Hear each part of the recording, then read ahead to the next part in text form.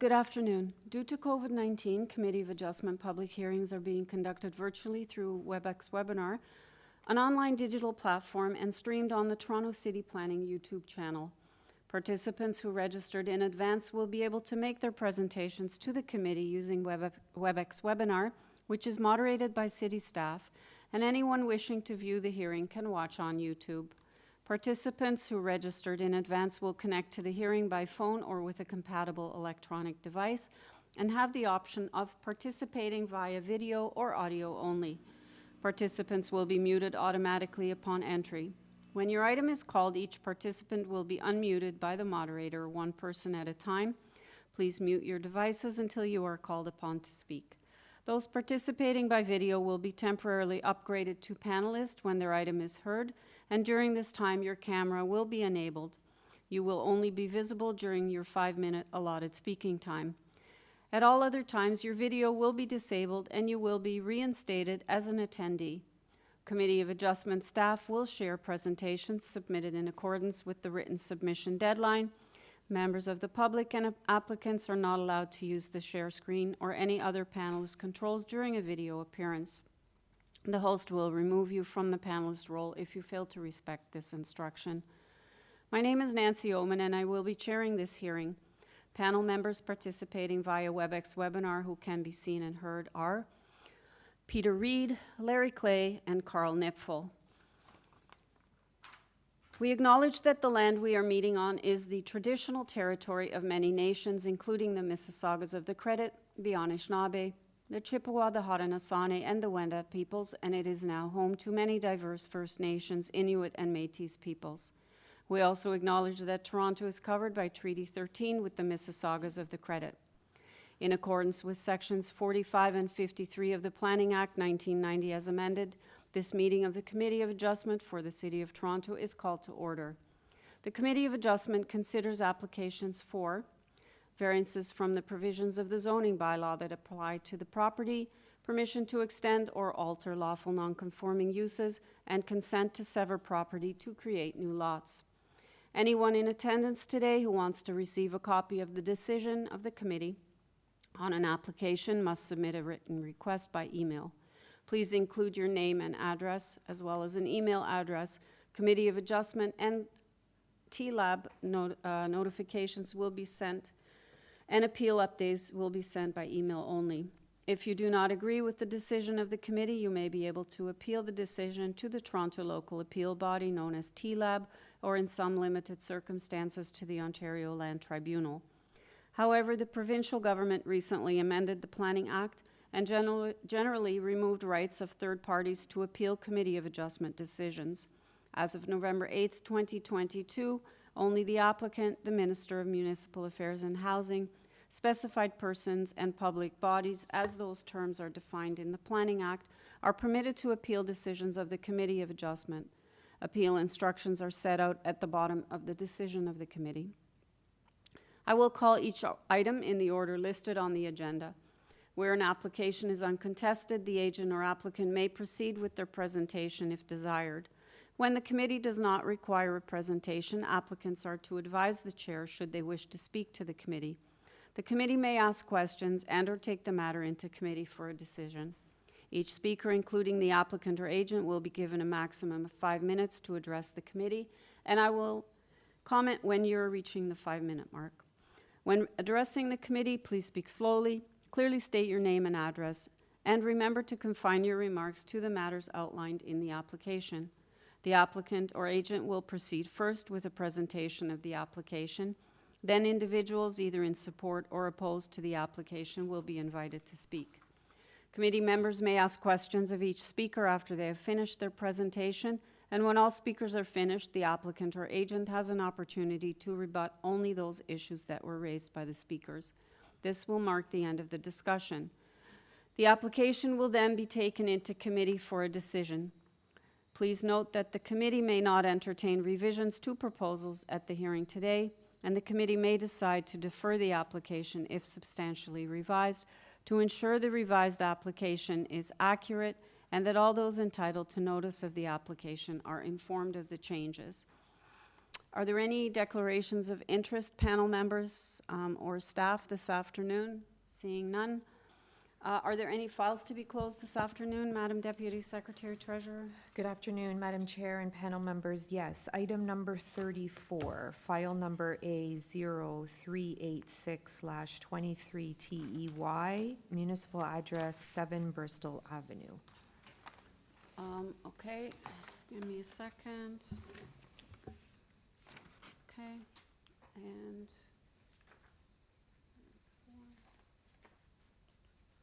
okay.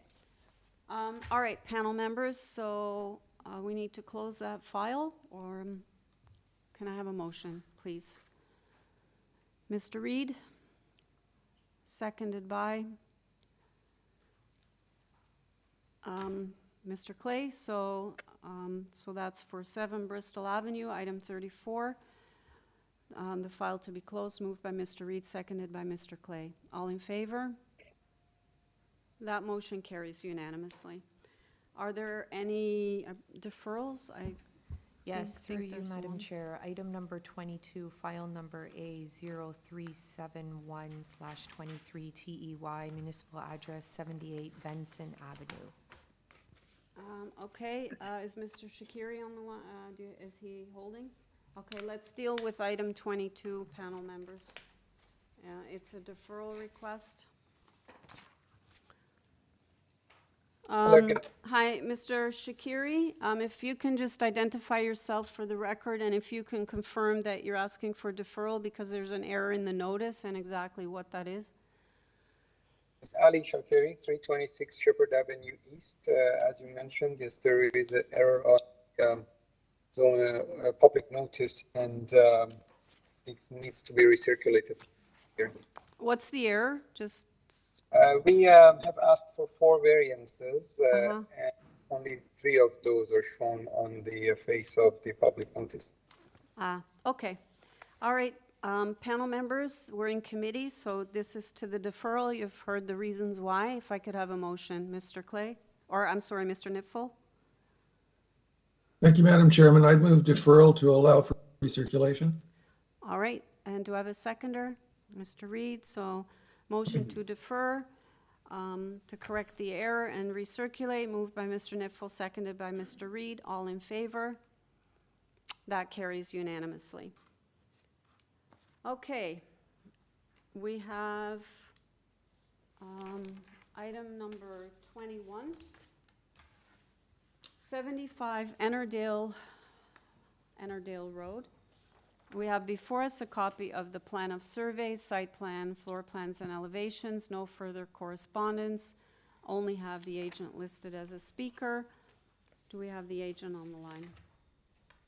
Yes, good afternoon, Madam Chair and committee members. I'm Alessia Sopelsa, the applicant and architect. Hi. Panel members, do you have any questions for the agent? Mr. Nipfel. Thank you, ma'am. Thank you. I'm sorry, I've got hay fever. If you can't hear me, just let me know. I can't hear you because somebody else just sneezed here, so there you go. Okay. On the 3rd floor balcony, would you be open to putting some planting on either edges of it to provide some privacy? Absolutely. I'm sorry I didn't think of it myself. It's come to be a standard now. Okay. Thank you very much. Any Thank other you. questions, panel members? Not seeing any other questions. Is there anything that you would like to add before we take it into committee that's not in the submissions? I think it's a straightforward application, but if there are any concerns, I'm happy to address them, but I think it speaks for itself. Okay. Panel members, let's take this into committee then. Mr. Nipfel and then Mr. Reed. Thank you, Madam Chairman. I think the applicant's quite right. It is very straightforward. I think that what is being proposed is compatible with its surroundings, and I don't see a negative implication to approval. I would like to add 2 conditions. One, that planting be provided on the sides of the 3rd floor balcony for privacy purposes. I understand we can't specify the size of the planting, but in principle, I think the architect is in favor of that. And secondly, I'd like to suggest that we tie it to the the plan for the third floor for the location and size of the balcony. It's a very, the way it's done, it's very subtle and it's tucked in and it's in the middle, but the same size balcony could be a problem. I think the way in which the architect has done it is commendable, and I'd like to capture that with a connection to the plan. Okay, is that a motion then? Yes, it is. All right, so with those two conditions, Mr. Nipfel moves approval. Did you want a second, Mr. Reed? Okay. Sure, thanks. All right, and seconded by Mr. Reed. All in favor? That carries unanimously. Thank you. The next item is, hold on a second, I'm getting confused here. Is item number 23. Number 2, Wendigo Way. We have before us a copy of the plan of survey, site plan, floor plans, and elevations, a revised site plan that was received on June 20th, 3 photographs of trees, a covering letter from the agent, a number of decisions affecting properties at 379 Ellis Park Road, 6 Wendigo Way, as well as 18, an arborist report prepared by Nick Campbell, another arborist report prepared by Tree Services and Surgery Limited. We have staff reports. Forestry's asking for condition number 1. Ravine and Natural Feature Protection are looking for refusal of variances 5 and 1 or conditions.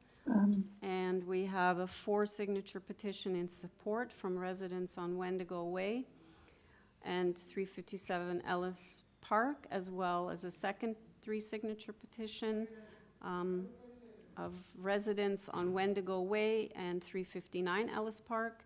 We have correspondence in opposition from 355 Ellis Park, as well as number 74. Through you, Madam Chair, late yesterday, we received an email from Ravine Natural Feature Protection.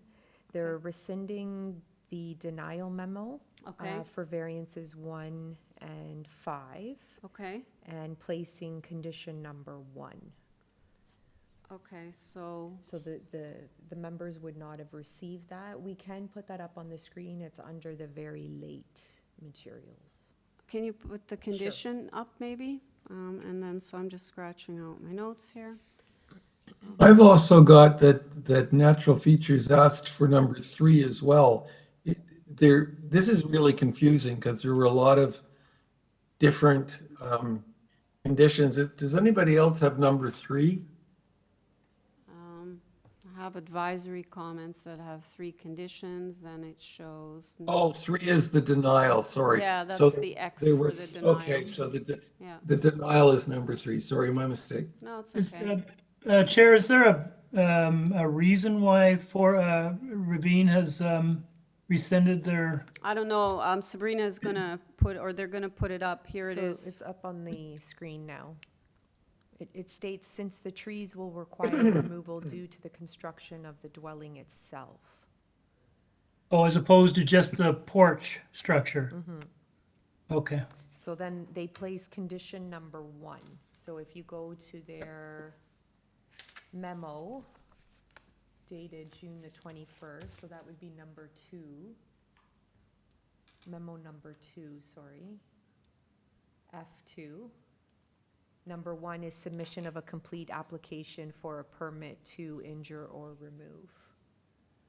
So So I'm that's- just getting staff to put up the second one. So, Yes, so this condition, up a little bit more. The first condition. If you can go up to the memo, that one right there. No, not under advisory, yeah, so submission of a complete application. isn't that the same as the forestry condition number 1? Or is it, Well, it says ravine and natural feature protection, right? so they both have it, so Yeah. we have condition number Yeah. 1 for both. Yeah, but we would Okay. have to, if Okay. you were to approve the application and impose the conditions, it would be this number 1 condition. Okay, thanks. Okay. Also, Kirk, this person listed here with the question marks. Okay, so, can we just go there first and see if, like, doesn't really specify why they're listed.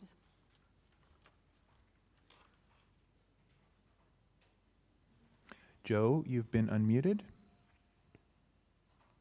Yes? Hi, Mr. Berta. Yes. Just, can you just clarify, are you opposing this? Are you listening? Are you wanting to speak? I'm opposing. I've registered to speak. Yeah, I know, but it doesn't tell me whether you're an opposite. It just has question marks and your name, so that's fine. You're opposed? Yes, my apologies. Oh, no worries. So I'll come back to you then. I'll ask the agent to do a presentation then. Thank you. Okay. Madam Chairman, when the agent speaks, could he clarify what the rear lot line is, where it is, which of the property boundaries? Because I think that's an issue. Okay. Good afternoon. Hi, can you just tell us your name for the record, and then you have 5 minutes, and if you could please address Mr. Nipfel's question in your... Yes, Madam Chair. Thank you. Good afternoon. Okay, I'll start with that. The site, of course, is triangular, so very unique. The rear lot line is actually not a lot, but a point. And it is, if we look at, I had provided a site plan which looks like an arc, which shows an arch or a radius. That is the rear lot line. Yes, exactly that one. So the arch at the back in blue, that's the rear setback. The diagonal line is a front setback, and the other two are side yard setbacks. So if that's okay, I'll start my presentation. Yeah, please go ahead. Okay. So my client has asked me to read a few sentences to introduce herself. So hello, members of the committee. I'm Carolyn Tolton, homeowner of 2 Wendigo Way. I've made my rounds explaining my proposal to receptive neighbors and received positive feedback and many signatures of support, which you have on file. I would like to be better known to you, the committee. I grew up on Gothic Avenue and walked to Howard Park Public School every day with a girl from Wendigo Way. We met at the top of the old wooden stairs. I attended Humberside Collegiate Institute, as did my father. We moved to the area because my grandfather taught at Humberside from 1930 to 1950. I spent the first 2 years of my life in a house on Ellsworth Park Road, and my son's middle name is Ellis. I offer this brief snapshot to make the point that I do not take the responsibility of building on this street lightly. To get to the drawings you have before you today, I went through 4 architects since 2007, when I first took possession of our house, in which I've raised 3 sons. To continue to live at 2 Wendigo, we need a larger house. Careful decisions have been made, and I ask that you keep the humble intentions of the homeowner front of mind as you consider this submission. Thank you for your time. Carolyn Tolton, PhD, History of Christianity. So I want to begin myself to draw your attention to the site map attached to the public hearing notice. The subject property is located on the southwest corner of a parcel of land bordered by Ellsworth Park Road and Wendigo Way. The contour lines shown on the map illustrate that the area has steep slopes and varied elevations. This unique part of the city comes with challenges in design and planning of the new home. So am I referring to the site plan that was prepared by the case manager that's attached to the notice, if that's possible to bring that up? 2 Wendigo Way, the top one. 2 Wendigo Way, not this one, but the top one. 2 Wendigo Way is located at the lowest point in this area, and number 349 Ellis Park is located within the same contour lines of 2 Wendigo Way. All other properties are uphill from here. The slope itself, the site itself is sloped from the high point on the northwest corner to the southern tip of the property. When calculating established grade, 2 points very far apart are used to determine the level at which the first floor and building height are compared. Please note that the elevation of the existing first floor is 86.01 and the proposed is 86.32. This is a difference of only 1 foot. Since the existing basement height is low, the first floor was raised to get an 8-foot ceiling height in the basement without digging further into an area with a high water table. The existing basement level and the proposed level are almost identical. Because of this small change from the existing home, variances 1, 3, and 5 are required. The existing first floor elevation of the existing home is 1.48 above established grade, and if proposed today exactly as it sits, it would still result in variances 1, 3, and 5. Due to the established grade calculation, the area of the basement is included in the floor space index, resulting in an FSI 0.7. Without the basement area, the proposed FSI would be 0.45. Equal and greater variances were approved, which didn't always include the basement. For example, 357 Ellis Park was 0.48, 16 Wendigo Way 0.51, 18 Wendigo Way 0.56. Several proposals exceeded 0.71. 134 Ellis Park 0.84. It has a partial third story. 375 Ellis Park 0.8 and 379 Ellis Park 0.77. This one is similar to our representation in that it includes the basement in its overall calculation. When Ms. Tolkien purchased the house, as is typical of homes of that age, it didn't come with a survey. It was a surprise to see that the property is cut back so drastically from the street. If we imagine the site to follow the curvature of the street, the area would be approximately 190 square meters larger. I'm sorry to cut you off, but you're over 5 minutes. That's fine. I'll finish later. That's fine. Thank you. Okay, thank you. Do you have Mr. Berta? Hello? Hi. Okay. I just need you to state your name and address for the record, and then Sure. you have 5 minutes for expressing your concerns. Okay, good afternoon. My name is Joe Berta. I live at 355 Ellis Park Road, and we are the neighbor to the rear of the subject property. Okay. I'd like to bring to the attention of the committee some of the discrepancies that we've found. Essentially, if you look at the documentation that we provided, it was a supplementary concern regarding 2 Wendigo Way. The applicant made a application in 2011. Sorry, there was one that came in late. This is not it. My apologies.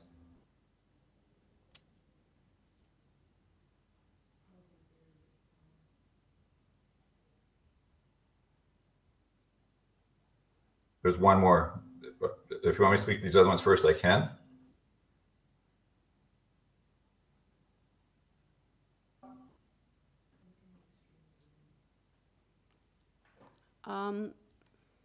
Can you guys stop the clock? If we're looking for something, thanks. Is this something we haven't seen? It was submitted, and Mr. Nadeau informed me that he was not able to upload it. It's in one of the late ones. Okay, so that, just so you know, that's not something the members have seen then? Okay. Well, my apologies. No, that's, well. It was submitted, and Jacob was not able to upload it. He told me to call and apologize this morning, so I'm not sure what in this case. That's fine. If you're ever before committee again, just send the stuff in like much earlier, because we won't see this late stuff, and the members do go through all the submissions. And it was submitted earlier, just there were some issues with respect to some of the details on it, and we're waiting to hear back from the site planner, who was on vacation and did not return today, so we never got a response from the site planner. It's this documentation here. This is the one in 2011, and when you look at the back of the property, it's considerably different than if you move to the next page, which is the current one that's putting forward. When they talk about the distance for the rear setback is the angular there on a 5-sided piece of property, which is triangular shape, but it's actually a pentagon based on basic geometry. So the concern is the rear setback and how close it will be. Particularly concerning is the applicant is often concerned with the noise coming from our pool and the noise from our backyard. And if their place is going to be closer to our residents, we're concerned we're going to get more complaints and or letters from them. We do not want any of that. We'd like to live peacefully in harmony with nature here. With respect to nature, There are 19 out of 45 trees that they're suggesting that they would like to remove. That percentage that they're requesting to be removed is 42%. That is greater than the percentage of people that voted for each of the two leading candidates in the last election. Very concerning there. The trees themselves that they're looking at removing include potentially a butternut tree. And I kind of share the confusion with what the committee members. There are almost dueling arborist reports. One claims the butternut tree, which is an endangered species. The previous applicant from 1997, who we believe was in front of the committee, so there would have been a survey on the property, informing with the butternut as well. So we have one that says it was, and we have two dueling arborist reports. The other tree they're looking at taking down on the rear property is a 35-foot tulip tree, which is a native species, and it's various birds such as the hummingbirds and red northern cardinals are in there as well. I'd like to then go to the next document in terms of that we submitted. If that's okay, want to take a break? Can find the document, please.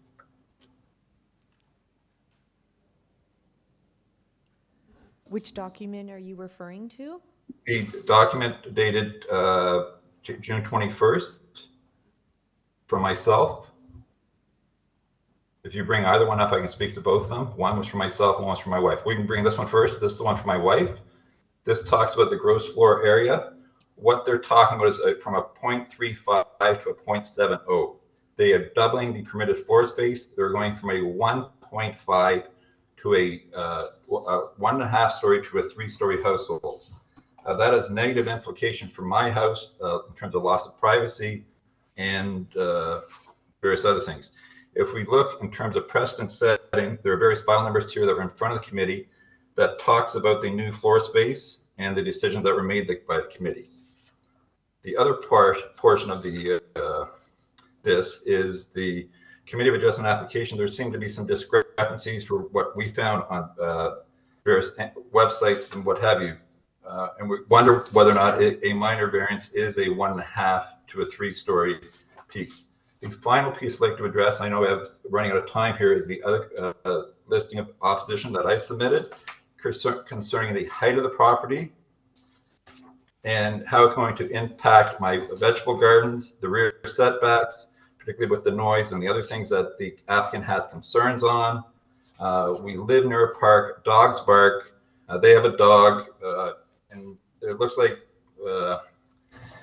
they're trying to knock down a paradise and put up a monster home. And the other thing that this is kind of reminiscent of, I've kind of nicknamed this the turkey dinner home. You eat a lot and your pants expand, and it's probably just too big for the property itself.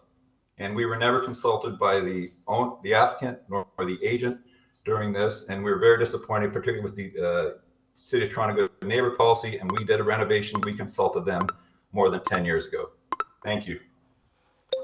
Thank you, sir. Panel members, do you have any questions for Mr. Berta? Okay, not seeing any questions. Can we have the agent back? Hi, I'm back. Thank you. Thank you for comments today, Mr. Berta. I hope I can address all the concerns. For one, the 2011 application was canceled by the homeowners, and I don't believe it appeared before the committee. I can't speak to the personal grievances between the Bertas and my client, and I respectfully suggest to him no bearing today. When Ms. Tolton purchased the home, it was a typical of that age, and it did not come with a survey. Whether that was prepared or not, it wasn't provided to her. So it was surprised to see that the property is cut back so drastically from the street. If we can imagine the site to follow the curvature of the street, the area will be approximately 190 meters squared larger. The FSI would be 0.53 with the basement included, and will be 0.35 FSI without the basement. I note these things in my cover letter because I'd like to illustrate that it is appropriate development for the street and neighborhood, and where the property line tapers, in reality the street line expands. Due to the unique shape, placement and of adjacent homes and differences in height from the adjacent properties, this proposal or any proposal would have required relief from the committee. The permitted maximum height of the building, I don't believe that was an issue, so I'm going to pass on that one. The wraparound porch in the front yard overlook the park, and they have no impact on the privacy of the street. I noted in one of the letters that Mr. Berta had a grievance with the view of the park, but all properties deserve a right to privacy, as do these two, and the notion that one can look through another property to view the park should not be considered here. The proposal required consultation with many departments, the first of which was TRCA, and the permit was issued in March. I also consulted with the community planner before the hearing, and she had no concerns, as many other properties, which I listed in my presentation, were granted similar variances, and the precedence has been set. The issues with urban forestry were typical to provide an application, and ravine and natural features was also fine. As you see from the file, 7 signatures of support was provided to Ms. Tolkien when she circulated her drawings, and no one was opposed. To address Mr. Berta's concern with the rear yard setback, please refer to, yes, that one right there. Please refer to that site plan. What is considered the rear yard of 355 Ellis Park Road is actually the side yard of 3 Wendigo Way. I was as surprised as anyone else that the rear yard is actually a point, but that is what was deemed from the manager of zoning and the zoning examiner. And so that is why the setback to Mr. Berta's property is only required to be 1.2 meters. We've set it back 2.4 meters, twice that was, which is required. Many of the trees to be removed are small trees that would not need a permit if not for the TRCA. However, as you see, our NFP has requested the application to injure privately owned trees, and it is their condition of today's decision. The tulip tree that is of concern to Ms. Berta is within the legally as of right building area of the site, and one would argue that removing it would provide more sun to the cherry orchard on his property. The tree height is much greater than the house proposed. The arborist, Mr. Naftel, pruned the ginkgo tree last year, and the other trees on the site have been maintained as recently as last year. When Mr. Naftel was on the site, he advised removal of the ginkgo and the tulips, stating they should never have been planted so close to the house due to their large size. The roots are already lifting up the paving stones and will continue to provide issues possibly to the house foundation. The minimum required rear yard setback is 7.5 meters, and the proposed is 5.57. Again, it is not adjacent to the subject property, but the owners that of those properties are supportive of the application and have signed letters of support. Yeah, I hope that I've addressed all issues and I'll be happy to answer any questions. The butternut tree is not scheduled to be removed. It will be preserved and protected by the hoarding that's shown on the forestry plan. Whether it is butternut or otherwise is irrelevant. It will be protected no matter what. Thank you. Okay, thank you. Panel members, any questions for the agent? Mr. Nipfel? Thank you, Madam Chairman. Did I understand Mr. Berta to say that, excuse me, the applicant in this case had not approached him and there had been no pre-consultation? I can't 100% confirm that, but if he says so, then I would have to agree. I know that there's been years now that they have not been on friendly terms. So I suspect that they haven't consulted. No. I think, in general, that's a difficulty. If there have been some difficulties between neighbors, that's unfortunate. But if you're going to redevelop property, particularly in the way you're proposing, which is a dramatic departure from what exists, then one would assume you would directly approach the most affected neighbors. The other thing that comes to mind is Mr. Berta's rear yard. I think I'm right, but maybe I'm not. Mr. Berta was at number 4, I think, and he said that there's been constant difficulties about the complaints about noise from his rear yard.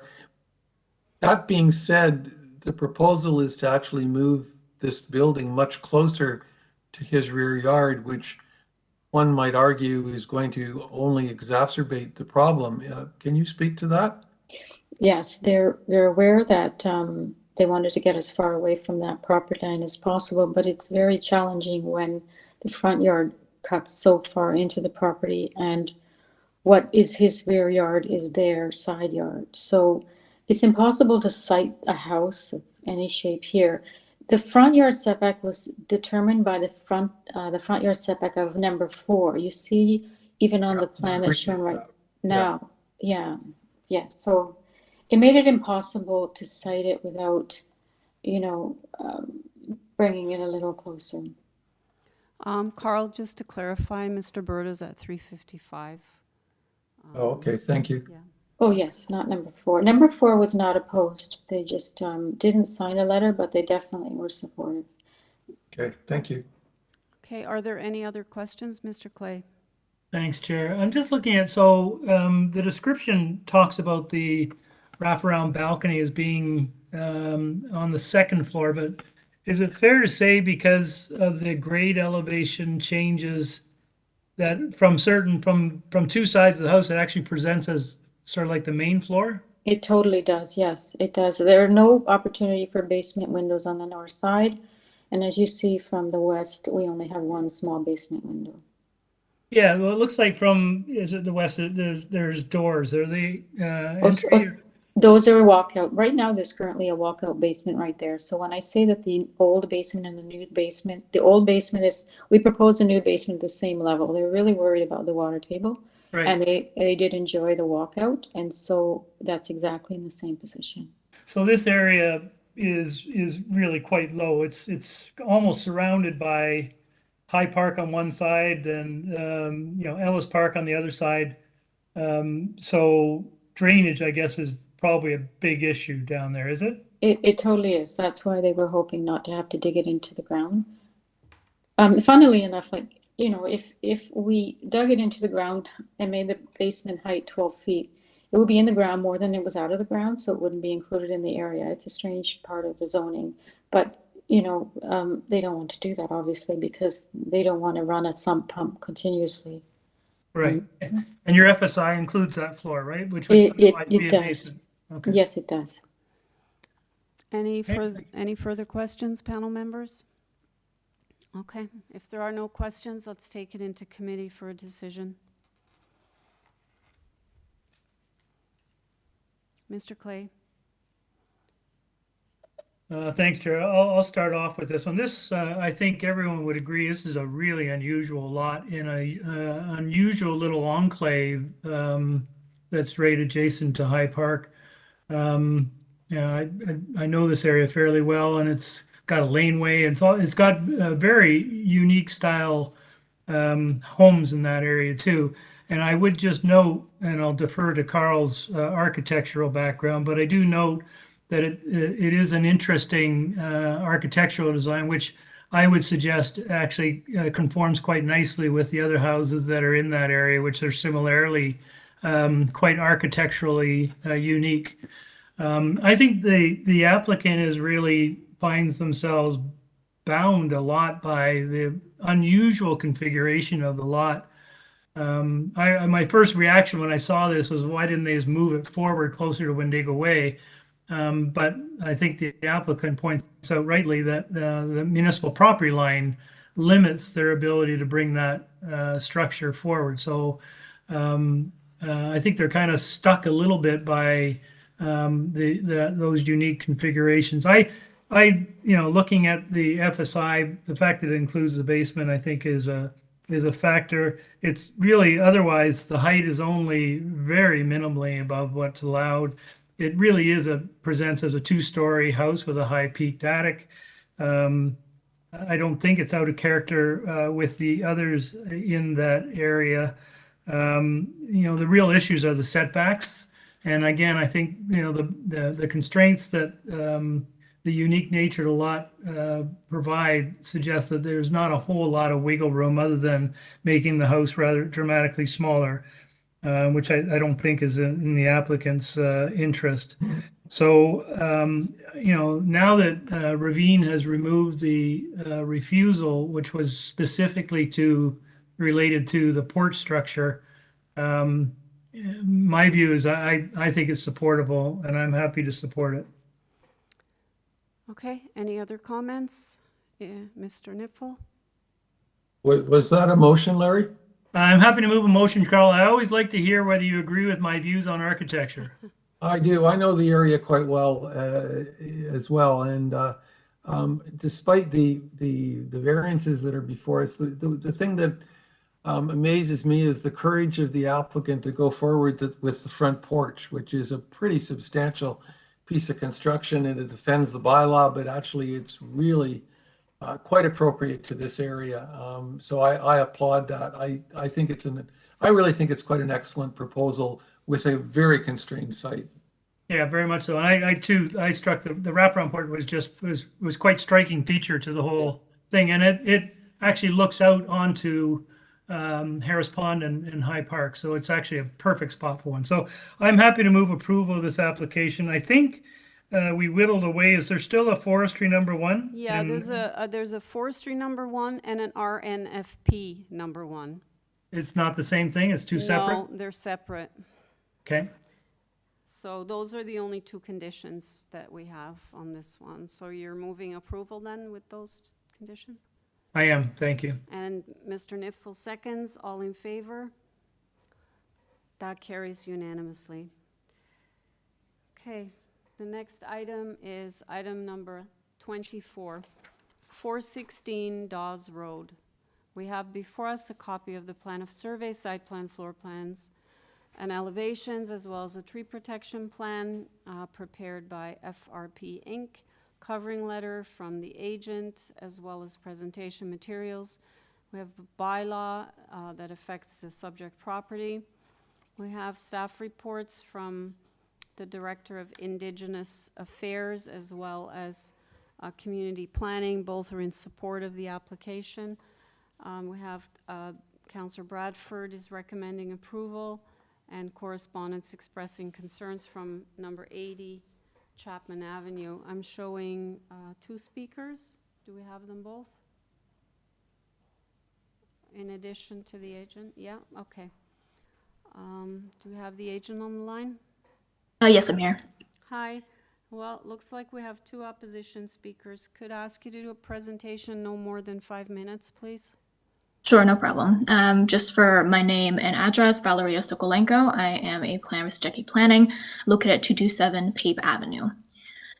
So we do have the slide deck in front of us. I'll start on slide 2. So through you, Madam Chair, the proposal before the committee today has been the culmination of significant collaboration over the past several years, not only with the Social Development, Finance, and Administration Division, who will call the redeveloped site home, but the local community and local Indigenous communities, making this a truly collaborative project.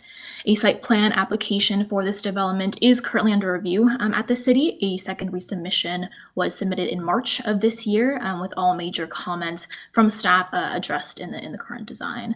We are before you today seeking minor variances to support this important redevelopment opportunity, not only for the local neighborhood, but the city as a whole.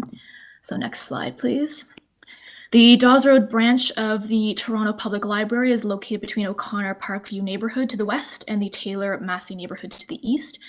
The development site itself consists of 2 properties, the existing library at 416 Dawes Road, including 8 residential units above the library, and the residential property immediately to the west at 82 Chapman Avenue. Both properties, as well as the now vacant residential units, are owned by Toronto Public Library. Next slide. So the proposed development involves the expansion of the existing Dawes Road Library and reimagining of the library as a cultural and community hub. So key principles of the design include strengthening and expanding a valuable community resource, creating a sense of place, striving for the highest standards of sustainability feasible, and restoring an Indigenous presence near the Taylor Creek. So the design of the building, designed by Perkins and Will, along with Smoke Architecture, represents an important opportunity for Indigenous placemaking, paying homage to the Indigenous Star Blanket. The proposal itself includes a kids zone, a teen and youth hub, and a rooftop garden and roundhouse gathering space, as well as new office space for the Social Development, Finance, and Administration Division of the City of Toronto. Next slide. Actually, we can skip this one. Moving on. A total of 10 variances are being requested from the committee today. As you will see, despite the number of variances being requested, the proposal does meet the 4 tests of minor variance. Next slide. The proposal maintains the general intent and proposal of the purpose of the official plan. The site is designated apartment neighborhoods, which permits community facilities as important infrastructure to support our residential neighborhoods. The proposal involves expanding an existing well-used community facility while introducing public realm improvements along both frontages. The building has additionally been designed to focus height at the corner of Dawes Road and Chapman Avenue, with placement of the rooftop garden on the southwest corner, facilitating the transition of height downwards to the residential properties to the west. Next slide. So institutional uses are already permitted at 416 Dawes Road, although an increase in density is being requested on the site. Most of the variances being requested speak more to the dated nature of the of applicable zoning and do not necessarily reflect the magnitude of the proposed development. Variances to maximum lot coverage, FSI, and institutional floor area, as well as accordance with Schedule B, are required, as these are site-specific regulations that only apply to one of the 2 properties being developed, as there are kind of 2 sets of site-specific regulations at play.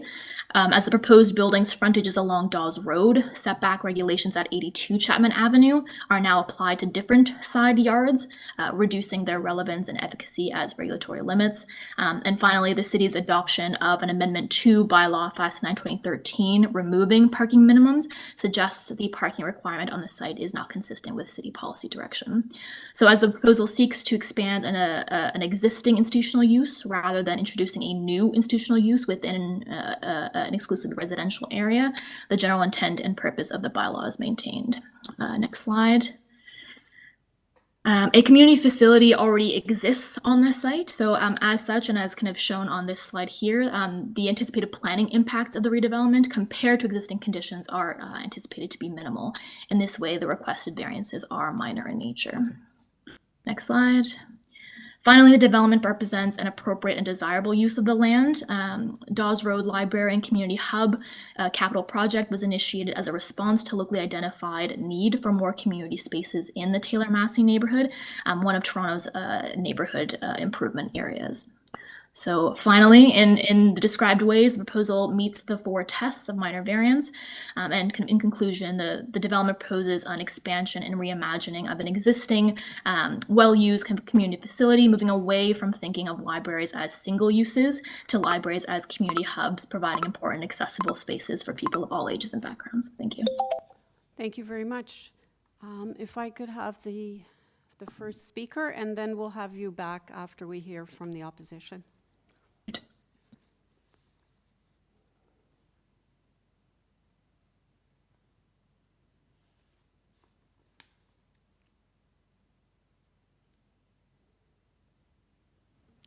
Hello, my name is Warren Brown. I am the resident at 80 Chapman. I'm not quite sure I'm necessarily in opposition to the library. I'm quite fond of the design and I'm aware that there's a library there, but I am the neighbor to the west of 82 Chapman, which is a shared driveway, and 82 Chapman is going to be demolished for this building to be put up. So I have questions about the impact of the height of the building that's now going to be adjacent to the shared driveway. If this is necessarily going to be the rear of the building, what does that mean in terms of site access? Is there going to be public access? Is there facility access? If you are removing 18 parking spaces and only having 1 parking space, what might that mean for street parking, where there's already a school? So it's more to understand quite simply, what is the impact to me being your neighbor right here that has the shared driveway that on a separate matter the city and I are in discussions with. So again, I'm not necessarily in opposition, but I do need to understand what the impacts are, given that there are many variations being requested. Okay, just because we don't really do sort of negotiating or mediating on the floor here, I just wondered, was there no sort of discussion between you and, you know, people that are dealing with this application? And I guess my second question is, I don't know if you have a fence on your property or if is there any kind of screening you're looking for, because we'll have the agent address this when she comes back to speak after I hear from the second person listed here. Well, there's no fence. It's just the shared laneway right now. So is there something that you would like to screen from the new development or not? I mean, sure. If there's a fence plan, or if there's something. Well, I don't know. I'm just asking you now because, as I said, we can't have back and forth negotiations, and it doesn't sound like you've had any conversations with, you know, about the application with the people that are handling it. I quite frankly thought that this notice was that official stuff. I'm having discussions with the city specifically about the driveway, but that's not the design thing. I have seen public consultations and have had, like, I've been a thing in the public consultation and said, you know, I'd like to understand more about this, and I've just been assured that everything is fine. So, Okay, so other than what you said about, you know, the height and how it's going to impact you, is there anything else that you want to mention now that you want considered, such as the fence to protect your property or anything like that? Because then the agent can speak to it when she comes back. Or those were really your main concerns? That was the main concern. If 82 Chapman are they changing the zoning for 82 Chapman as well, given that that's a residential property? Well, I'm going to get the agent to speak to all of your questions here. All right, thank you. But the committee only deals with variances. We don't deal with rezoning. That's a separate process.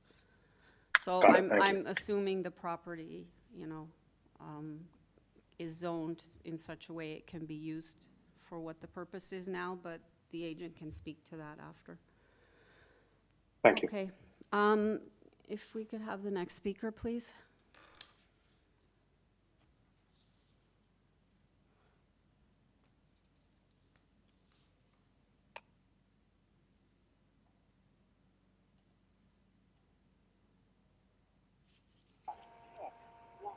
D, you've been unmuted.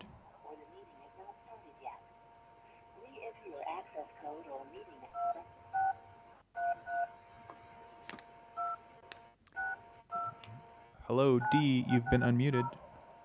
Hello? Hi. Can you state your name and address for the record, please? Hello? Hello? Am I in? Yes, you're in. Yes. Okay, my name is Dee. I don't know how to put that out, I'm sorry. I don't know how to get in.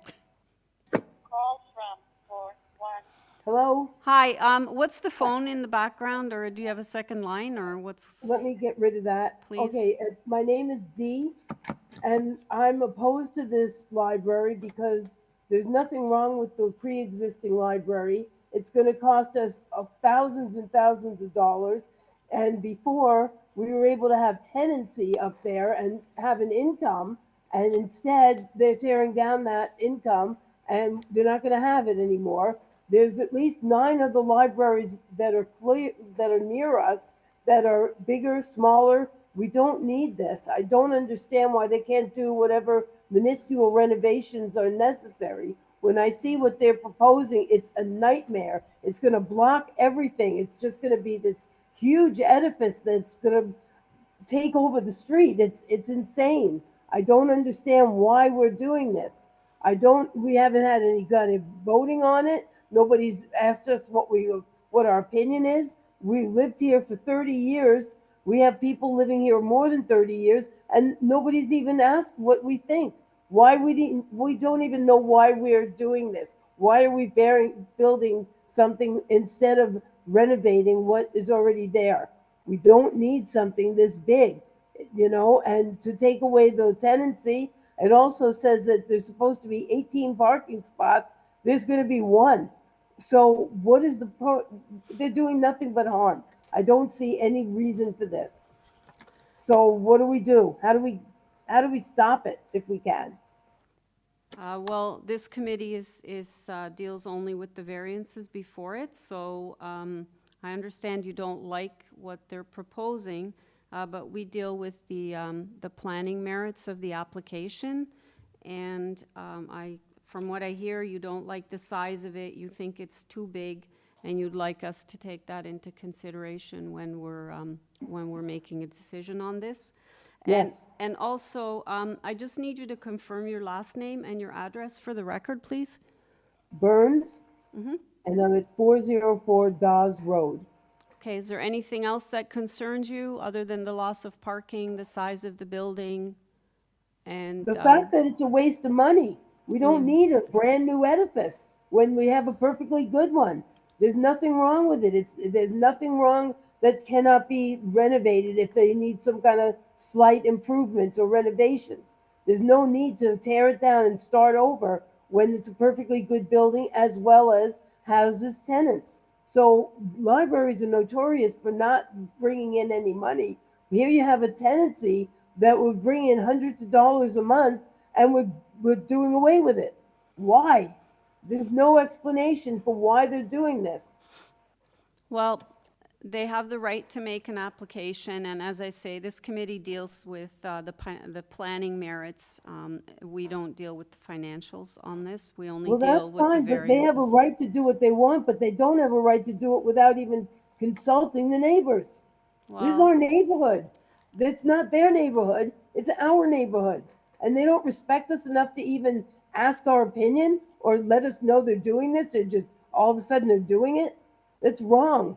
So who do I talk to if you're not the right people? You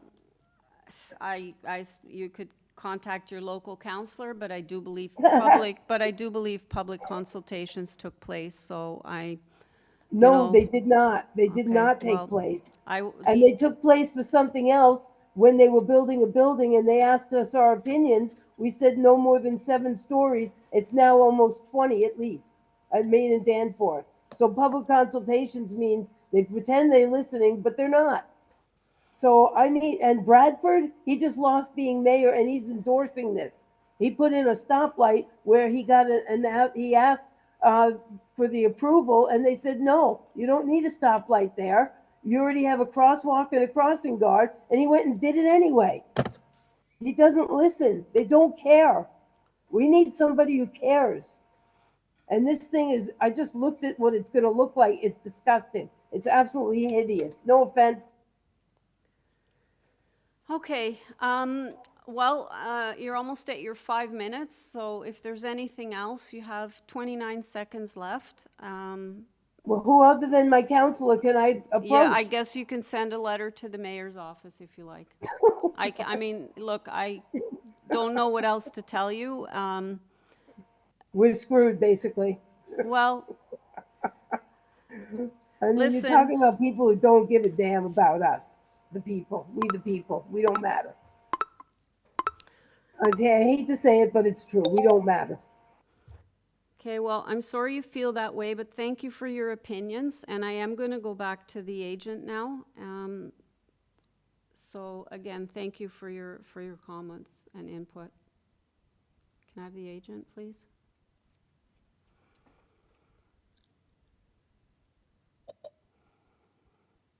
Hi, yes, I'm here.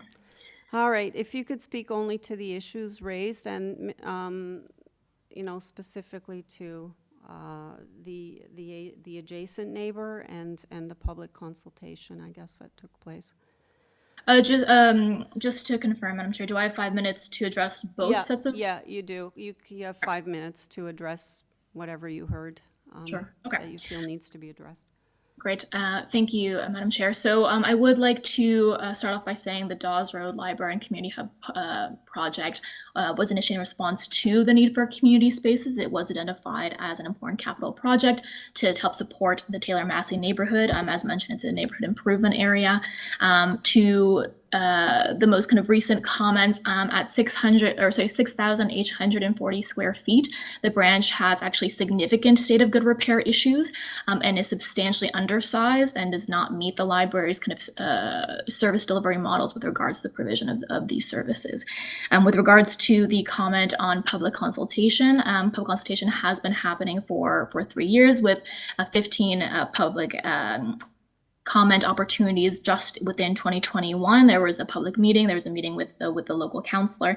So there has been significant public consultation on this project.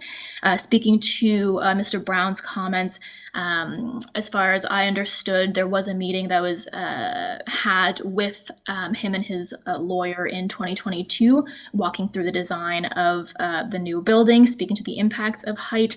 For his reference, So sorry. So the library did not approach Mr. Brown kind of after seeing the letter, partly because there are these ongoing conversations with Mr. Brown's lawyer and the cities and the Toronto Public Library's real estate representatives. But in terms of the impacts that he's kind of asking about, the height has not changed significantly since, or actually at all since 2022, when I believe the meeting was held with Mr. Brown.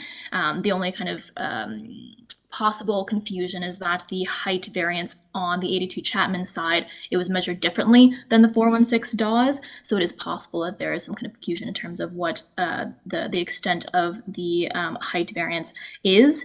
The rooftop garden has been placed in the southwest corner to reduce the impact of height, and a shadow study was completed as part of the site plan application, which shows that shadows resulting from this new facility and new design is limited to the morning between 9 a.m. and 12 p.m.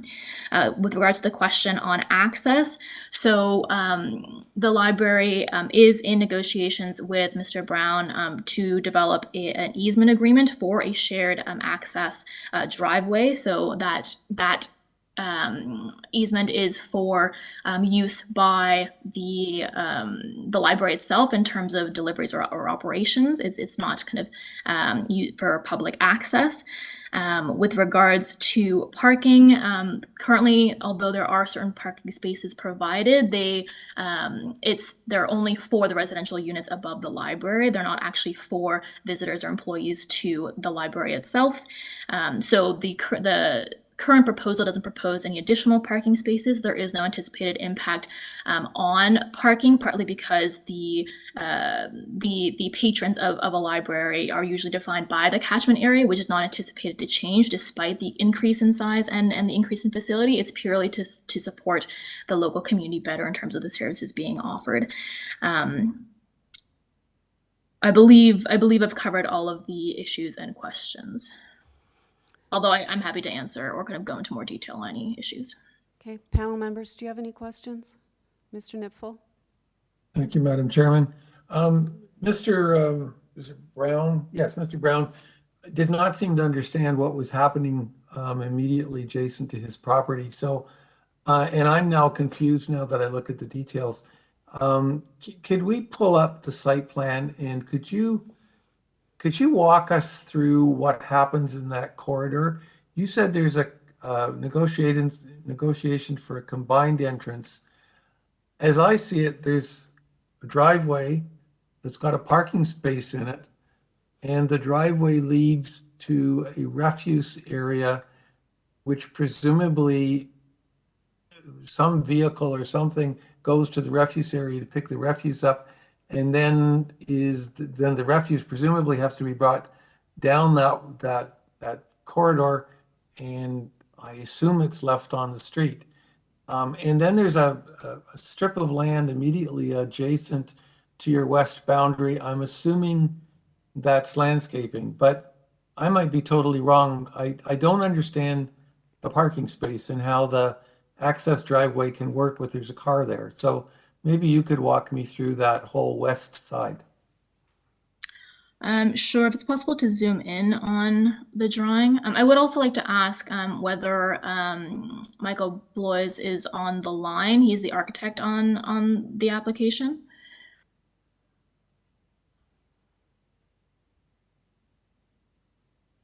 It's like there's a no. Yeah, we're just checking. Okay. He is. Do you want us to bring him into the Yeah, if conversation? possible, He's I'd probably the more appropriate person. to yeah, ask exactly. I'd the question. prefer for him to walk you through that if possible. Thank you. Okay. Michael, you've been unmuted. Okay, thank you. Can you hear me okay? Yep. If you can just identify your name for the record and then just weigh in on the question. Okay, my name's Michael Blois, representing the design team from Perkins & Will. So working our way from left to right on the page, the hatched area is the proposed easement within TPL's property line.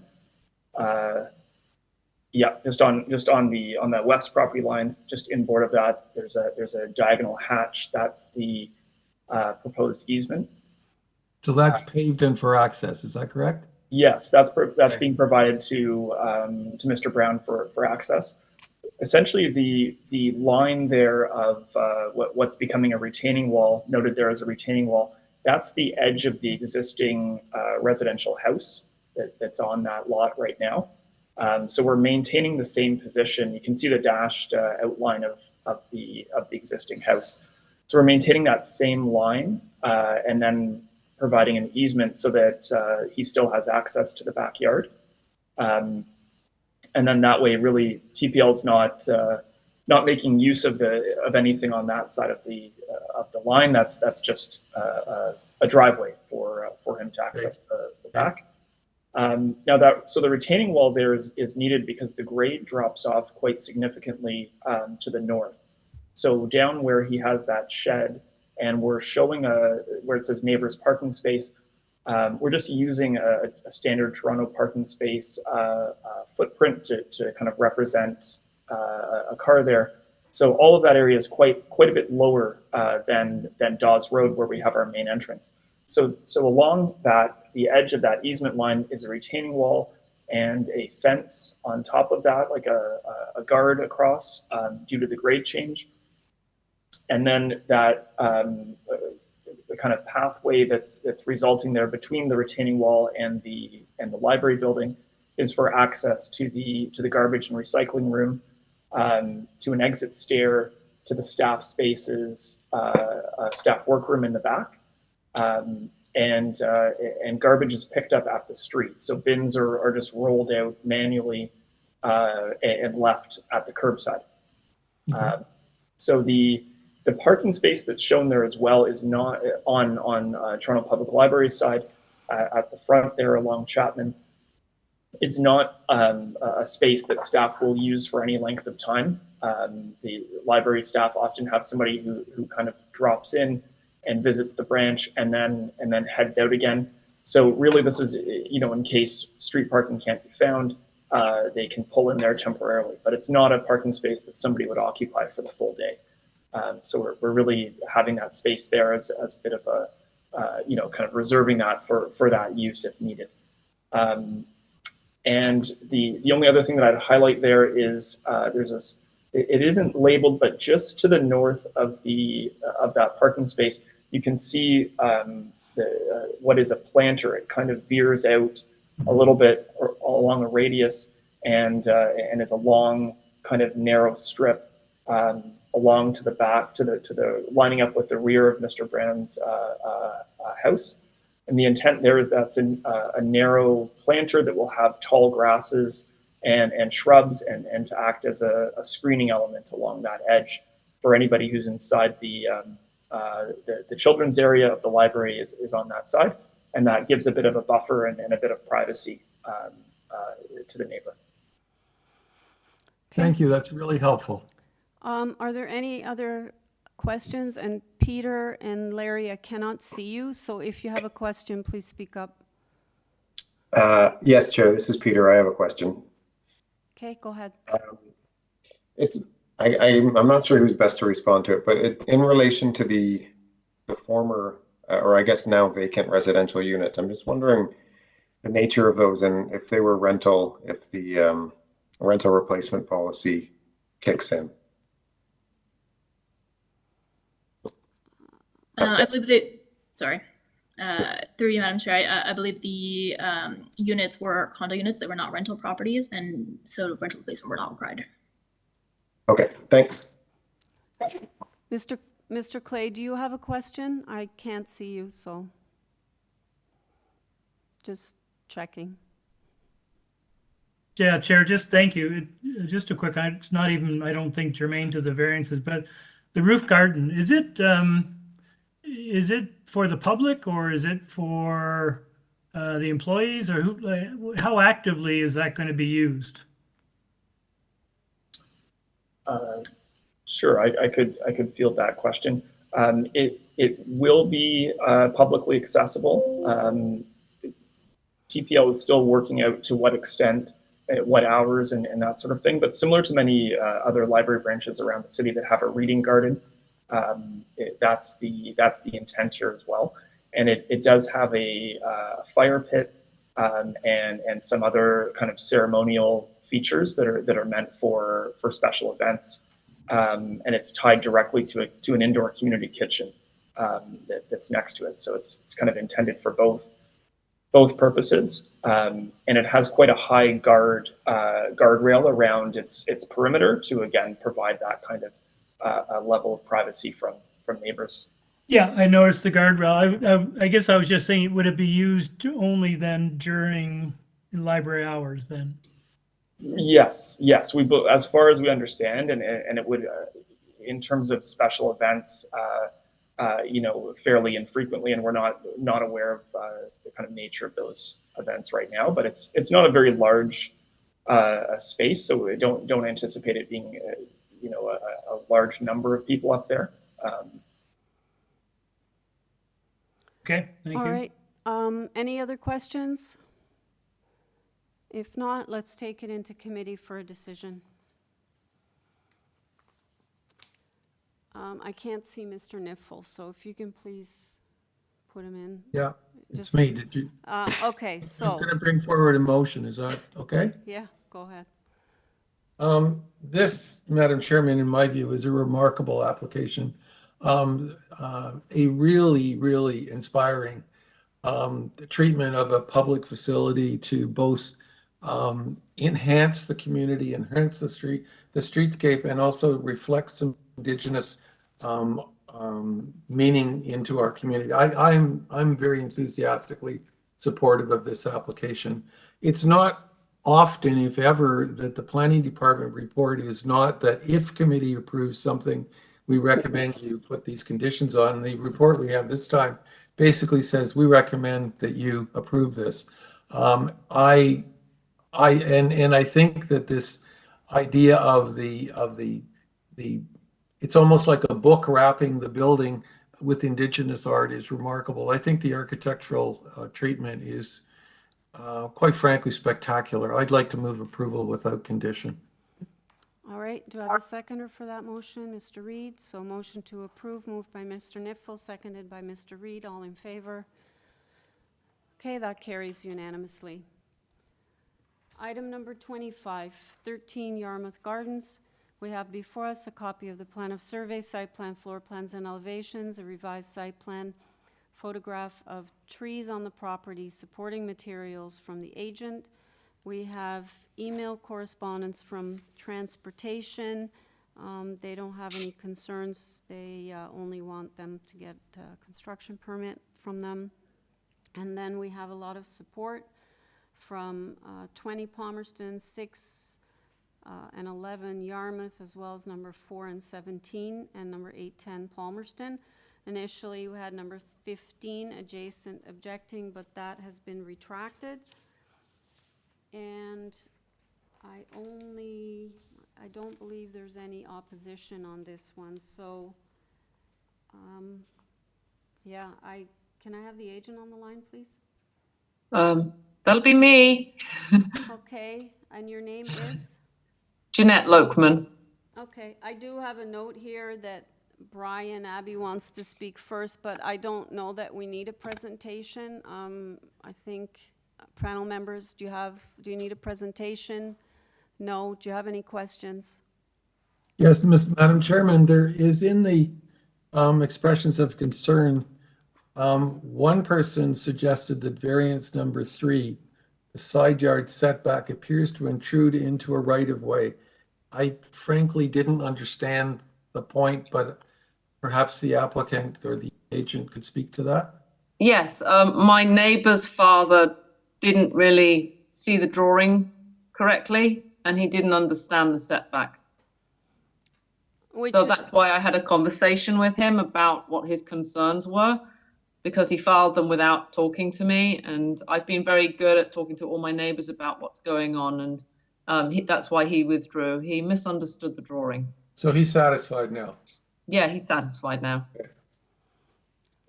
Mr. Clay?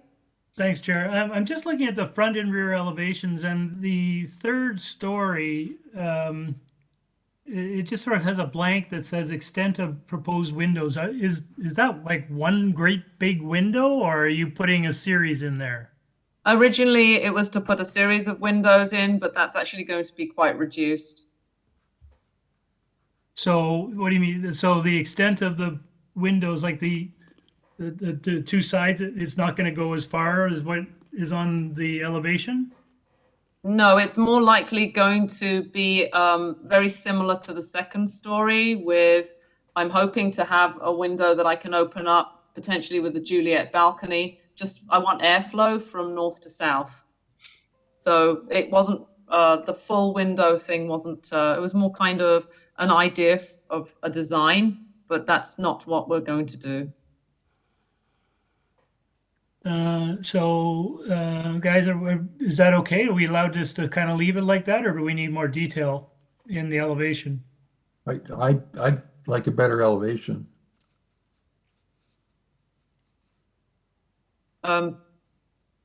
What would you like from the elevation? Clarity. Oh, the clarity of the third floor window. Yeah, what are you planning to do? You sound you might be doing a Juliet, you might be doing that. It'd be helpful to us just to know more clearly what you're planning to do. What I would like to do is have a middle set of like patio doors with an exterior immediate Juliet balcony. I do not want a balcony to stand out on. I don't want to stand out on a balcony. I want to just have something as a barrier. Because I want the airflow to go north-south, and then a couple of windows on the side. So if you look at my second story, you've got there a door and 2 windows. It would be kind of like a double door with 2 windows next to it. Okay, thanks. Maybe this is to Sabrina. If the proposal is for a Juliet balcony, does that require any kind of consideration, either through a description or a variance? Through you, Madam Chair, I don't believe so. We can add it, we could add it into the purpose of application that a Juliet would be proposed on the second level. I'd like to have Brian talk to this, please, because he's taking over the design of this, you know. Okay, that's fine. You mean Brian Abbey? And yes, please. Also, before we get him on the line, can you just clarify, Ivan McKinnon, it says draftsman, who is that? Yes, he was the designer, the original designer. Oh, okay. All right, thank you. And before you do that, and to Larry's point, this is a semi-detached dwelling, and I'm really reluctant to approve something with a suggestion that maybe perhaps there might be a window or whatever. We need an actual drawing of what this is going to look like, particularly because it's a semi, and whether or not what you're doing is going to relate to the semi. I really think my neighbor, just to the point that Larry made, I personally really reluctant to approve something with a drawing that's this unspecific. I can, if I may talk about my neighbor supports this. And I'm curious with regards to your concern about the windows and my neighbor next door. We like to make sure that, particularly if it's a semi-detached, that in keeping with official plan policy, that what's being injected here is complementary and supportive of what already exists. And it's really hard to make a judgment about whether what you're doing is going to be sympathetic and or whether it's going to create a problem when we actually don't have any details. All right. So if you see my, I did submit a number of neighborhood houses around where I live. And if you can have a look at 13 Yarmouth Gardens neighborhood houses, you'll see other houses in the area that have not, not dissimilar sort of third floors with windows that vary from, full windows as at 872 Manning to what would have been dormers to, there are a number of other houses also on Vermont that also have like full scale with large windows as well. So it's not out of character in the neighborhood. And my neighbors, both across the road, behind me and next to me, support the vision. So I do understand your concerns. I don't know if Brian's here yet. We could talk to your designer. Yeah. Our point is that you're asking us to approve something for which we don't have complete information. I see. 1 second. Is Brian there? Yeah, I think we have him on the line. Just a second.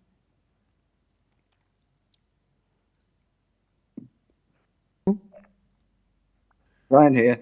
Hi, Brian. Just give us your first and last name, and Yes, then maybe weigh in on what we're talking about. Sure, absolutely. Yeah, my name is Brian Abbey, AdTech Building Consultants.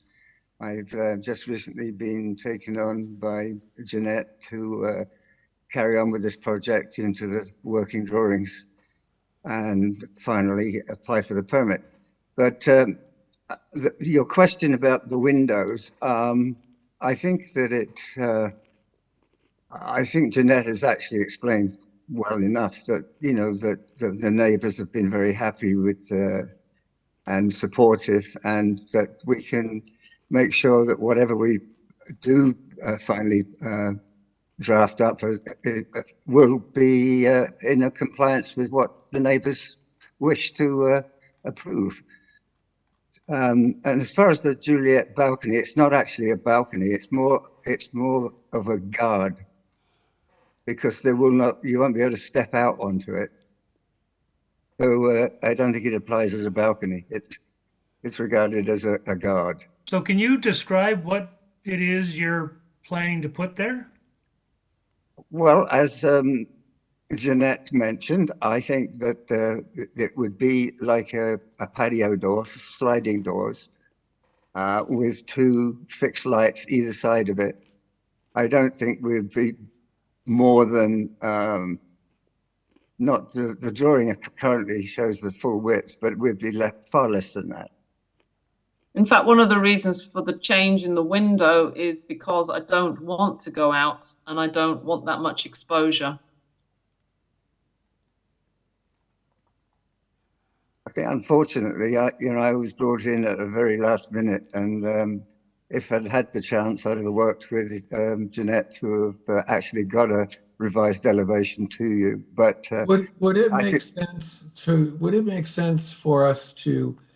I really don't like the precedent of trying to render a decision on something that we, as Larry said, we don't have complete information on.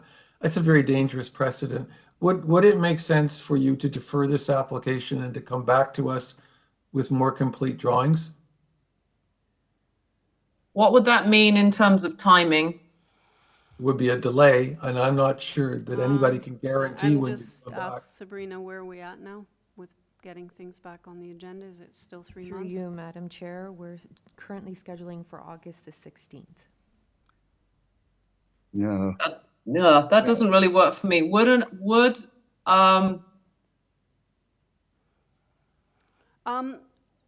a drawing of what it was going to be like help you? No, well, here's Mr. Abbey. Yes. How quickly can you draw up a correct elevation drawing? Like I can get it to you tomorrow morning. No, I was thinking if I can hold the item down and you can do it in the next, I think we're going to be here for another 2 hours, and if you can email it directly to the Deputy Secretary Treasurer, that we can put, and then we could put it up on the screen for my members to see. Sure. Maybe we can do that, but it has to address specifically what Mr. Clay and Mr. Nipfel are speaking to. Okay. Is that doable? Yeah, it'll be freehand, but it'll be pretty obvious. And I sent it to Sabrina. Yes, please. Okay. So then you're going to have to pay attention to the timing. I don't know if I'll get you at the end. I don't know how long we're going to be here, but we still have 16 items to go. Okay, well, it shouldn't take me too long. Okay, so Sabrina will alert me when it's in her inbox, and then when I can put you back on, we'll bring you back. Okay. Sounds good. All right. I'll be right back. Okay, so we're gonna stand this down, panel members. Okay. Could I just ask one question, Chair, before we? Yeah, I don't know if he's gone yet, but go ahead. No. Thanks. Okay. It's more, and maybe it's on drawing A210, the north elevation, on the third floor, it looks like you're proposing to go over onto the neighboring property. Is that correct? Yeah, that's the next door neighbor has agreed to that and signed a party wall agreement and it's actually on one of the drawings. I think that it was on the site plan. It's also in A220, like it's the tie-in, it's the. If you go to the survey, I think it was in the top right-hand corner of the survey. Actually, I think you can see it on. No, the survey, site plan, sorry. A210. Drawing A210 appears to show it. Yeah.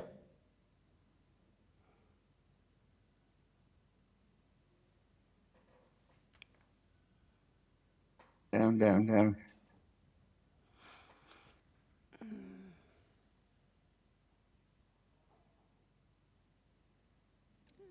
Keep going. This one here.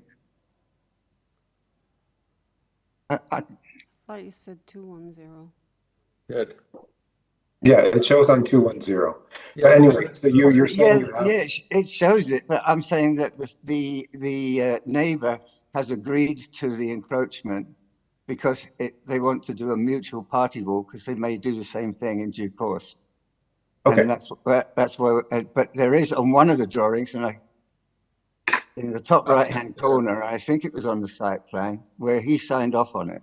Okay, maybe you can send a scan of that also with a big arrow pointing to whatever it is. Absolutely. Okay? Yeah, I'll do that. Yeah. Okay, so you please do what you have to do, and we'll get back to you when we get what we need, okay?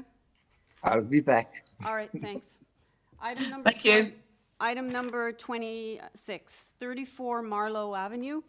We have before us a copy of the plan of survey, site plan, floor plans, and elevations, 2 photographs of the subject property, and an arborist report prepared by Cohen and Master Tree and Shrub Services Limited.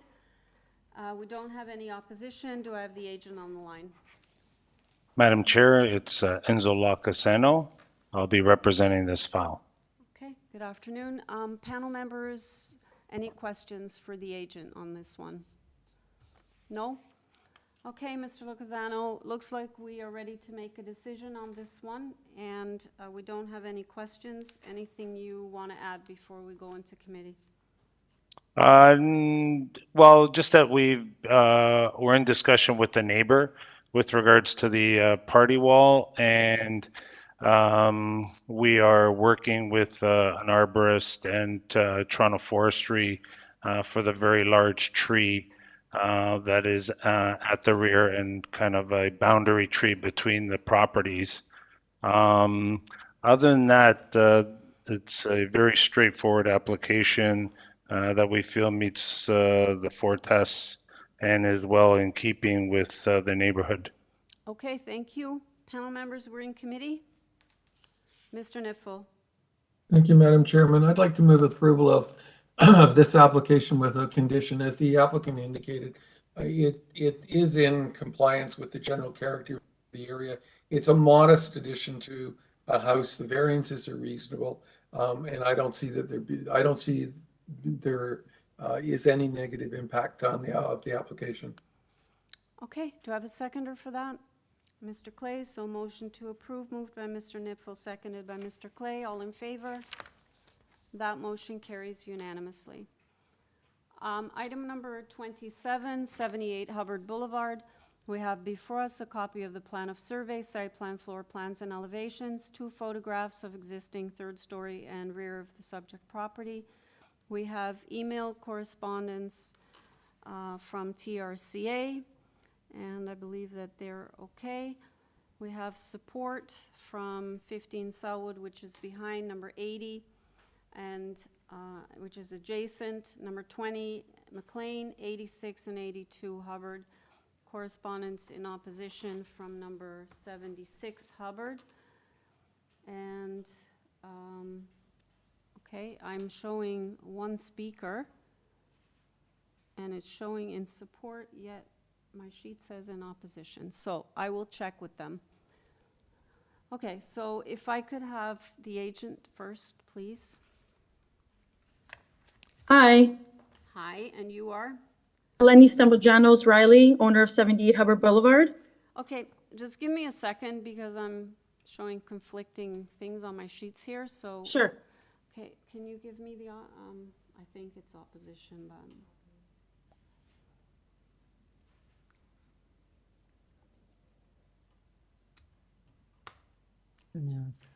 Jacqueline, you've been unmuted. Hi, Jacqueline? Hello? Hello? Hi. Do you have something It's running actually in the background? Donovan Bond's going to speak on behalf of us. Hi. Hi. There's a real echo. Do you have something running in the background? Hi there. Sorry, there's a bit of confusion. I'm Donovan Bond, Jacqueline's husband. I'll be speaking on behalf of 76 Hubbard. Okay, Donovan, are you in opposition? Because one of my sheets says you're in support and another one says you're in opposition. So I'm just curious. No, we're in opposition. Okay, so I'll go back to the agent. Do you want a presentation or do you just want to state your opposition? Is that question for 76? That question is actually for you. Do you need a full presentation or would you like to state all your objections and then the agent can speak to it? No, I mean, we don't need a full presentation. I mean, I can speak to it briefly just to highlight our key concerns, if that makes sense. Yeah, no, you absolutely have your 5 minutes. So, well, if you understand the application, then I'll just let you speak for 5 minutes and let us know what your concerns are. So go ahead. Sure, yeah. So I'm Donovan Bond. I'm speaking on behalf of Jacqueline Melissa Chapman and Sean Donnelly. As owners of 76 Hubbard, we're just here to stand behind the letter of objection that we submitted, which is thorough and detailed, we think. The basis for our objection is just that the supporting material filed within the application is inaccurate, incomplete, and misleading. The survey and sketch do not accurately portray the layout of the property, nor do they include either of the permanent structures that have been built on right-of-way. The result is that the calculation of the coverage requested is inaccurate, if not invalid. We're concerned that access to our property via right-of-way will likely be further hindered. And the implication of damage to our existing structure is a major concern. It surprises and distresses us a little that as owners of the attached home, and given that neighbors have been canvassed for support, We have not been presented with anything regarding their plans that appear to show our existing structure being modified. I would also just like to stress that if there's any suggestion that we have not responded to communication, we have responded to emails regarding the right-of-way being temporarily blocked for repairs to their roof as recently as June 9th. And we thank the committee for their time and consideration of our objection. Okay, thank you very much. Panel members, Mr. Clay has a question for you. Just a quick, yeah, so you mentioned that you're concerned about your access using the right-of-way if this proceeds. They're doing proposing a rear third-story addition. So it wouldn't be the addition, that you're concerned about, it would be bringing materials and that sort of thing and construction? Yes, there's already been liberties taken with the right-of-way, and we suspect that during demolition and construction that some sort of scaffolding or whatever may need to be erected. We've been presented with no information or plans regarding this, so we are completely in the dark and have no idea. So yes, it does concern us that we will not be able to access our garage and our property. Okay, I'm sure the agent will address that. Thank you very much. Mr. Nipfel also has a question for you. My question is the same one, but in a slightly different way. Can we get a site plan up on the screen? And could you explain to me how the access to your property works? Does the right-of-way go along the east side of the subject property and then through their backyard to your property? Is that the right-of-way? Yes, that is correct. So Part 5 is shared between 80 and 78 Hubbard. Part 3 is owned by 78 Hubbard, but in its entirety is subject to right-of-way. And we use both of those parts to access our garage, which is at the north end of Part 1. So you're close to, I've got the survey up. Maybe that's the better drawing to look at. Yeah, the survey shows all the parts.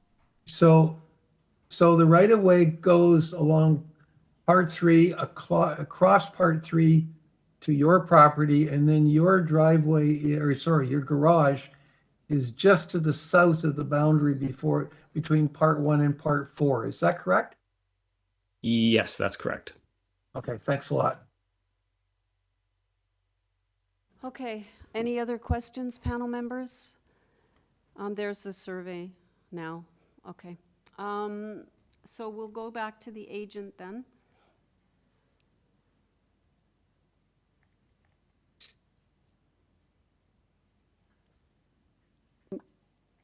Hello? Sorry, Hi. I was trying to unmute. Hi. Yeah, no worries. Okay, can you please speak to what's been discussed by the neighbor? Sure. So just to stipulate, we're asking for a third-story extension. The space already exists as storage. We are asking essentially to be able to convert that into a full-size bedroom to be able to utilize the space for our growing family. This is something that a lot of neighbors in the neighborhood have, including the neighbors that are challenging us with this extension. In terms of the right-of-way access that they were referring to, they have right-of-way access they have access to their property from their side, but to access their vehicle, they need to go over our property, which is Part 3, to access. As we've done in the past, for instance, 2 or 3 years ago when we redid our roof, we offered them, if it was going to take an extended period of time, street parking that we would pay for. So if that's a cause for concern to be able to access their vehicle, there is no issue on our end to be able to offer the same thing that we've offered in the past. They've stipulated some concerns over building and construction. I mean, we're going to follow the guidance of the City of Toronto on this subject. We're going to hire professional licensed contractors, and the property would be inspected thereafter. So I don't seem to understand, other than the fact that clearly there's been some ongoing disputes with 76 as to why we would be challenged on something like this that they already have themselves. We've spoken to neighbors on the east of us and neighbors behind us to see if they're okay with it. We knew that 76 wouldn't be okay with it, which is why we didn't see a point in asking for their approval, but they very well knew that these were plans that we had been discussing for several years and that we would want to at some point do. And we are at that time right now where we would like to utilize that space for our growing family. Okay. I don't know if that answers the question. I don't know if there was any other points that I needed to address, but it seems like the right-of-way seemed to be a big concern to them. So I just wanted to make sure that there's nobody's going to be blocking them permanently. The construction is going to be limited time, and if they need to access their vehicle, we are happy to pay for their parking on the street. That's not an issue on our And part. there's no change to the footprint of your building, is that correct? No, there's no overlay. So the footprint of the building remains the same. It's basically extending to the back of the house, exactly like as the extent of the house, like the exact square footage of it. So there's no overlay. Yeah, it'll literally align to the neighbors. It'll literally align to 76's extension in the back. So that part 3 in the rear, like, Yep. what is that right now? You see, I thought I heard you say our property, but it's not. It's a right of way, right? Yeah, well, part 3 is owned by 78 Hubbard. It's on my survey as our parts. We share part 5 with 80, and part 3 is on our survey, and it is subject to right of way. And they have right of way over part 3. And what's there now? Is that like driveway so that you can both It's a access driveway. garages? Yeah. Okay. Mr. Reed. Thanks, Chair. The neighbors at 76 did mention that there are permanent structures built on part 3 and some inconsistencies with the survey and the site plan not reflecting what's existing there now, like in terms of your porch size in the front. I know these aren't necessarily related to what you're proposing to do, but can you address those, please? Yeah, so they're not permanent structures in a sense that there's a foundation there. They are sheds. The complainants have in the past phoned the City of Toronto, who have come out and measured them. And the City of Toronto, as far as we're concerned, okayed them. When we called and further inquired on it, basically the City of Toronto told us, if we didn't talk to you about it, that means we have no concerns over it.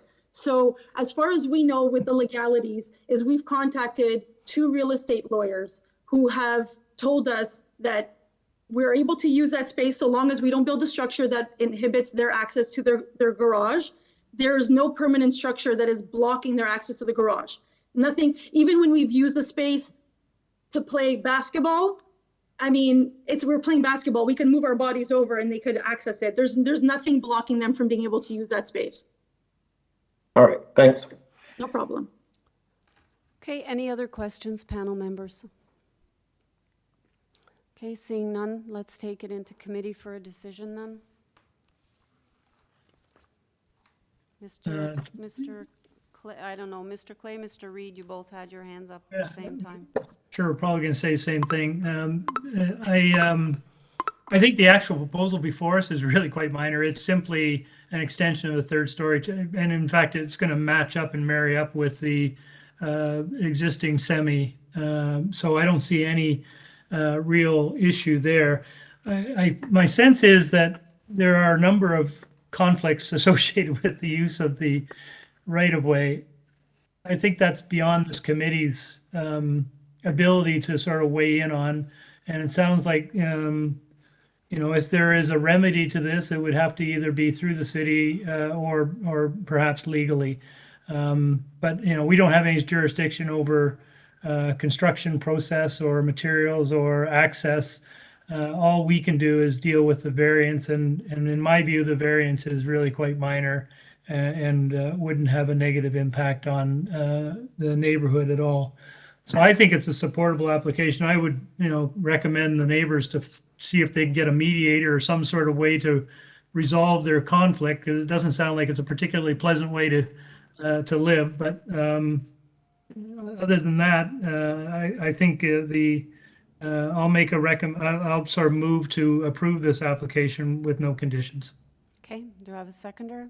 Mr. Reed, so motion to approve, moved by Mr. Clay, seconded by Mr. Reed. All in favor? That carries unanimously. Item number 28, 42 Glenair Road. We have before us a copy of the plan of survey, site plan, floor plans, and elevations, copy of the minutes from the March 23rd public hearing, previous decision affecting the property, an arborist report from Lakeshore Tree Services, Inc., a drainage study from Hassan Engineering, presentation materials from the agent, revised plans received June 23rd in our supplemental agenda. We have a staff report from Forestry. They're asking for condition number 2. Correspondence expressing concern from number 37, also in the supplementary. Opposition, number 40, Glenair Road, and number 39, Glenair Road. I'm showing one speaker. Through you, Madam plus Chair. the agent. Yep. Sorry. Late yesterday, we did receive a letter from Amber Stewart, who will be speaking on behalf of the owner of 2 Ridgewood Road. Right. And she will outline the conditions that they would like the committee to impose if the committee finds merit to approve this application. Okay. All right. Do we have the agent on the line? Good afternoon, Madam Chair. David Bronskill here from Goodman's, 333 Bay Street, Suite 3400, Toronto, Ontario, acting as agent for the applicant. Okay, we do have Amber Stewart speaking on behalf of the owner of 2 Ridgewood. I don't know, have you been having discussions with her at all? We have her letter, Madam Chair. We are in complete agreement with the conditions being requested in her letter. I was going to speak to them as part of my brief submissions to you. So we are completely supportive of the 3 conditions that she would ask to have placed on any approval. Okay, so why don't you speak to that now, and then, because that's the only other speaker that we have. Thank you, Madam Chair. Okay, go ahead. I'll give you a very quick history, Madam Chair, because this may be familiar to some of you, because the variances that are before you were actually previously approved by the committee. I'm actually going to take away, Madam Chair, a variance and a half this time around, which I will explain in a minute. But the variances were previously approved. They were subject to 2 conditions in that approval at the time, one of which was to have the approval be substantially in accordance with the plans that were on file. And that was all of the plans dated June 28th, 2021. So then you're asking, why are you back if the variances are the same and you're actually going to remove a variance and a half? It's because, Madam Chair, because it was tied to the plans, the proposal here is to actually add a sub-basement level. No variance is actually required for the sub-basement, but because the condition tied us to the plans, we have to come through again, get the variances authorized, and then one of the conditions you'll see requesting is having any approval tied to these plans. So all of the variances before you were previously approved, as I noted. It's just really having to come back and deal with that condition, which we're happy to actually do and make sure that the conditions are imposed again appropriately. In terms of removing a variance and a half, as I've indicated to you, on the first page of the presentation, and I saw that staff had put it up with thanks, we've noted in that first page in blue the variances previously granted. I'm going to start with one variance that's being eliminated. That's for height. That's variance 9. And as the committee may well know, we're now in an era where that height is now increased by a meter as an as-of-right permission in the zoning bylaw as a result of a recent tribunal approval. So the variance now is in fact not required for the 0.23 meters of height because we're actually under the height permission, but we're not increasing the height. It'll then get tied to plans in respect of that'll be the way that governs the height, but we don't actually need that variance anymore. The second one that we're eliminating, the reason I say it's a half variance, variance 6, there's 2 components to the side yard setback. One is the dwelling being located 1.11 meters from the north lot line and 0.91 meters from the south lot line. That variance has remained, but we are no longer seeking the variance for the rear deck being 1.14 meters from the north lot line and 0.91 meters. So you can see there where that, I'm calling it a half variance, is being struck out. We're still seeking the variance for the side yard to the dwelling, just not to the deck, Madam Chair. The conditions, and if staff are able to quickly pull up the previous decision, if you had that handy to staff with thanks, page 3 of that previous decision, you will see 2 conditions there. One is the forestry condition, which is being requested again and should be imposed. We agree with it. Another condition there, which Ms. Stewart is requesting and we agree with, is again that the dwelling be constructed substantially in accordance with the plans. At this time, Madam Chair, it would be the plans dated April 18th, 2023, but otherwise it's the same condition. The one additional condition that Ms. Stewart may speak to is a condition that the railing on the 3rd floor balcony on the rear elevation shall be frosted glass or opaque material. So that's not on the previous decision. That is in Ms. Stewart's correspondence. It is a condition we are supportive of. So it would be that the 3rd floor balcony, the railing for the 3rd floor balcony on the rear elevation would have frosted glass or opaque material. We understand why that's being requested, and we're supportive of including that as a 3rd condition this time around. That's all, Madam Chair. I hope that's helpful to explain why we're here and why we're supportive of the 3 conditions. Okay, I just want to, can you just go over number 6? You're taking out the first half of it, is that correct? That's correct. Okay, all right. Just want to make Sorry, hang on. Let me make sure. Sorry, Madam Chair. I shouldn't have been. Or is that wrong? Because I want to look at the notice. It's the second half we're taking out. Second half, okay. Yes, the one related to the rear deck. Okay. All righty. It was easier last time around with this because we had the deck, but this time we don't need it for the deck. So technically, we're actually, I guess, asking for fewer variances than the committee approved before, even though we are adding the sub-basement. Okay, thank you very much. And thank you, Madam Chair. Let me go to Ms. Stewart now.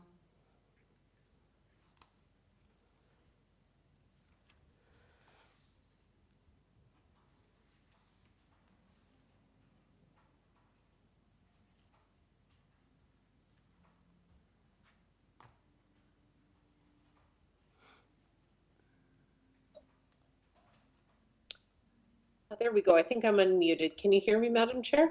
Yeah, I can. Okay, so you've been listening. If I can just have you identify yourself for the record and then just confirm that everything Mr. Bronskill has just said is in agreement with what you're looking for.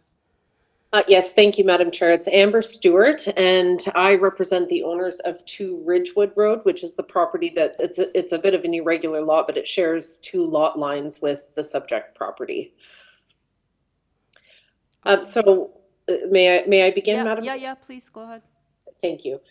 So I have to start off by expressing my client's displeasure at having a second application come before the committee. As the committee is aware, and as Mr. Bronskill indicated, this application or a version of it was approved at the committee, appealed by my clients, and we were able to resolve my client's appeal through the TLAB process, including by entering into minutes of settlement. So, you know, my clients believe that this was a final resolution to the application. So to have another application come back before committee without having a discussion with my clients was distressing. But nonetheless, they have retained me to look at the second application. We've reviewed it and confirmed that the proposal in principle has maintained all of the private obligations that we've agreed to in the previous TLAB proceeding, and there are no substantive concerns with respect to the proposed revisions. But as indicated in my letter and as confirmed by Mr. Bronskill, we are asking that those 3 conditions be imposed to ensure that essentially the application is tied to what is seen on the plans and tied to the commitments that were given in the previous proceeding.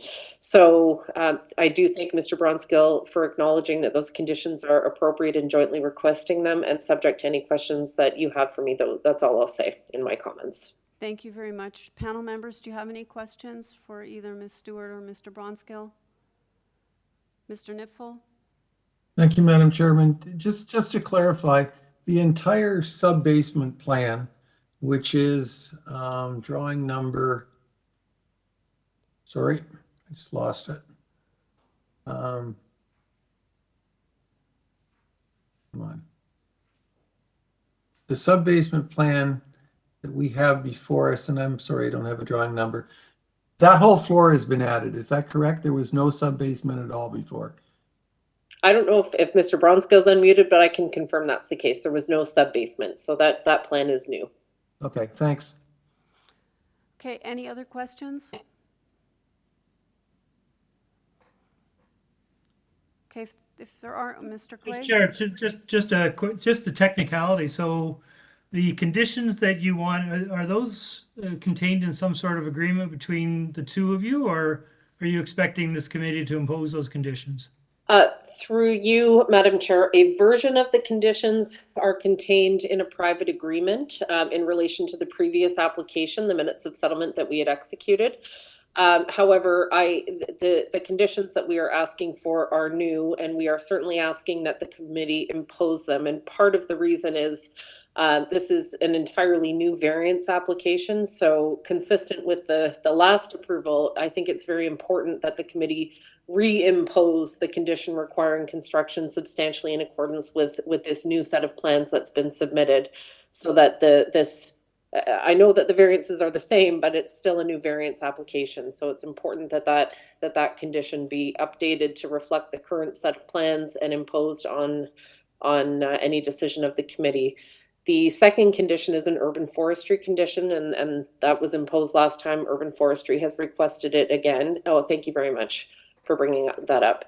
And then the third condition that we have asked for is not shown on the plans, but it's again a standard condition requiring frosting on that third floor balcony railing at the rear, which is the balcony that would have overlook into my client's property. And we did agree to that in minutes of settlement, but it is also an appropriate planning condition that is related to the variances. So we are asking that it be imposed here. Okay. You need the height of the frosted element detailed, or just that it be frosted? No. It's not shown on the plans. No, there was no requirement with respect to the height in the minutes of settlement. And it is a very small third floor balcony, but the idea is if there's someone sitting there, then it would provide some buffer. So if we're going to phrase that in some way, we need to be a bit more, if you really want a buffer and it's frosted, we need a suggestion as to how big it needs to be and so forth, because you want it as a condition. Through you, Madam Chair, and I don't know if Mr. Bronskill wants to comment on that. I mean, I know that there are building code requirements, so I presume that the building code requirement would be 1.2 meters in height. I know it's not, I know we're more used to seeing privacy railings that are 1.5 to 1.8 meters in height, but because it is not a side railing, it's an outward facing railing, we didn't specify height in the minutes of settlement. So I guess 1.2 meters would be acceptable. Thanks. Mr. Bronskill, are you there? I mean, the committee usually does 1.5, but I don't know if you want to weigh in on this. Thank you, Madam Chair. So the rear elevation is shown. You can see a dashed line on the rear elevation there. I take Mr. Nipfel's point that there isn't a height to it for where the balcony would be. I think the intent of this condition is no matter the height of the railing, that it would be frosted or opaque. What I don't want to do is necessarily limit the height of the railing to a height that is then problematic from a code perspective. So the condition as proposed by Ms. Stewart, if the committee is fine with it, works for us, because the railing that would then be required by the code, it would then have to be either frosted or opaque, no matter its height. Sabrina, do we have to put a height on it, or can we just leave it as the condition Through you, outlined? Madam Chair, we typically do. Mm-hmm.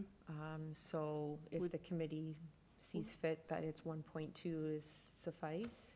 I mean, we usually do 1.5. Yeah. I mean, that's usually the standard, so. Yeah. Mr. Bronskill, if we go with 1.5, are you okay with that? That's generally speaking what we do. That's fine. Okay. The other option, Madam Chair, is it could be a railing with a minimum height of 1.2, but any railing would be frosted or opaque. But are you thinking it might be higher than 1.5? No, sorry, I was saying minimum 1.2. I just don't know the height of that railing, but you know what? Over 0.3 of a meter for a foot, I think I can live with 1.5. Okie doke. All right, panel members, if there are no more questions, let's take it into committee. So we're looking at deletion of variance number 9. The second part of variance number 6 has been removed. So we're looking at this as amended. Forestry condition number 2, condition to build to the plans dated April 18th, 2023, and a condition that on the rear elevations, the railing on the third floor balcony be either frosted or opaque to a height of 1.5 meters. Okay. Chair, it's April 17th, I thought he said 18th. the 17th on the plan. Yeah, he did say 18th, and it is 17th. David, are you there? Do you want to just confirm? Because you did say the 18th. Is it the 17th? Madam Chair, let me just flip to them. I confess, I may have been plagiarizing. I was reading Ms. Stewart's letter at the time so that I got the conditions accurate. And her letter has the reference to April 18th. Let me just pull up the plans. The most current plans, actually, I think before the committee, and maybe staff can help, I actually have them dated as June 21, 2023 is the most current set of plans.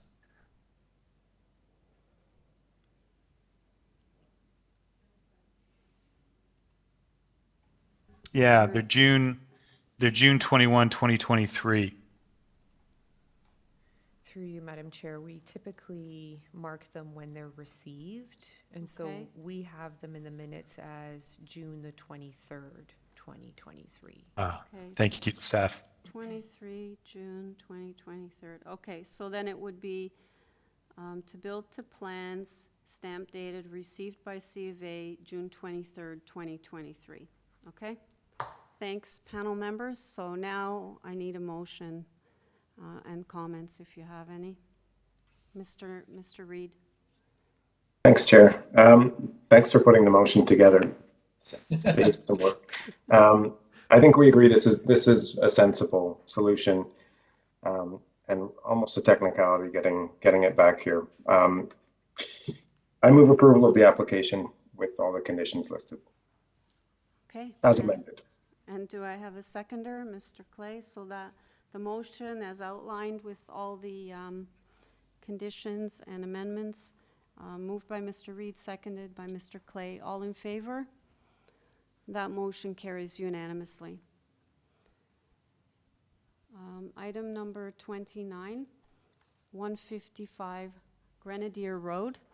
We have before us a copy of the plan of survey, site plan, floor plans, and elevations, 2 photographs of trees on the property, and a previous decision affecting the property.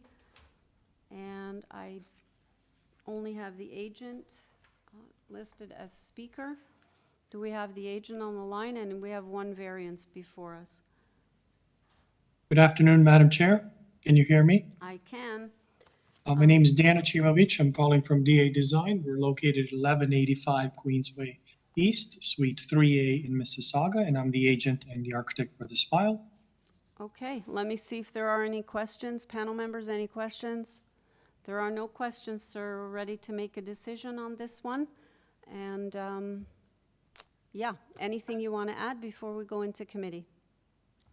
Only if there's any particular questions. I mean, basically the variance deals with the area.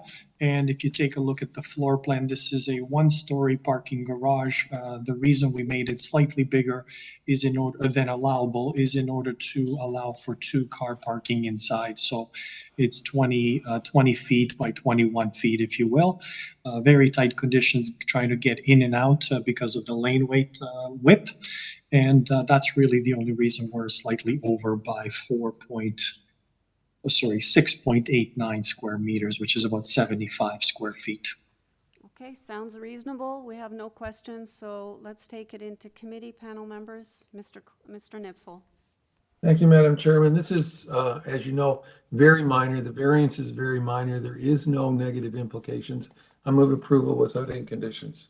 Okay, do I have a seconder? Mr. Reid, motion to approve, moved by Mr. Nipfel, seconded by Mr. Reid. All in favor? That carries unanimously. Item number 30, 47 Binswood Avenue. We have before us a copy of the plan of survey, site plan, floor plans, and elevations, covering letter from the agent, tree protection plan prepared by Cineria Urban Forestry Services, as well as an arborist report. And we have 5 form letters in support that include both adjacent neighbors and resident on Dunkirk. Okay.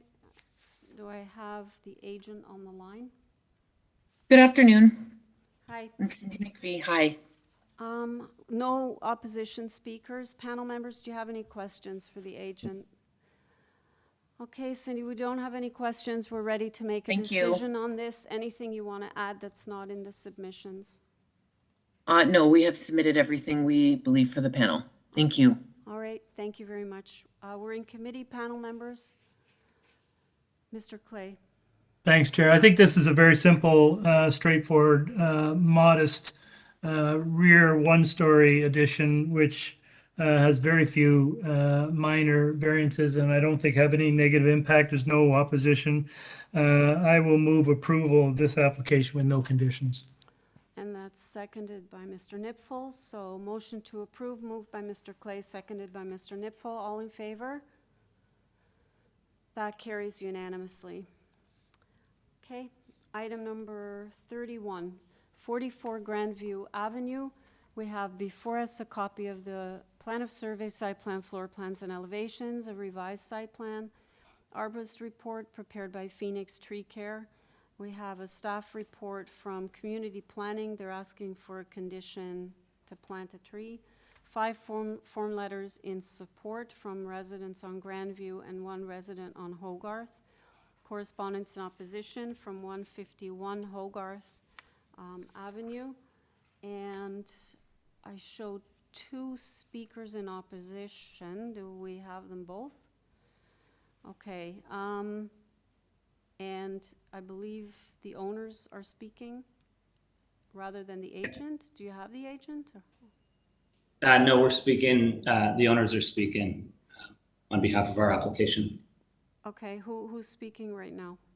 It's Jay Martin. Okay. Hi. So you're the owners, so you're at 44 Grandview? Yes. And I do have 2 people. Actually, if you can give me a second, I'm just going to check if they're in opposition or not, because I have question mark with one of them. Just give me 1 second.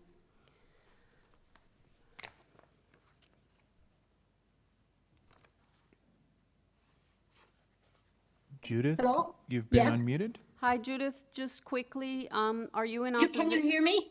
Yes. Are you in Okay, opposition to this application? Yes. Okay, I'll come back to you then after. Okay. And also, can I have the second one just to double check also?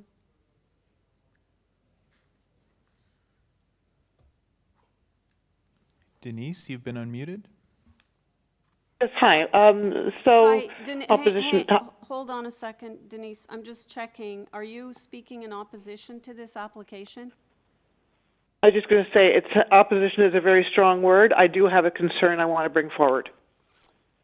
Okay, so because I do have 1 person in opposition, I'm going to have the owner just do a brief explanation of why they need the variances, okay? And then I'll come back to you also. Okay, Mr. Martin? Yeah, hi, Madam Chair. Do you want me to start? Yeah, please. We'll start the clock now. Okay, thank you. Madam Chair, members of the committee, community members, and interested persons, thank you for your time in considering our application today. I'm here on the call with my wife, Christy, and we're both available here to speak to any questions or concerns. We appreciate the opportunity to explain our requested variances and to address any feedback that you all have. I want to start by highlighting the main reason for our proposed renovation. We have a significant issue with the foundation at our new home that we purchased about 19 months ago. The main concern is water penetration in the basement, and the most problematic area is the foundation under the existing rear addition of the building. The existing rear addition is the area we're proposing to remove and replace, and the area that's at the core of our proposal here. All of the options we worked through and reviewed, our family felt the proposal in front of you is the optimal approach that not only addresses the foundation water concern, but also provides an opportunity to rebuild the area at the back of the house with extra width that is needed to accommodate space and functionality, as the original house width is quite narrow. The other notable changes in our proposal include moving the third floor deck from the back of the building to the front of the building, as it would come down with the removal of the existing back addition, and incorporating a secondary suite in the basement with a front entrance at the front. So with respect to the 10 minor variances, we categorize these 10 minor variances in two areas, existing and new. For existing, we understand that at least 6 of the 10 minor variances apply to our existing home as it is today, before the renovation. And we're generally not proposing any changes in these areas. These 6 minor variances also apply to a significant number of the homes in our direct area, both old and new homes. As an example, minor variance number 9, the majority of the properties on the street are built very close to the lot line, creating a real challenge for anyone to meet the front yard soft landscaping bylaw, especially if they have a walkway to access their home. I'm happy to walk through any of these 6 minor variances in further detail if needed. The remaining 4 minor variances, number 1, 2, 4, and 10, are new to our home and are a result of our proposed changes. We feel all of the minor variances we are proposing are in keeping with recent development and existing conditions in the neighborhood and maintain the general intent of the zoning bylaw. Throughout our planning process, we've made significant effort to maintain the character of the building and to communicate openly and honestly within the community. Including the 4 new variances, none of the variances we have proposed exceed recent development or would alter the character of the building. Thank you again for your time and consideration, and I look forward to responding to any questions you may have. Okay, thank you very much. I'll have you back after we hear from the opposition, and then if the members have questions, we'll ask them at that time also. Do you have Ms. Barton?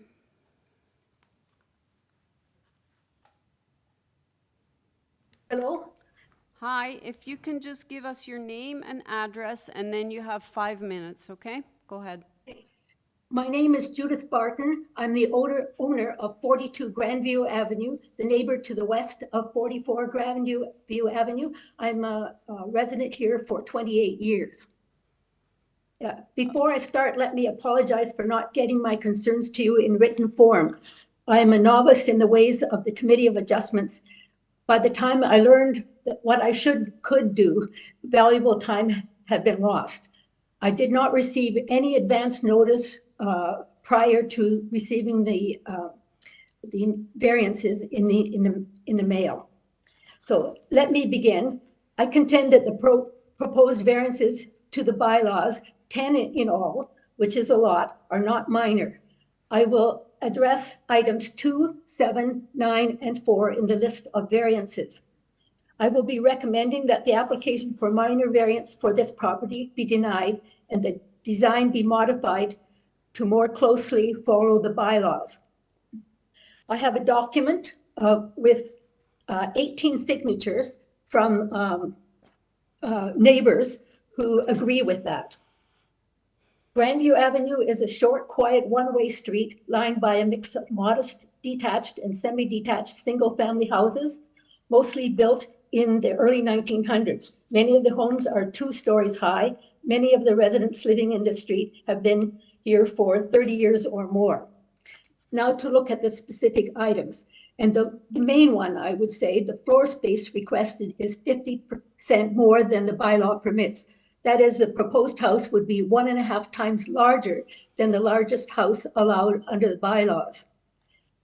And together with that, number 7, the requested height is 22% in excess of the height permitted.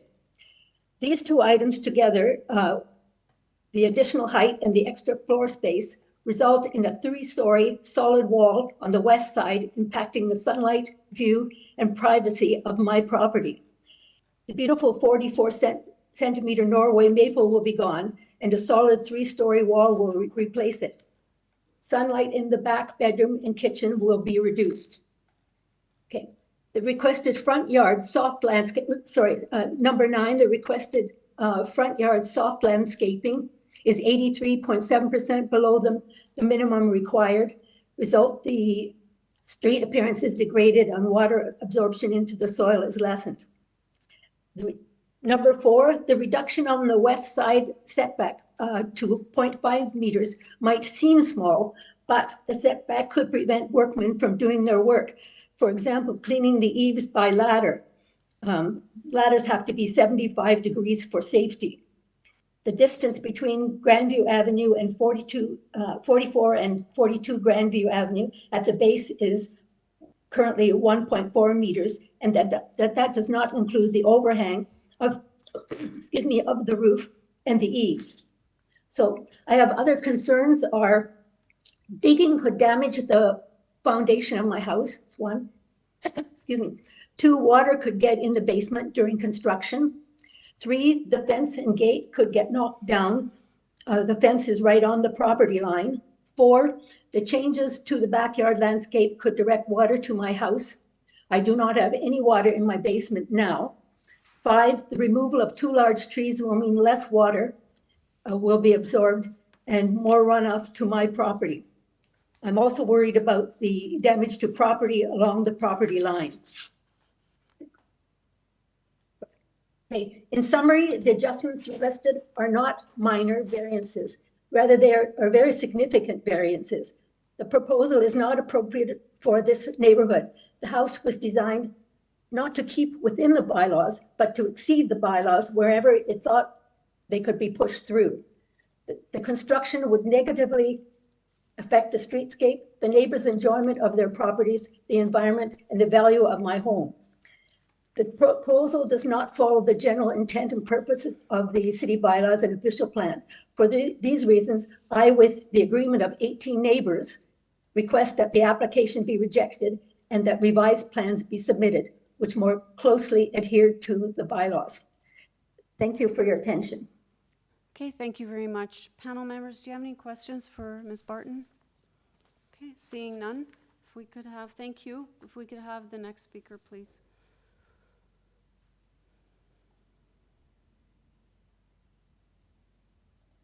Hi, I think I'm unmuted.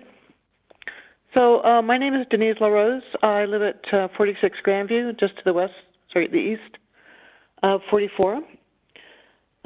So while there's a significant extension off the back, my main concern is that, so I live in a small 1.5 story house. And so the extension will go quite far, but then in addition to that, they're proposing to build a covered porch, or covered deck, I should say, which is an extra permanent structure that just seems to go way too far back. And that's, that's a concern. I understand that there are houses on the street that are being expanded all the time, but there comes a limit then after a while. You just can't keep going back and back and back. And so that's my concern. Okay, thank you very much. We'll ask the agent to speak to that as well as the previous speaker's concerns. Panel members, any questions for the speaker? Okay, thank you. Could I have Mr. Martin back?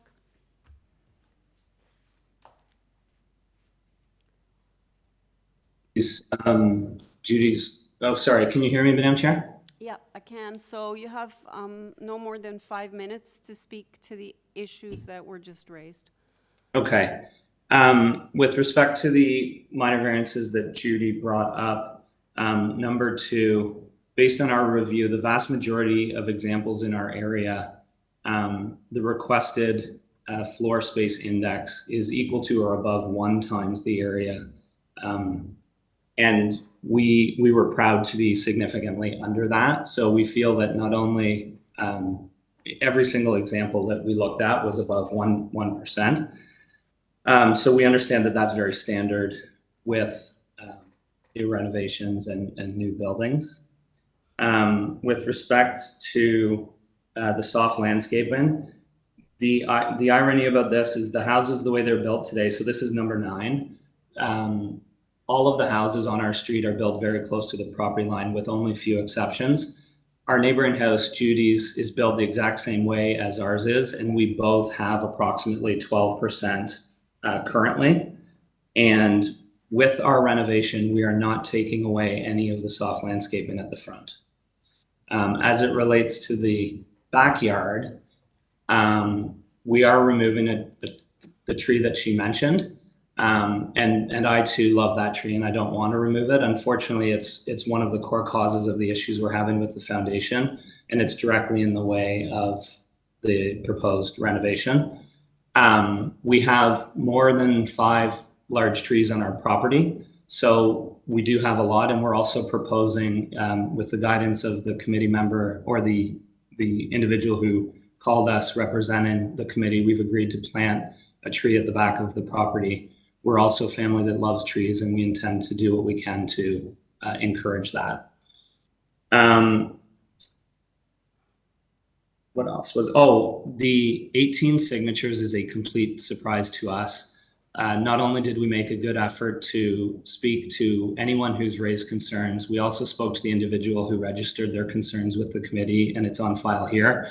We feel like we were able to come to a great compromise. We're going to take pictures of the laneway and address the concerns that he had or that they had.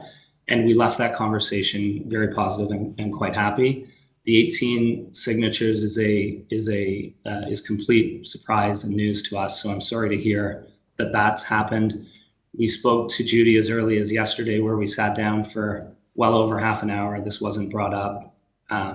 So all I can say is that I'm sorry to hear that there's 18 individuals out there that have signed something, but we haven't seen this, nor have we heard of it.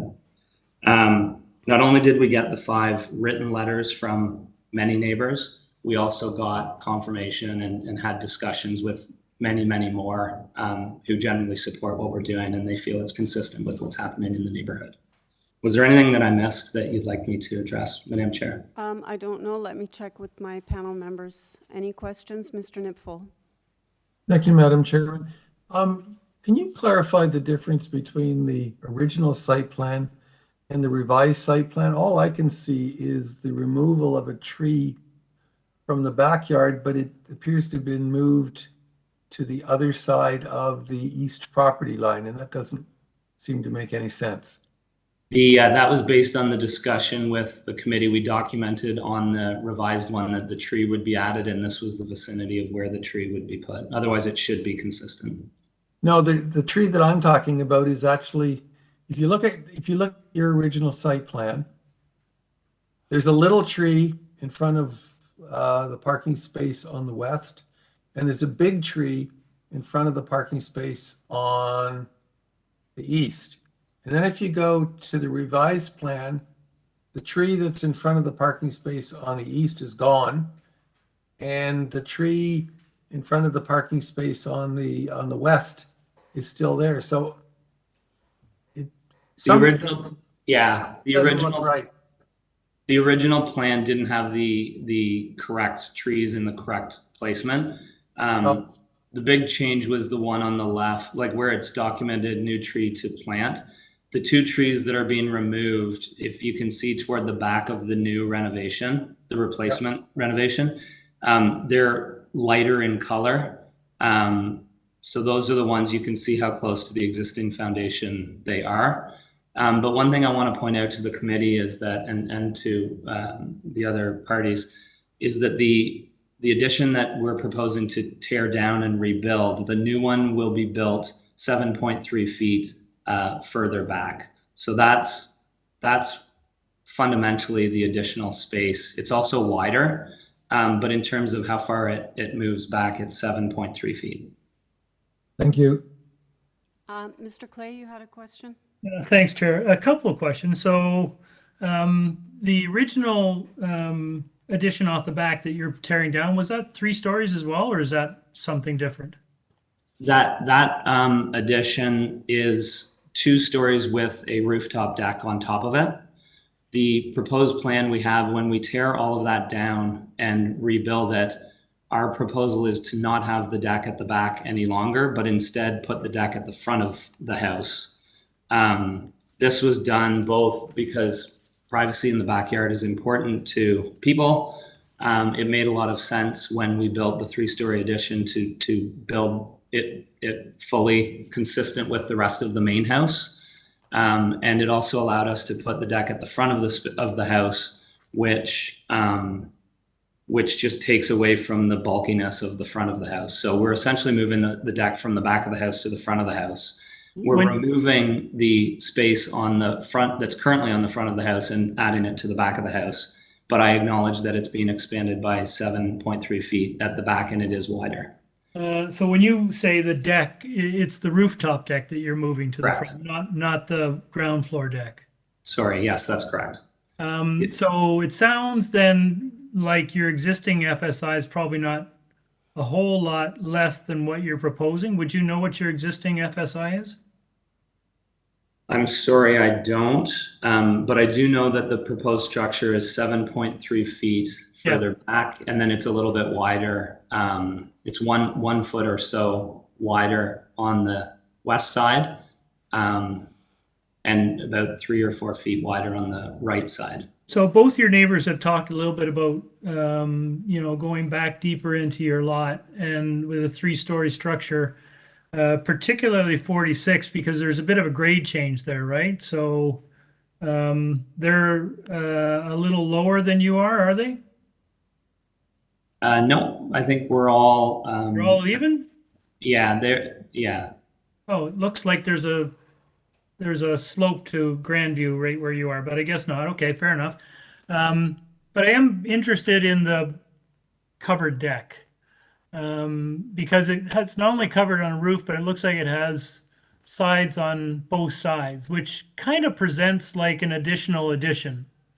So number 46 was quite concerned, not about your 3-story ad, but about that piece on the back. And I'm kind of sympathetic to that.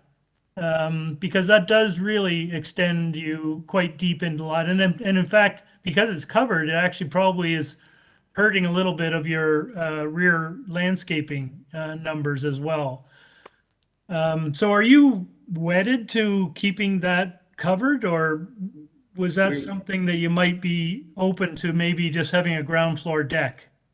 So we have 3 small children, and we're very sensitive to sun. We do like trees, and we recognize we're taking one out to make this happen. It really comes from our interest in being outside, being in the backyard, and having direct shading. I never understood through this process that this was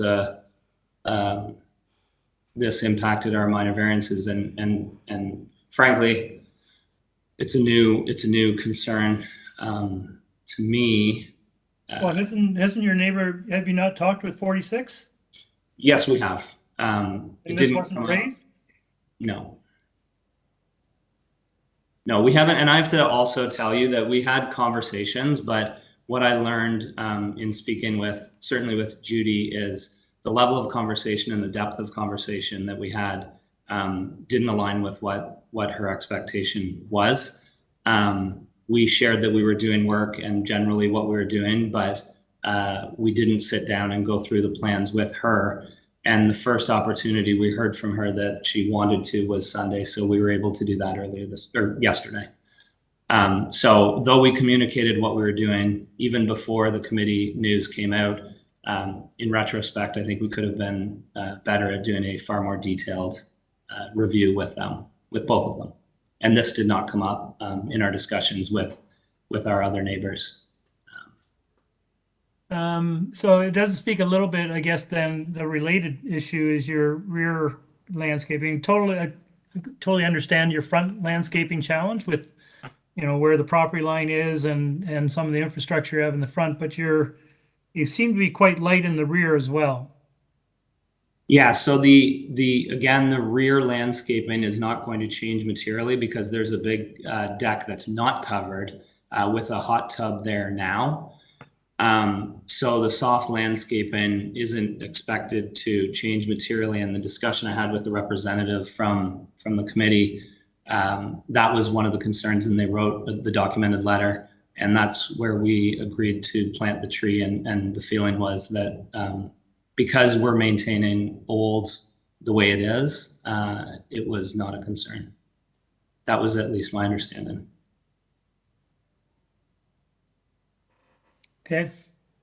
Our goal is really to try to maintain the integrity of the house and the property. We're moving the deck from the back of the house to the front of the house, and it is the back addition is slightly larger. There isn't any like, we've really tried to maintain the general shape. We wanted to maintain the original structure, so the new addition is consistent with the original structure. That was not only something that we wanted, but it's also the feedback we got from many of the neighbors to make sure that there's nothing vastly different by the time we're all done here. Any other questions, panel members? Mr. Nipfel? Just a suggestion, picking up on the 2 points that Larry raised. The unfortunate thing, I think your building from the side looks bigger than it really is because of that covered back deck. And I can appreciate that you want to protect your children from the sun. Have you, and I gather this wasn't discussed with the person next door, what are you proposing on the edges of that deck? Is that a wooden screen? It's open. So it's lattice work. It's lattice covered, yes. It's more for shade than it is for structure. You can't see through it completely, but light goes through it. Yes, it's like a lattice covered deck. Our hope would be to grow some sort of vine plant material on it. Okay, so it's not completely solid, and it's therefore it's not going to necessarily reinforce the length of the building. It's going to clearly be a landscape element. So yeah, the three sides are completely open. The top, I don't even think we've finalized an approach, but I think because of the way the structure was built, you know, if there was a mandate by this committee to approve our application that it wasn't solid roofing, we're open to that. At the end of the day, are we talking about the same deck? I'm talking about the deck in the backyard. Yes. Yeah, and you said it's open on three sides, but it doesn't show that way on your drawings. It looks like there's like a screen or a partition at the end of both ends of the deck.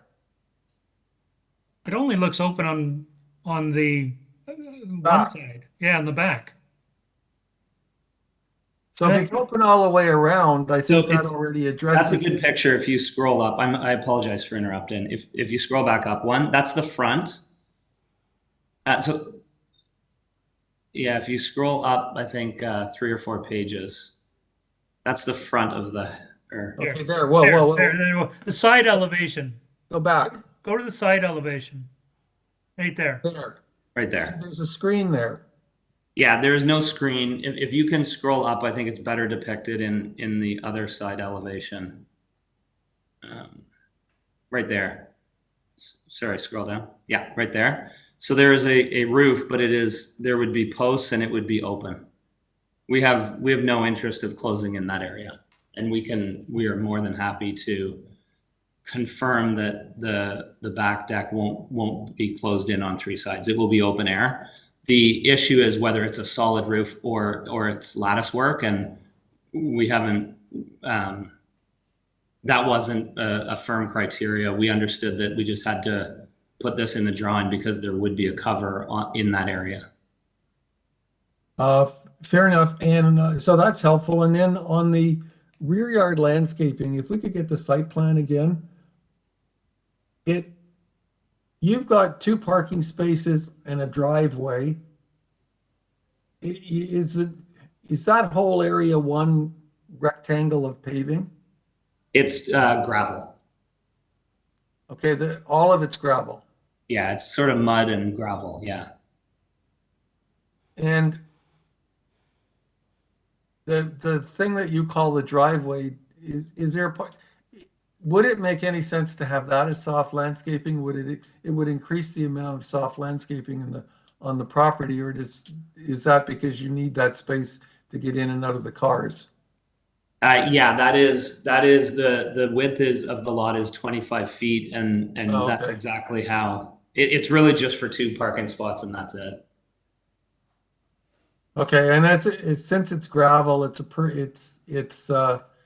Permeable. surface is in fact permeable then. Yes.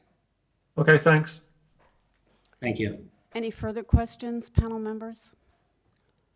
Okay, let's take it into committee for a decision then.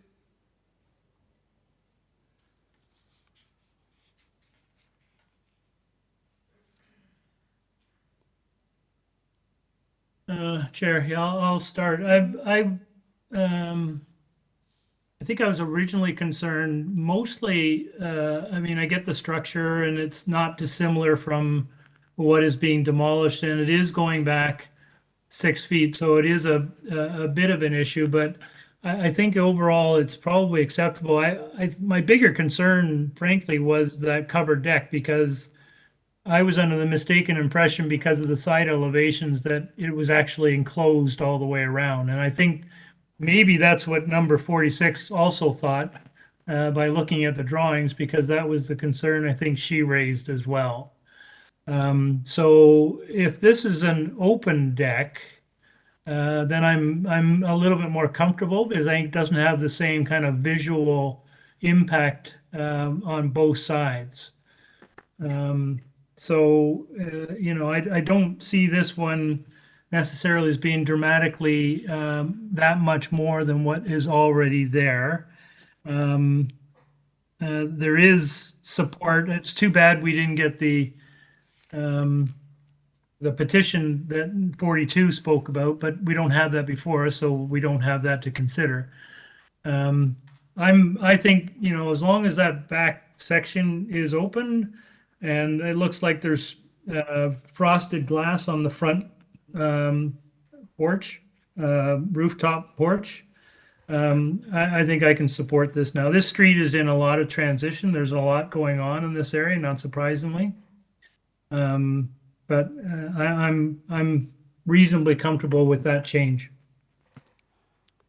I know Peter hates length. Is that a motion, Larry? I'm happy to move a motion, but I'm worried about Peter throwing in. No, not worried. I had your same concern, Larry, with that back deck reading as a room. I feel comfortable putting in a condition saying that the sides should be open, because the drawings are showing it as closed. I think the one that doesn't show it is a section. It's not an elevation. Yeah. So I think maybe that could be a friendly amendment if you're open to that. No, I was going to make that same condition, Peter. So I'm happy to move approval of this application, subject to the condition we've spoken about, that the rear covered deck be open on all sides. Would you consider another friendly amendment that the parking area at the rear of the property is to have permeable surface? It does now, but I would hate to see it asphalted. Oh, so be It's retained, gravel. in other words. Pardon? To retain it, in other words. While that or put permeable pavers in it would be fine. I wouldn't want to see it asphalted. Yep, fair enough. I don't think they were planning to do that, but I think that's a good suggestion. And the planning condition too. For the tree. Yeah. Okay, so that was a motion then. So a condition to have the parking remain permeable, and the rear covered deck have open sides, and the planning condition in the June 21st report. Moved by Mr. Clay, seconded by Mr. Nipfel. All in favor? That carries. Okay, folks, we're going back to item number 25. Apparently Sabrina got the drawings, so if you guys can, Peter, did you have a question or are you frozen? Oh, Mr. Reed? I'm here. Okay, I think you were frozen like this, right? Oh, really? No. Yeah. Okay. That was my vote. Sorry, I must have frozen. I'm here. Mr. Chang, welcome back. I hope Thank you. everything's okay with the family. All clear now, yes. The kids Okay. are great. Yes, back. Thank you. Okay, great. Well, we had to hold down item 25, so we just finished 31, so we're going back to item 25. And Sabrina, if you guys can put the drawings up then, and if I could have, oh boy, Mr. Abbey, I guess, and Jeanette. I wonder, Madam Chairman, for Aaron's benefit, the front elevation wasn't complete, and so we asked for a more complete front elevation. Oh, wow. Okay. Yeah, specific to the windows, so I'm not sure if it's a hand-drawn version we're gonna see, but staff, Sure, they emailed it to Sabrina, so staff's gonna put it up. Wow, good. They can draw very fast. What's that? Well, They can draw very fast. I don't know. Still waiting for the drawing here, so. So the item is item 25, 13 Yarmouth Gardens, and there was no opposition, so I'm not going to read through everything again.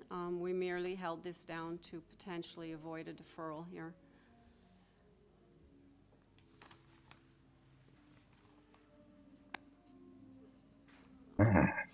Okay. Gee, it's almost artwork here. All right.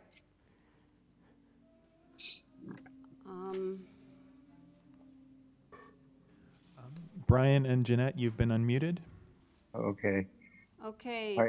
I apologize for the freehand sketch, but I think actually, not a bad job, I have to say. Looks good. Where's the side elevation, Brian? Oh, you give me another. And the next slide is the party wall agreement. Oh, okay, yeah. Yeah, Aaron, we also, we're just gonna, I don't know, where is it that you said this? When you you have to, there it is. Yeah, go back a bit. Scroll down again, there. Oh, there it is, okay. So that's the agreement between the neighbors for the party wall, Aaron, that was another. Okay, another perfect, issue. thank you. Okay, so maybe go back to the drawing. So, Carl, did you have any more questions about it? I can't remember. I think it was you. I think that both brought it Larry up. and I were reluctant to proceed with without some clarity as to what it looks like. This is good on you, Brian. This clarifies the issue. I don't have any difficulty with it. That's just a guardrail, is it, Brian? Just a guard, yeah. As Jeanette said, she does not want to step out onto a balcony. So it's just a guard to meet code. Okay. So you can open the screen door and not fall out. Yeah, they're patio doors. They could be French doors, but I think she wants a patio door. And 2 fixed side lights. Yeah, so essentially a Juliet balcony. No, a guard. Yes. A guard. A guard or a guardrail. Okay. If you use the word balcony, it has different ramifications. I basically want to just be able to take advantage of the cross breeze, the north-south, so I don't have to rely all the time on air conditioning, because these houses are like great for the breeze, Right. and you know. Right. Okay, thank you. Okay, so does that resolve, and Larry, I can't see you, but Carl and Larry, this resolves your concerns then? And That's then for me. Okay. Yeah, it does for me as well. I mean, the previous one of just having a blank in there without knowing what it was kind of left us at a bit of a disadvantage, but this seems fine to me. Okay, thank you. Okay, so let's take it into committee then and make a decision on this. All right. Larry I'm or fine. Carl? Oh, sorry, let Carl do it. I think Carl beat No, me. Larry, you can go ahead, Larry, if you want. You start. Okay, I'd like to move approval of the application without condition. I think it's a reasonable proposal contextually. It doesn't, in fact, introduce any negative implications either to the neighbors or to the neighborhood. And I think that Brian is to be complimented for responding so quickly. Okay, and Larry, you're seconding this? And just Sabrina, before I get confirmation from the members, do we have to reference this drawing that was sent in at all? Because Through you, Madam Chair, we can add it as part of the minutes, but I believe the motion doesn't include a okay, condition. so we don't need to do it. That's Okay, correct. so motion before us is to approve the application, and Sabrina will make note of this drawing that we received, moved by Mr. Nifel, seconded by Mr. Clay. All in favor? So that motion carries. Okay, item number 32. Chair, could we just take a 5-minute break? And I know Aaron just got back and he's excited, but 5 minute? Yeah, 5 is actually, we'll make it 6, so we'll be back at 5:50. Wow. Well, it's 5 now, it just flipped, so 5:50. Okay.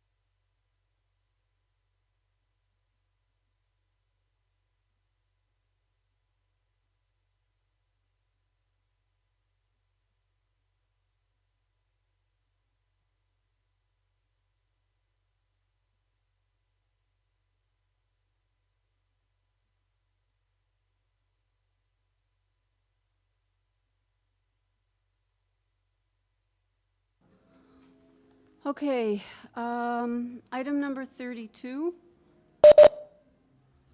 440 College Street.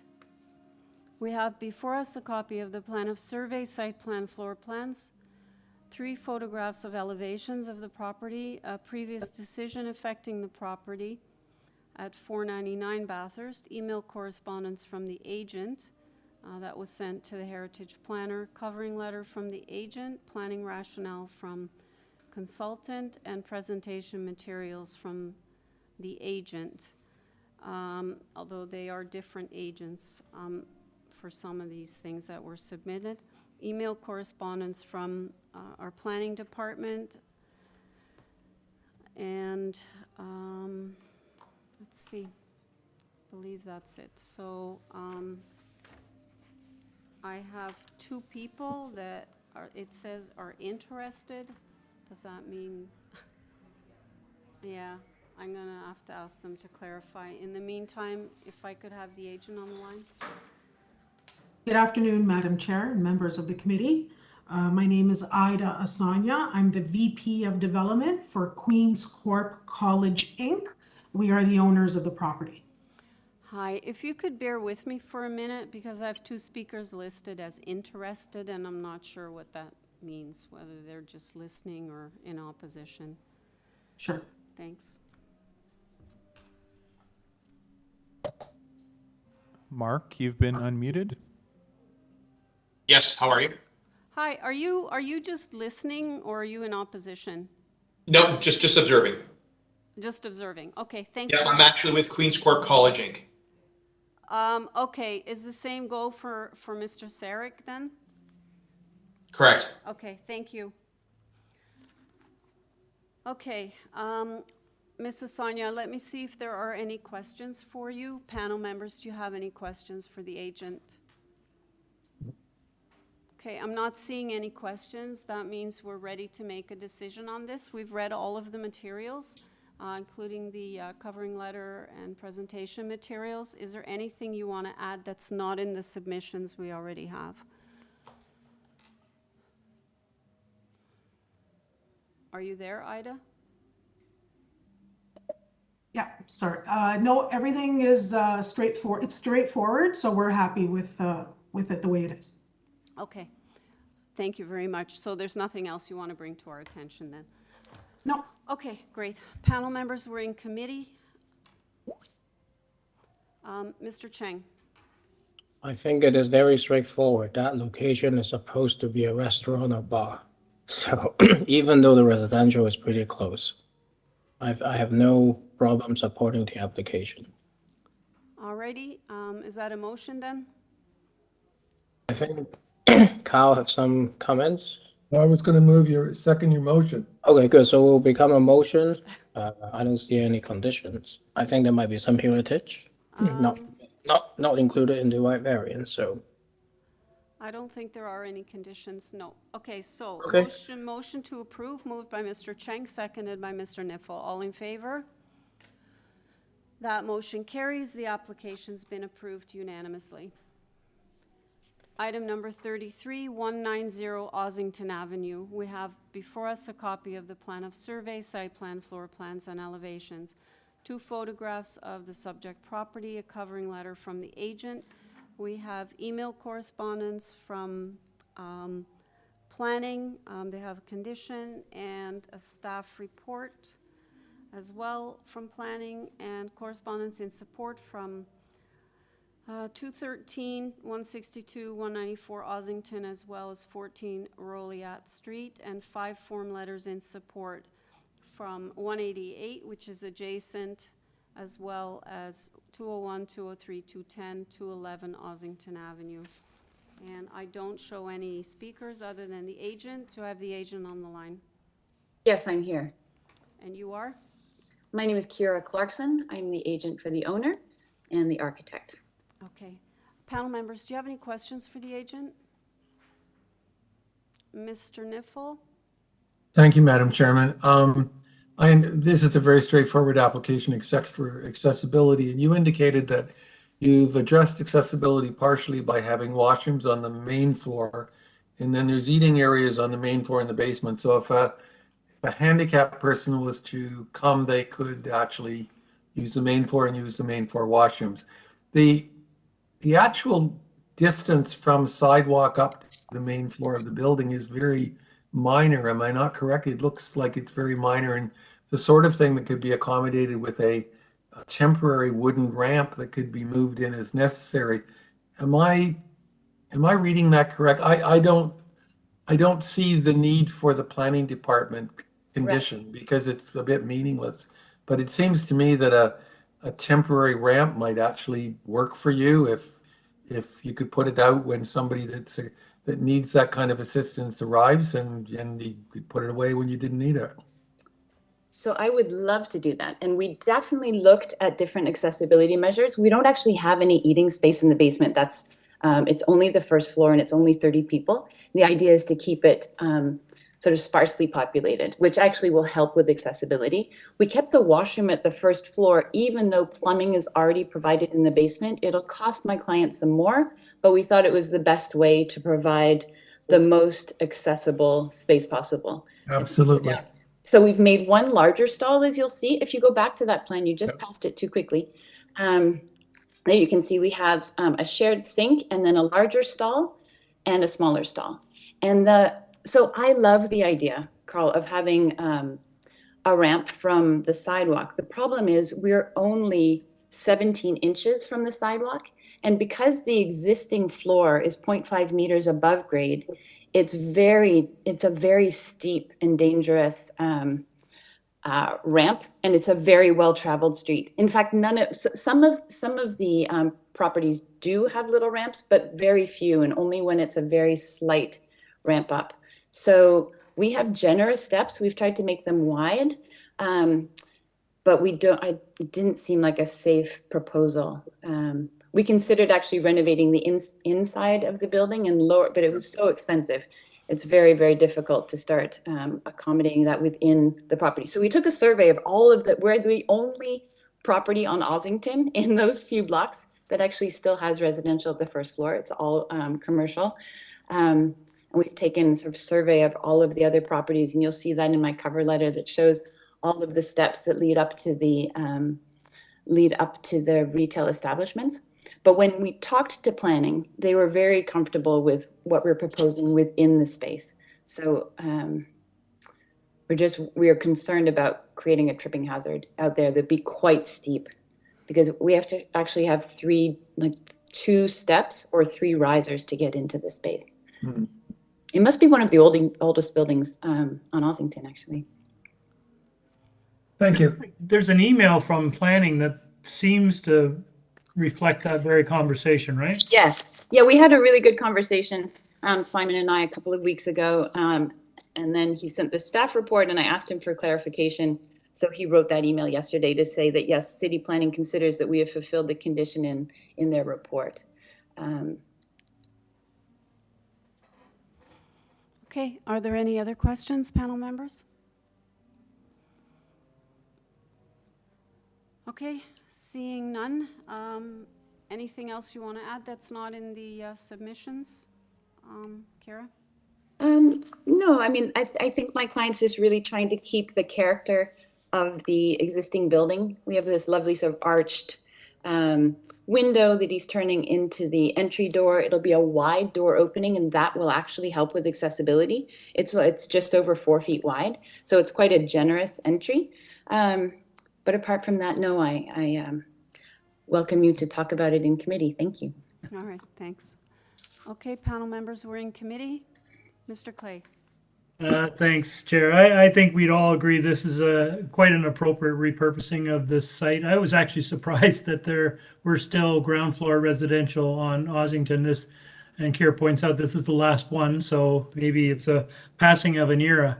But this is an appropriate reuse for restaurant purposes. And it sounds like the applicant has done a lot to not only address accessibility, but make it a pleasant experience. So I think it's an eminently supportable application. I think it will add measurably to the streetscape and the commercial vibe that's on Ozington. So I like to move approval. I don't think there are any conditions because I think they cleared planning conditions.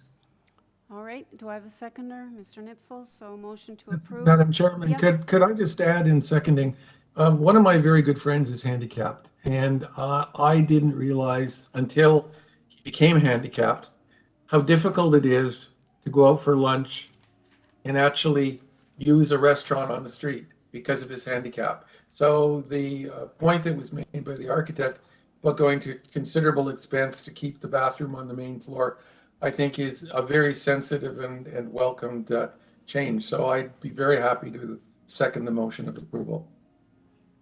Yeah, Cal, I think that's a good point. But if you actually make it barrier-free, she will have much more problem down the road because of the universal washroom requirement. So I think right now is the best. Yeah. Okay, so I have a motion to approve, moved by Mr. Clay, seconded by Mr. Nipfel. All in favor? That motion carries unanimously. Item number 34 was dealt with, so we're now on item number 35, 43 Humber Trail. We have before us a copy of the plan of survey, site plan, floor plans, and elevations, a revised site plan, presentation materials from the agent. We have email correspondence from the assistant planner. We have correspondence in opposition from 130 and 132 Jane Street, as well as 128 Jane and 39 Humber Trail. Okay, I've got 6 opposition speakers, so do we have the agent on the line? Yes, it's me, Adriano.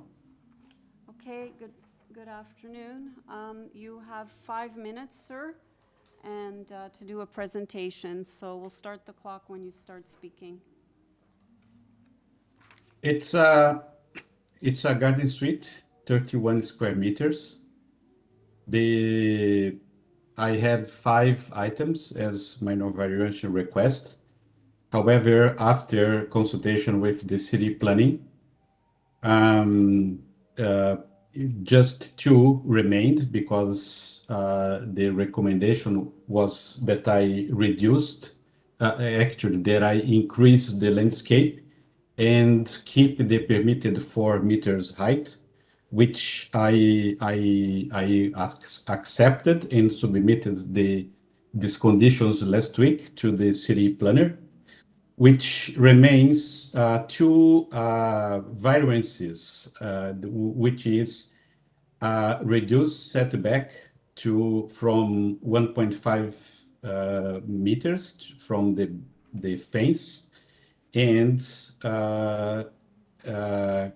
keep the 0.4 meters from my neighbor's garage. Just to understand, this existing setback are for the existing garage, which is there. Let's say I was just trying to keep the current condition for the new garden suite.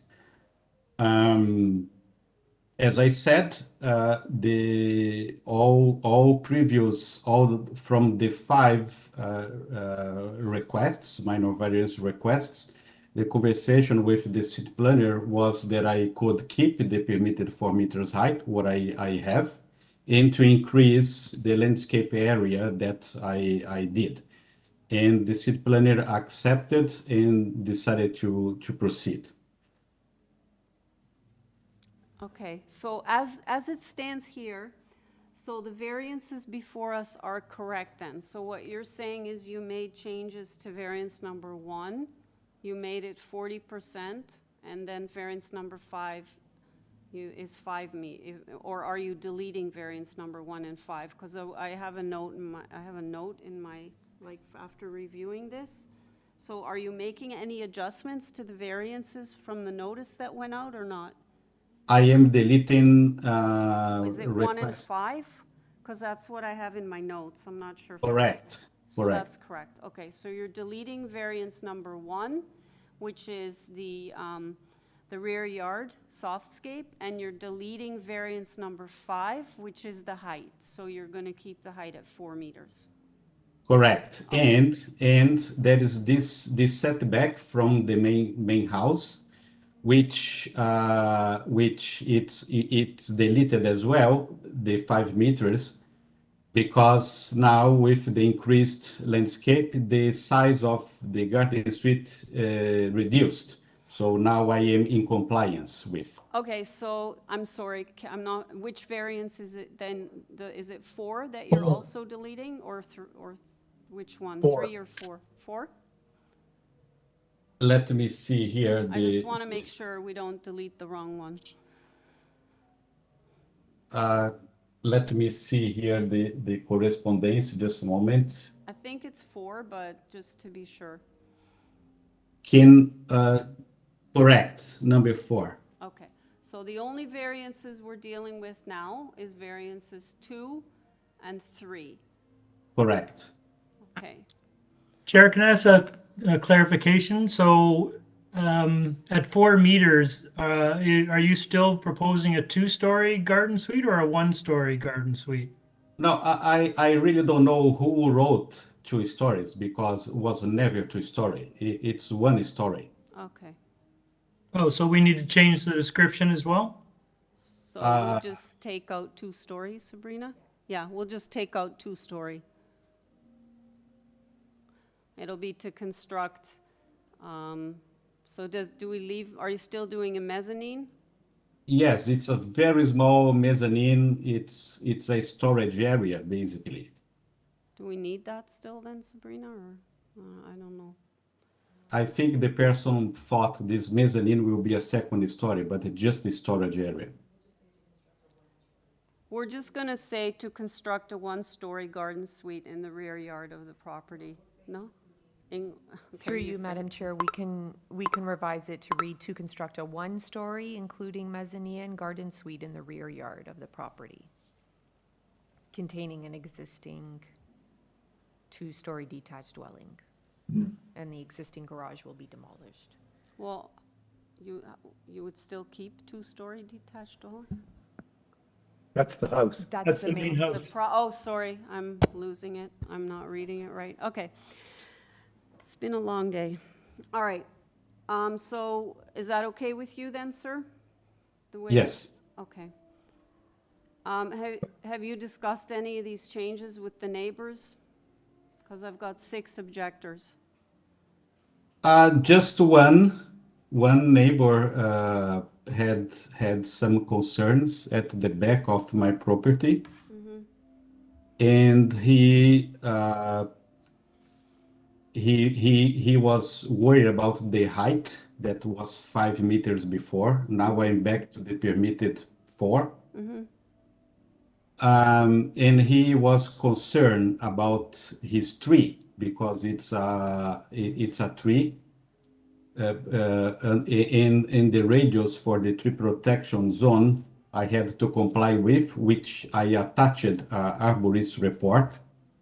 And I'm showing that the foundation of my house, this garden house, will be set back beyond the tree protection zone. But it's only this one person, and he was concerned about the height. Basically, I understand. Okay. Chair, one last question, if I might, before we proceed with the speakers. I have one as well. More of a technical question, if I could. The site plan shows a cesspool, which struck me as odd. I'm not an expert on these matters, but is that related to the garden suite, or Correct. Isn't the garden suite tied into the waste treatment of the house? No. So you're treating the waste from the garden suite in a cesspool? Correct. And then what happens to it? Does it get pumped out? No, it's absorbed by the soil. Okay. It's a OBC compliance. Okay. No, I've never seen that before. So thank you. Carl, did you have a question? Yes, I did. Before you go to the 6 people, I can imagine telling them all these variances are no longer an issue is just going to be confusing as well. Have those, the removal of those variances, has it resulted in any changes to the site plan that the people have seen in the neighborhood? I don't know. I just submitted these revised drawings that you have on the screen. I submitted to the two planners last week, and if they saw, I don't know. So the revised plans are not the ones that the people saw when they got the notice of your application? Correct. Is that correct? Correct. Madam Chairman, notwithstanding the fact I welcome the changes and their improvements, I do think, in fairness to people that have waited half a day and wanted to talk about this is very confusing. I'm a little reluctant to ask them to try and digest what's happening here, and to have a drawing and not have a drawing that shows them exactly what the implications are for their property. I'm really concerned with proceeding the way this is right now. Okay, so you're suggesting a deferral then? Well, in fairness to the people that are, the 6 people, these are all changes that they're hearing about, as are we right now. And notwithstanding the fact they all sound like improvements, I do think it's fair to give them an opportunity to try and digest and understand what's being changed and why, and to have a consultation back and forth with the applicant. And I don't think it's fair to ask everybody to do that at the last minute, which is what will happen if we debate this right now. Well, Yes, I'm thinking a deferral makes sense. I don't disagree with you. I think I need to run through the list though and get some kind of a consensus. Oh yeah, for sure, for sure. So let me do that then. All right, if we can just go in order.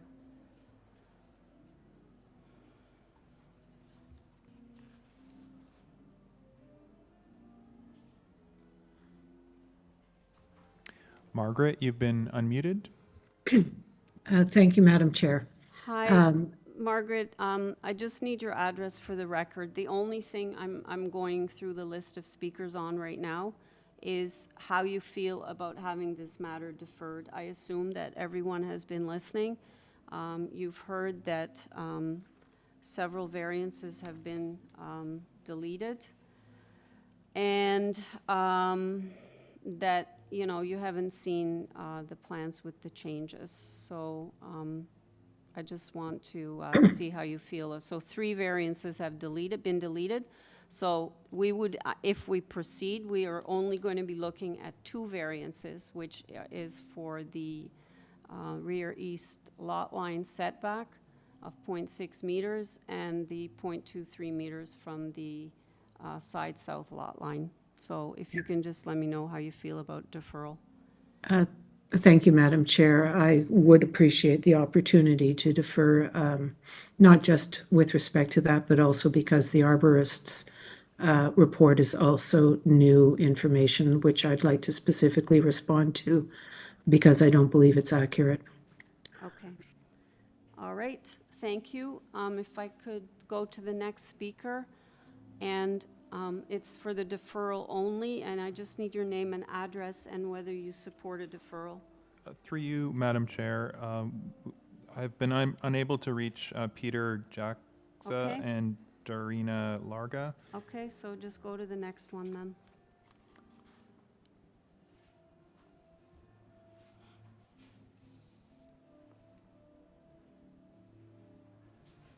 Maura, you've been unmuted. Oh, hello. Yes, I'm Maura Leahy, and I live at 128 Jane Street, and my property backs on to the person who is putting in this request. And I am totally confused listening to what he's saying and what's going to happen. So absolutely, I would like this to be deferred. And like the previous person, I think there's a concern about the tree. And also, there were 5 windows. There were going to be 2 up in the mezzanine, and I'd like to know whether they're still going to be there, because my property goes back much further than anybody else's, and I have this little oasis in the city, and I do not want 5 windows looking onto my property. Okay, thank you very much. If I could have the next speaker.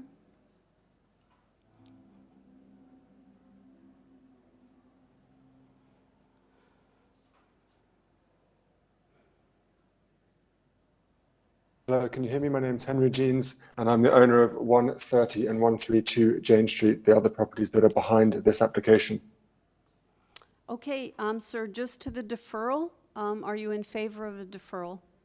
I'm happy to support a deferral because, as I said, there is information that was arrived or provided after we submitted our letters. I would also just, if possible, like to ask a very quick question of process, that if this is deferred, are we required to submit new letters and just purely process from that point of view?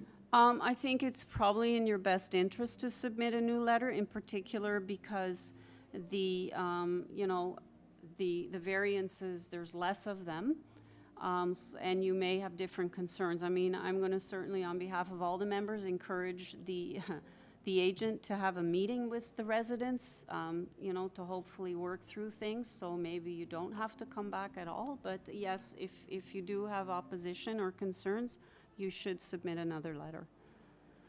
And understood, and I presume we'll receive a notice for when that's due. Yeah. No, it'll be recirculated again to the Thank you very much. Okay. And I'll just say finally, thank you very much for the changes that have been made. This is constructive, and look forward to having the conversation if your choice is to defer this matter. Okay, thank you, Mr. Jeans. And then the last one that you added.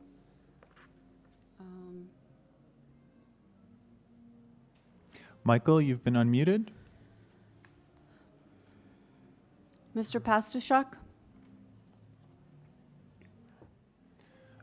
Through you, Madam Chair, this speaker was on the line earlier and they were disconnected. I just tried to call them and was unable to reach them. Well, just based on even, you know, roughly half the people, it sounds like they are very much in favor of a deferral.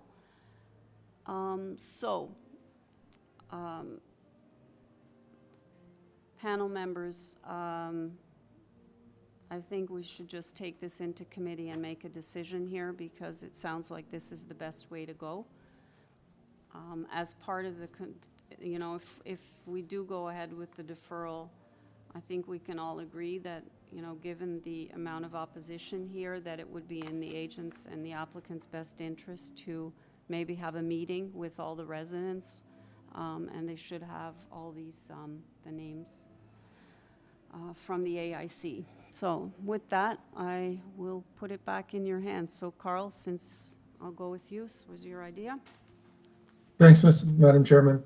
I'd like to move approval of the application to allow the applicant to clarify the revisions and to submit a new proposal in accordance with those revisions. And also the deferral would give the applicant the opportunity to meet with those that are in opposition to see if we can't find some compromise.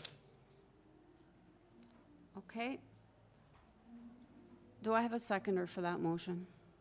Mr. Cheng, so motion to approve, moved by Mr. Niffel, seconded by Mr. Cheng, all in favor. That carries unanimously. So the item's been deferred. Can I ask something? Yeah, sure, go ahead. I just don't know what I have to do, because I submitted previously last week and I thought the information would be circulated. What I have to do now?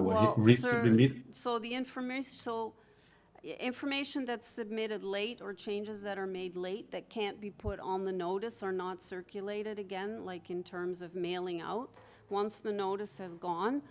So what you should do is there were 6 people here in opposition. I think it would be in your interest to meet with these people, you know, to just show them the new site plan and go over the variances that you're left with. And then I believe there was also an issue raised about a tree. And so I think that that's your best course of action. Have a meeting with these residents, and hopefully you can resolve all issues, and then let staff know when you're ready to go again. Can you please tell me the addresses, because all of these people are new to me, and if I am to contact. Sabrina, can you confirm that they're on the AIC or where they Through came you, from? Madam Chair, all of the letters that have been submitted are on the Application Information Center. You can also contact the application technician, and they can provide you with the addresses of the residents that have concerns. And it'll all be noted in the minutes as well, so we can provide him a copy of the minutes. When the minutes will be delivered? Well, you can call the application technician tomorrow, and they can provide you with the information, and then we can provide you with a copy of the minutes within the next couple of weeks. But the application technician can tell you. They can verbally give you the addresses, and then I would suggest that if it's just the addresses, just, write up a little notice and stick it in people's mailboxes, like pick a date and time, and that everybody can meet. Okay, that's my advice to you, but that's up to you. Okay, thank you. You're welcome. All right, item number 36, 19 DACRE Crescent. We have before us a copy of the plan of survey, site plan, floor plans, and elevations, one photograph of the subject property, and we have ravine and natural feature protection does not have any conditions. We have correspondence in opposition from the Swansea Area Ratepayers Association. And I show one speaker who is in support. Okay, do I have the agent? Good afternoon, Madam Chair. My name is Ali Malik Sodeh, and I'm presenting this application on behalf of the owner. And I assume the owner is Faribi Fasiri? Yes. Okay. Panel members, do you have any questions for Mr. Malik? Mr. Nifel? Could we just clarify that this is an existing deck that's being replaced? So what's before us will all be new, is that correct?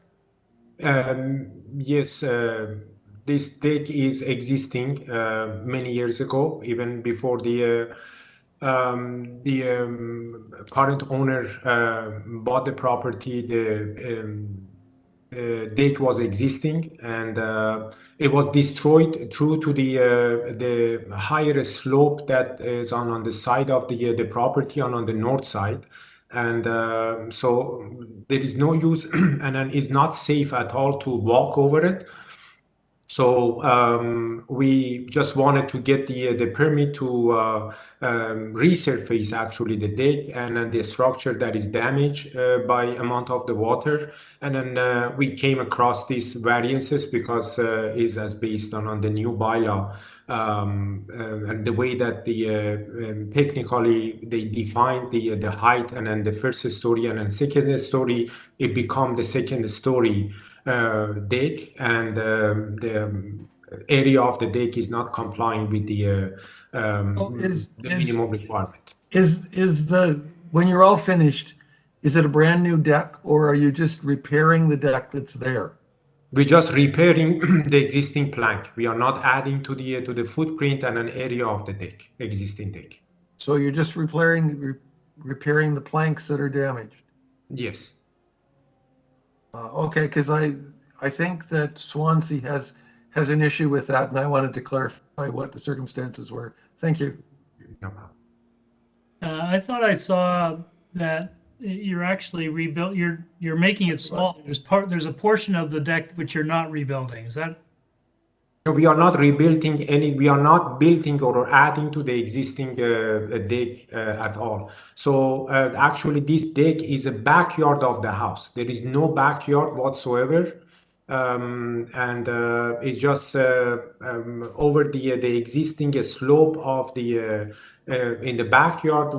This deck was built many years ago, and just replacing the deck plank, and then also the just replacing the structure was damaged by the water.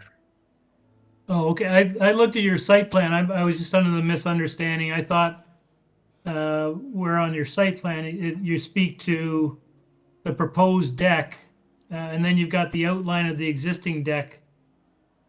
You're saying that deck's not being restored, but that you're not removing it. You're just not fixing that portion of it. We're just fixing the portion. That note.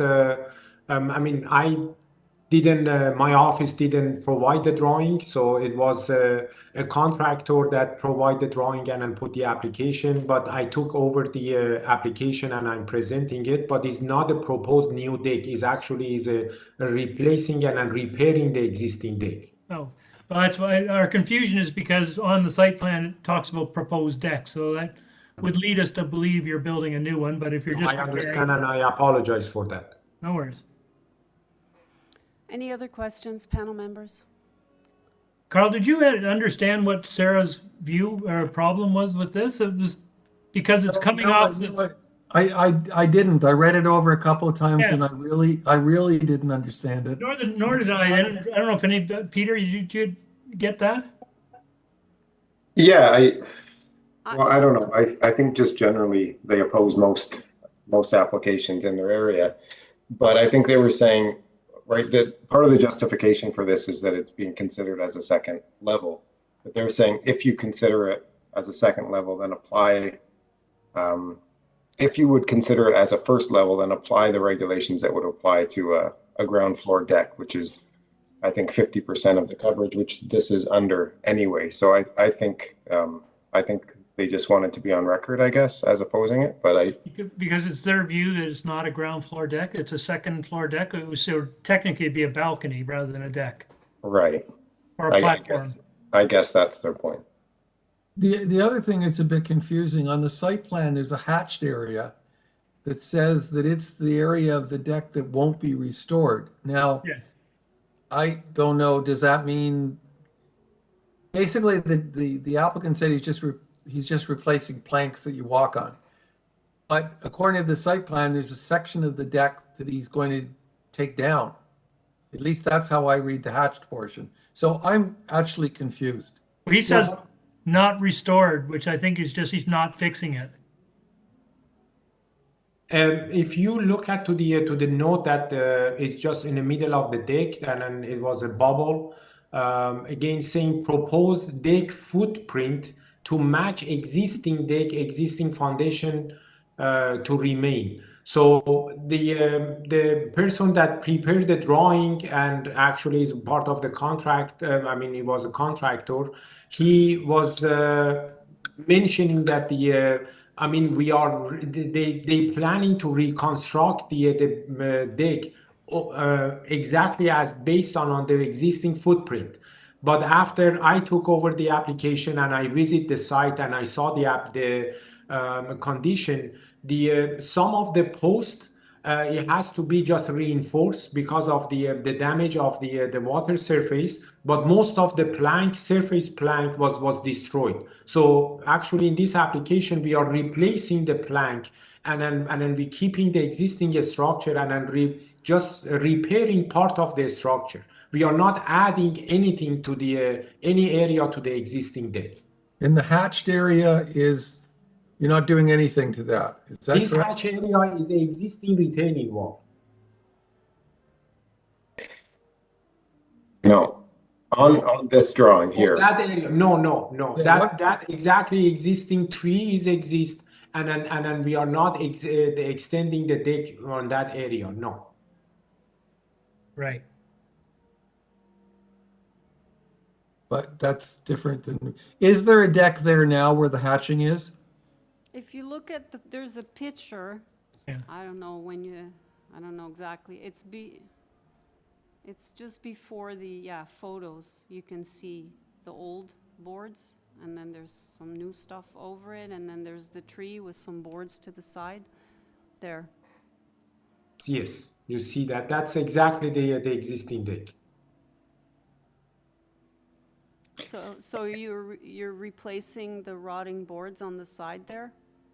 Exactly. Like under, so somebody put that newer stuff on top of it just because what's underneath it's not structurally sound? No, if I can show you on this picture, on the left side you see the existing tree. Right. And then there is a kind of bench in the front of the tree that is going and then return to the left side and then continue towards to the house. So that hatch area that you see on the plan that is not going to be restored is that part that is the trees in it. Right. Because we are not going to use that area because of the tree. Actually, we are reducing the size of the deck, existing deck. And then exactly as per the picture where that existing bench is, that's the area that we are restoring it, and then we just replacing the plank. Okay, I think I get it. It's not very clear, but I think we get it. Okay. Any other questions? All right. And then I'm just trying to add that, as you see, this is a backyard of the house, and then because of different elevation we have between the front of the house and then the back of the house, and then the way that they see the established grade. The established grade at the front of the house is at the garage level, which is like a basement area level, but is exposed. So they see that one as a first floor. And then the slope is coming up to the back of the house. And then the backyard actually is become this deck is become the backyard. So there is a big drop on the south side of the property. Between the next door neighbor, number 17 and 19. There is a big drop over there. Okay, understood. All right, sir, we're in committee now. Panel members, any comments? Mr. Reed. Thanks, Chair. I think this is actually pretty straightforward. The applicant made it clear with the topography is the driver here. And I think what exists is okay considering the context of the site. It is a large variance, but I think it does make sense in terms of having a safe and usable backyard. So I'm happy to move approval with no conditions. Okay, Mr. Nipfel, you second? Yes. So motion to approve, moved by Mr. Reed, seconded by Mr. Nipfel. All in favor? Okay, that carries unanimously. I just want to add a comment that there was no backyard landscape variance, even though with that size of deck, which is quite interesting. Just my comment. I'm in full support of the application. Yeah.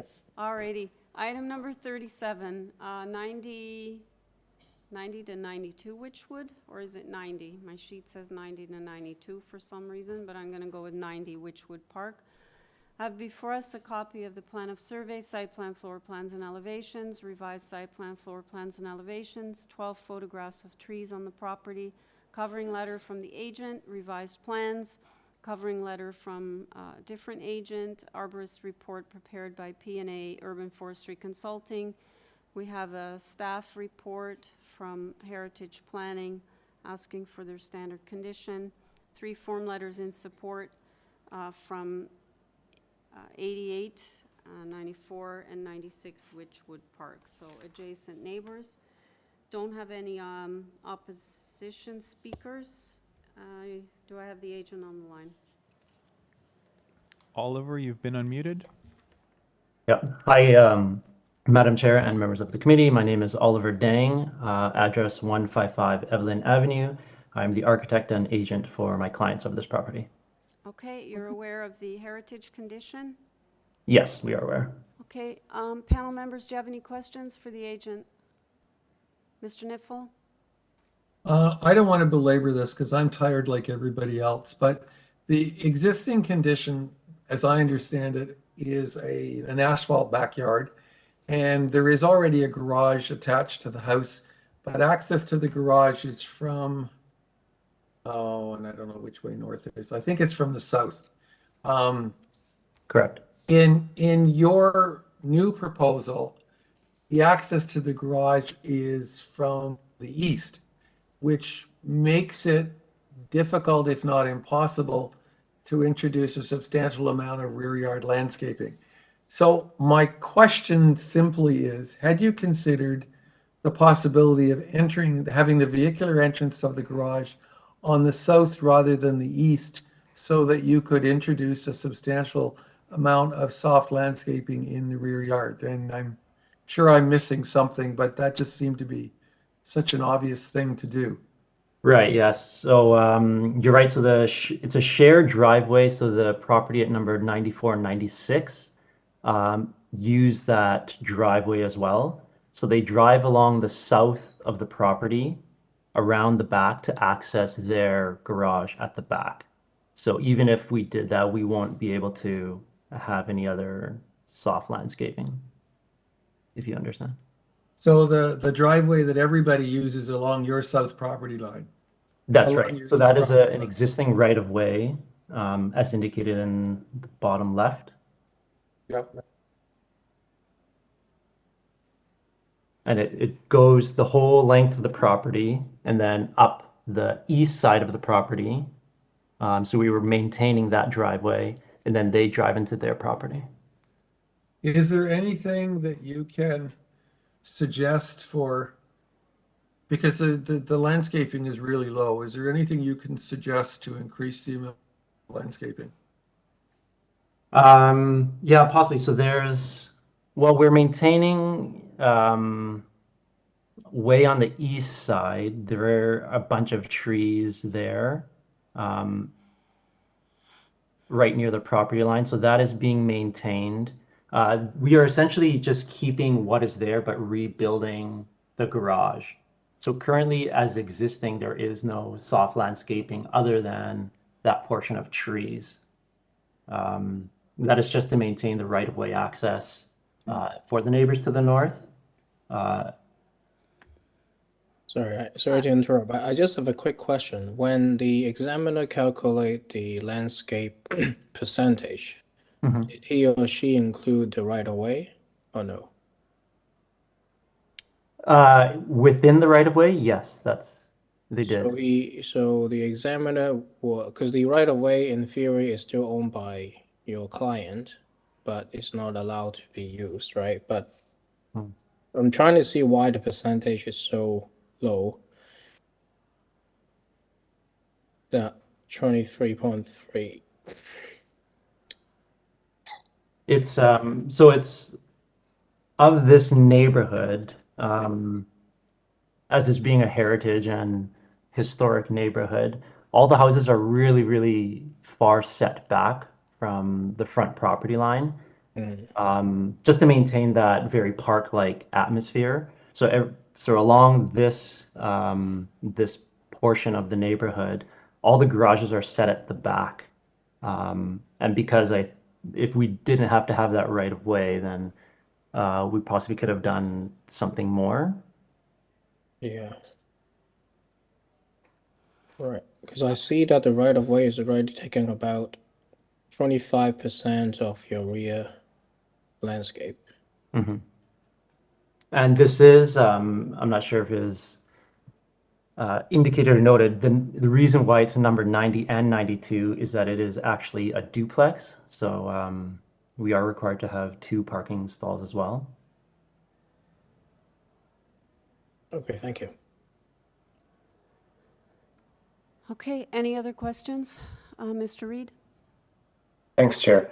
I noticed that the garage currently is encroaching on your neighbor's property to the north, and I'm just wondering why the rebuilt garage is also encroaching and you're not addressing that.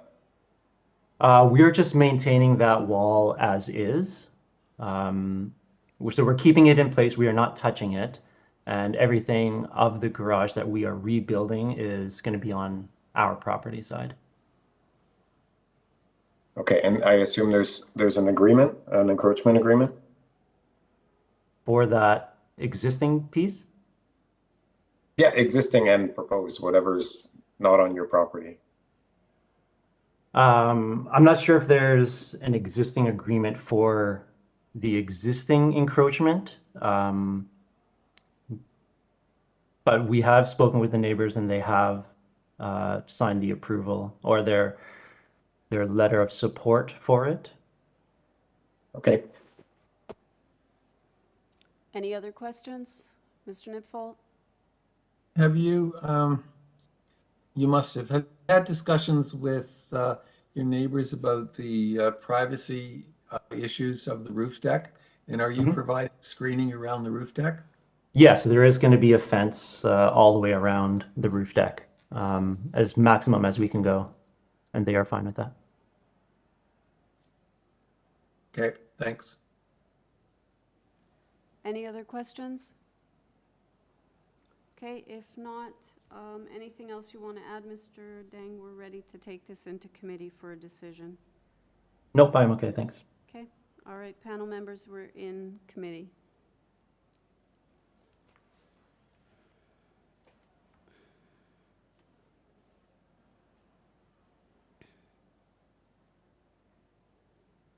Mr. Reed.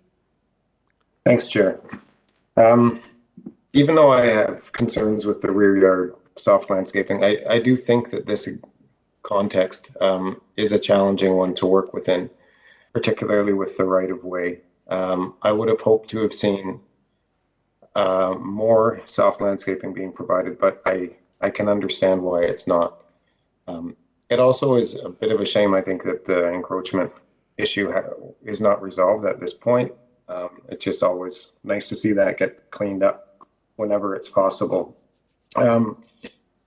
But given that, I do think what's being proposed is not a far cry from what's there, and I think it's a situation that works. And so I'll move approval of the application, subject to heritage condition. Okay, do I have a seconder? Mr. Cheng, so motion to approve, including the heritage condition in the June 12th report, moved by Mr. Reed, seconded by Mr. Cheng. All in favor? Okay, Mr. Nipfel dissents. Okay, we're now going to item number 38. Just give me a second, I'm just switching files here.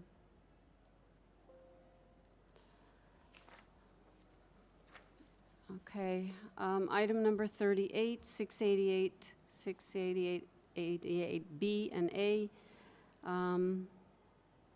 Cosburn Avenue.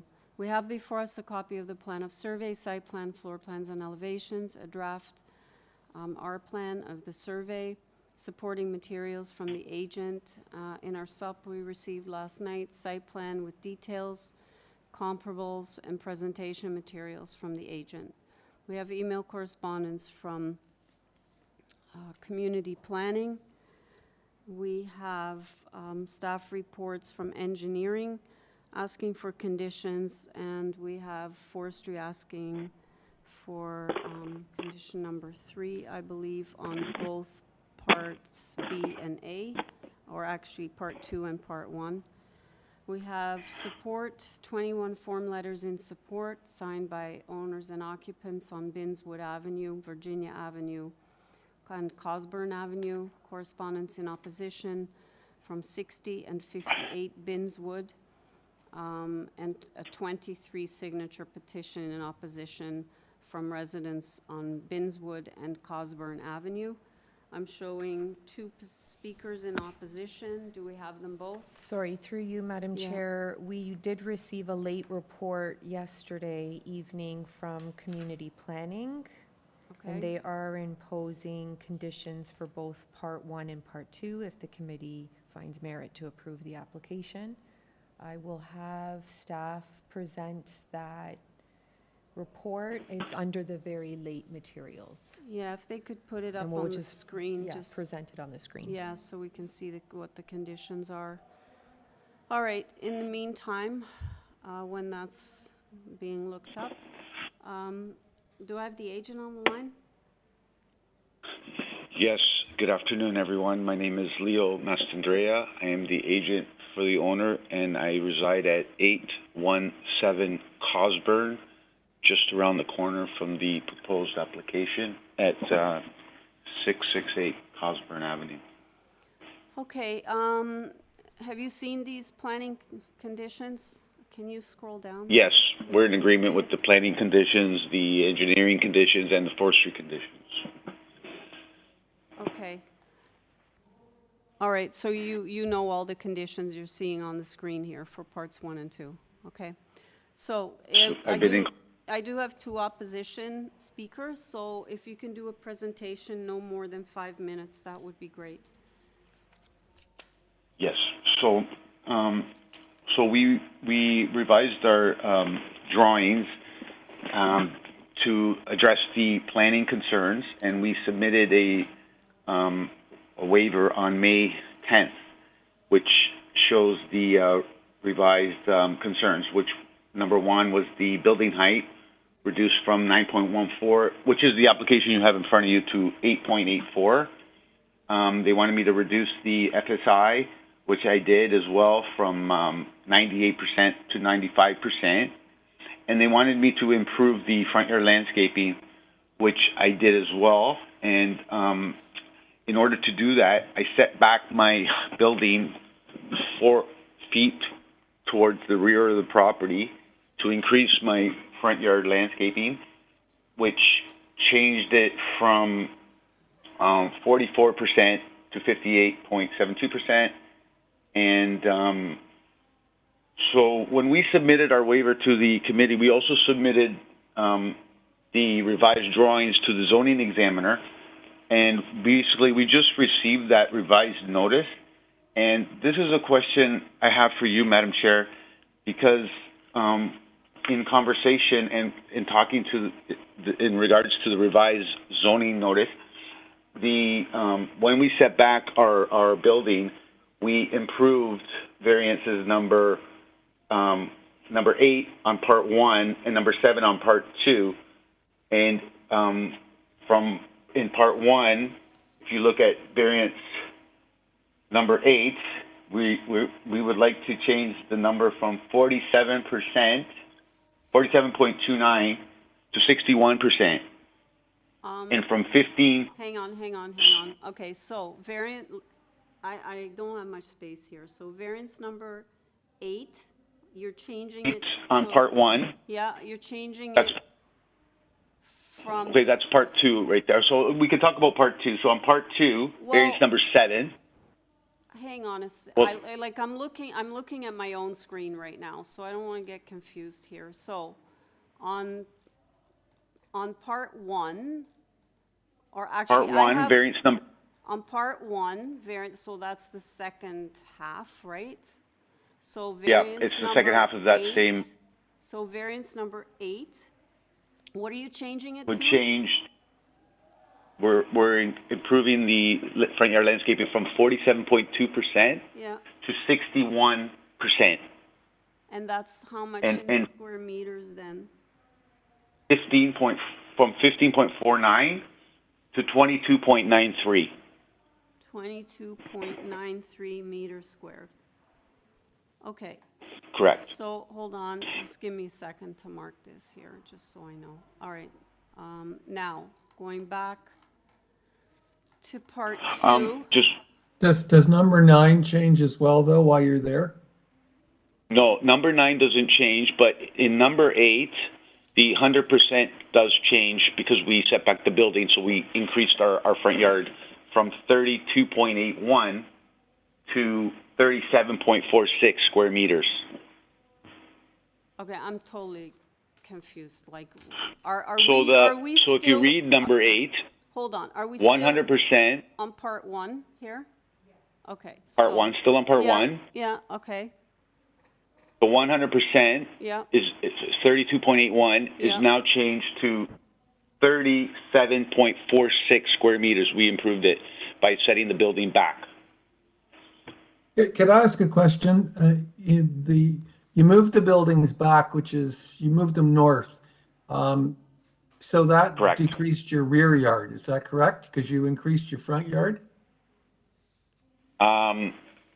Yes, but we still comply with our rear yard. Okay.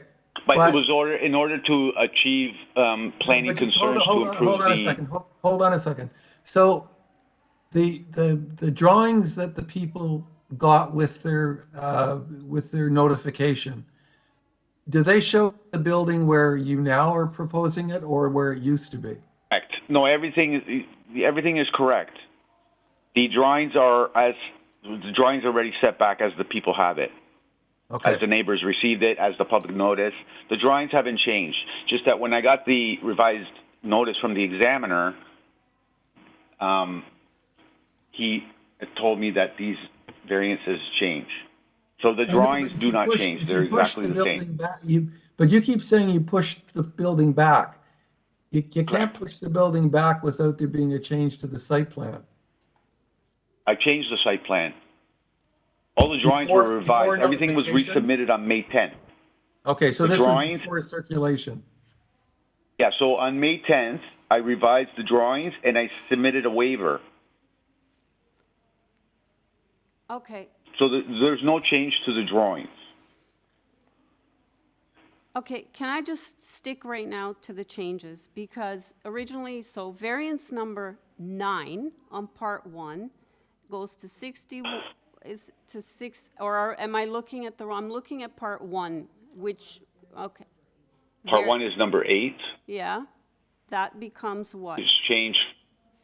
So the 100% should read, instead of 32.81, yeah, it should read 37.46 square meters. 37.46 meters square. Okay.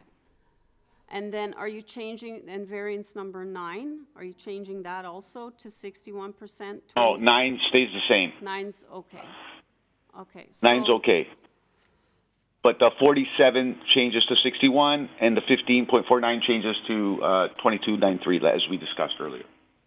And that's the same on both. But on part 2, it's number 7. Okay. So on part 2, it's number 7. And if you'd like, I could go through that one as well. So the 47% changes to 61%. Yeah, which equals 22.93. And then the 100% equals the same, 37.46. Okay.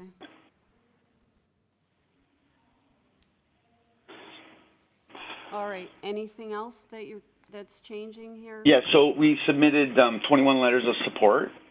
We also submitted a lot study showing 30 similar size lots in the lot frontage and lot area in the immediate area on June 26th.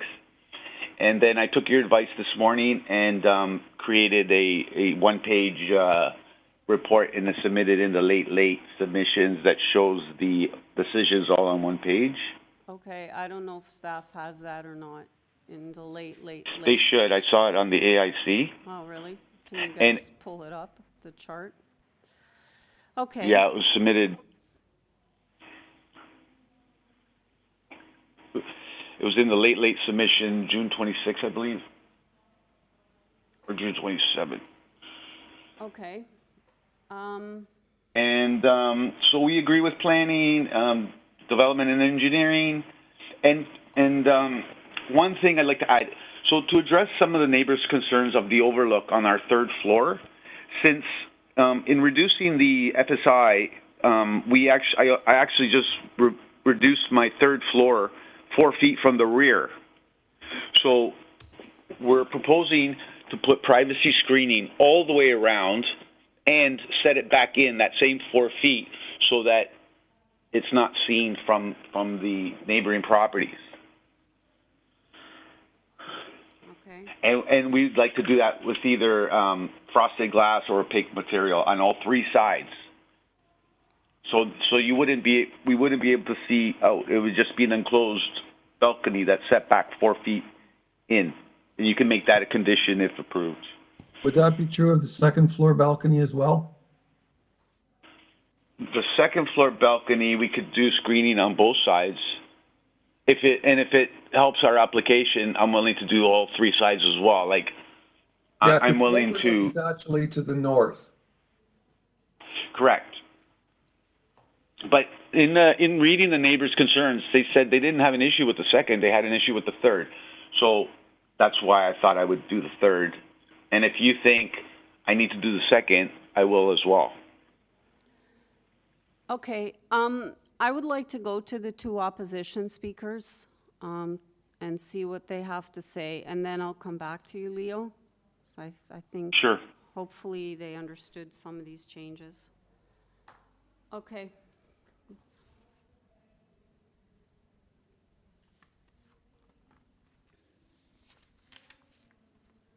Carmelo, you've been unmuted.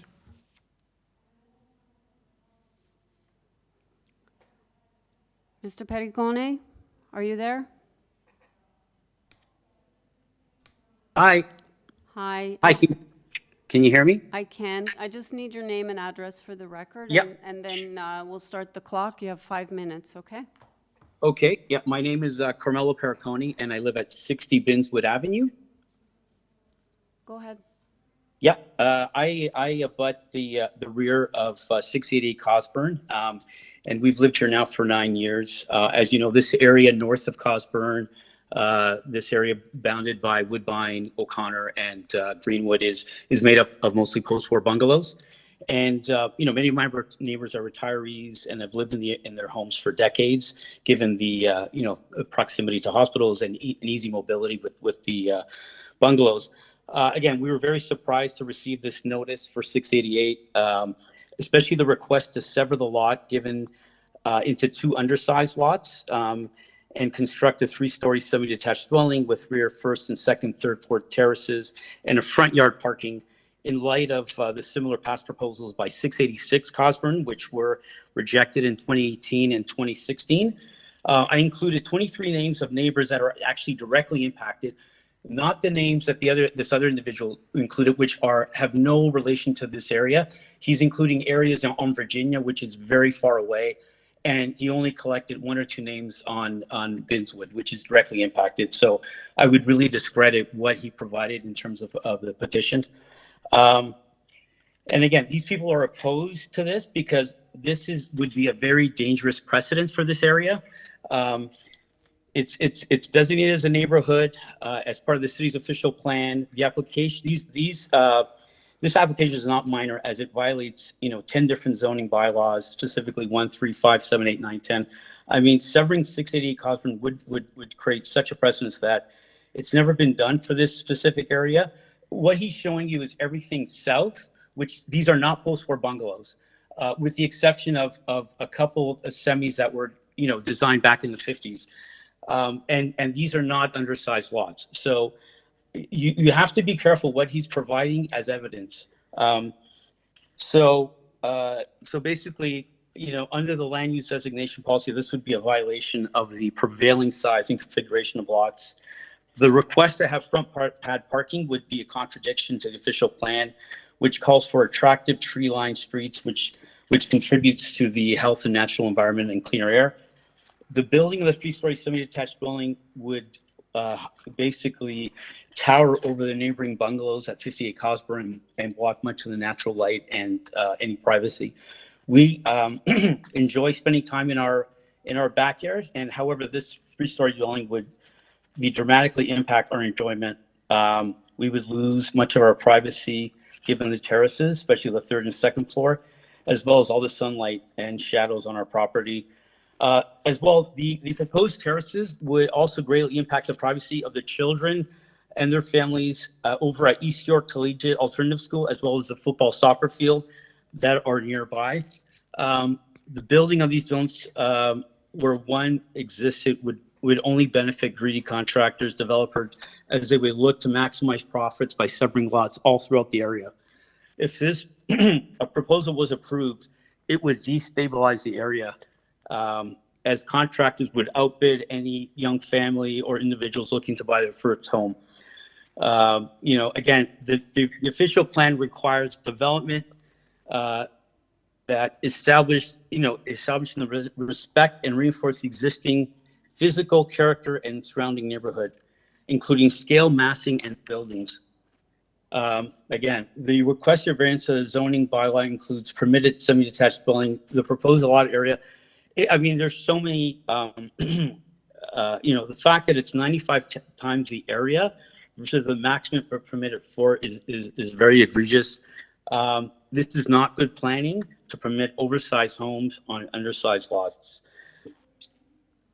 And again, and I think the fact that they're introducing all these new changes and they're moving the property north, I think this is very unacceptable. I think we should either defer, because I don't understand what changes are happening here. This is very last minute, very last second. So I'm not sure why we would, why we would entertain this. But again, I'm just shocked, given this was rejected in the past, and why we're going back down this road again is shocking. Again, this would totally destabilize the neighborhood and set a terrible precedent. Okay, panel members, any questions for the speaker? Okay, seeing none. Thank you, Mr. Perricone. Do you have the next speaker on the line?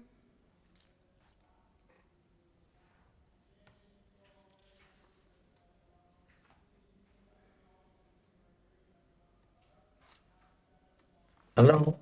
Hi. Hello. Hi. I need your name, sir, and your address for the record. Yes, Daniel Caldwell, 58 Binswood Avenue. Okay, Daniel, you've got 5 minutes. Go ahead. I hardly know where to begin, ma'am. As my friend Carmelo pointed out, we didn't get these last late minute changes. I've been trying to scribble in how they differ from what I have on the paper I have, and it's just hopeless now for me to give a coherent response to something that is now outdated as of some late date. But I would like to say that if you travel from Woodbine to Greenwood along Cosburn, on the south side, you will see a mix of homes, semi-detached, detached, private drives, mutual drives, nothing of 3 stories, of course. And on the north side, you will see, without any exception, detached homes with a private drive. That is the established nature of this neighborhood, and it is what gives it its appealing character. And this proposal is sort of like dropping a bomb in the middle of everything that we have come to know about our area. It shows no regard for existing lot patterns or residential structures in the surrounding area, and it certainly does not represent a sensitive or gradual change to the neighborhood. There is gradual change occurring in the neighborhood, which is a good thing, in that bungalows like mine are being one by one replaced by 2-story detached homes with a private drive. I applaud that. Mr. Perricone lives in such a house, and I envy him. But that fits the plan, and they are healthy for our neighborhood. This proposal, astounding as it seems, would create the first and only 3-story semi-detached house with front yard parking between Woodbine and Greenwood. I really don't like the idea of being the guinea pig who gets something brand new, totally unexpected, dropped in. First of all, it does not reduce car use. If we're talking about the city's plans of environmentally livable areas, all it does is move the car parking out onto the front yard, which is it disruptive, focally disruptive, and it belongs in a downtown neighborhood, not this one. It does not provide more green space. It removes green space. because it puts parking pads where there would be front yard. It does not provide more affordable housing. You can't argue that a young person, a young family looking to buy their first home could afford even a 3-story semi-detached house in this neighborhood. All it does is create 2 considerably undersized substandard lots that are not representative of an area and that have narrow lot frontages, which are simply not done in this area. Maybe south of Cosburn, yes, but not north of Cosburn. This development will not respect and reinforce the existing physical character of buildings, streetscapes, and open spaces in the north neighborhood. It could very nicely fit in with some other neighborhood, but it would set a terrible precedent for this neighborhood.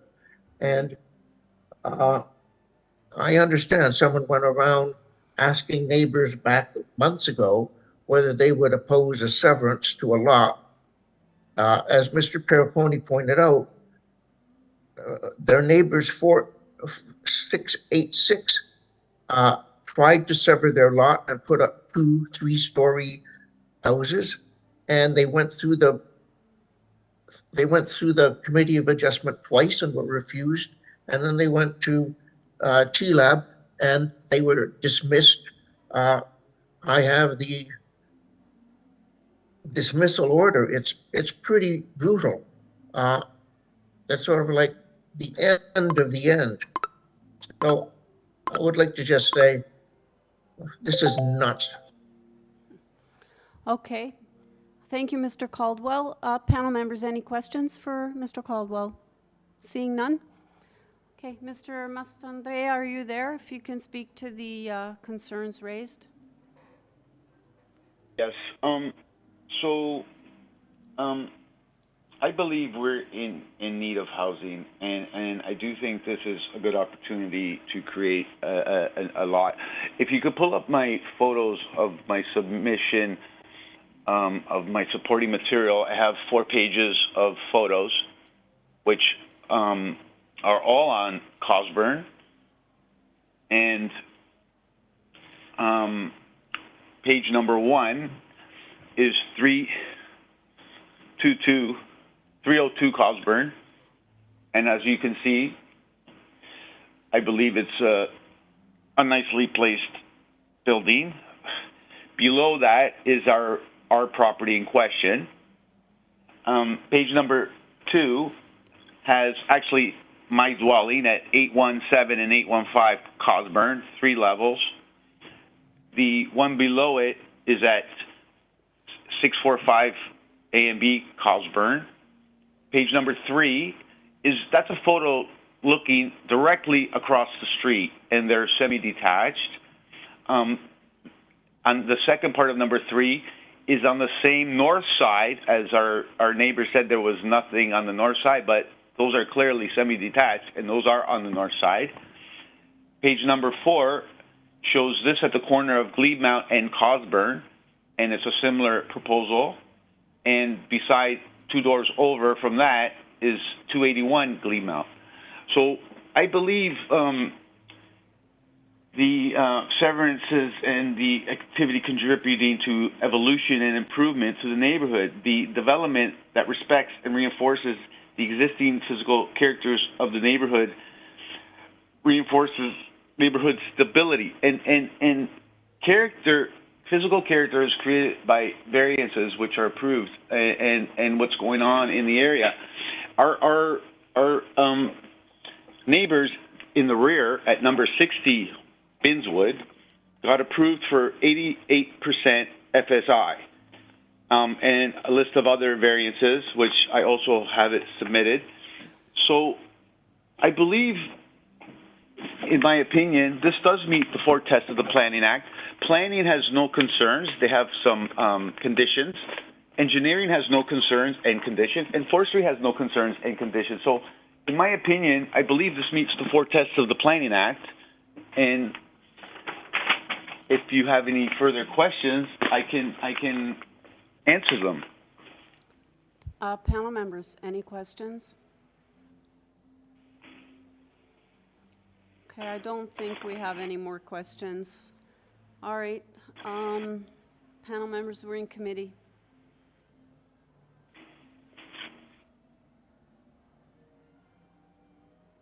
Mr. Nipfel.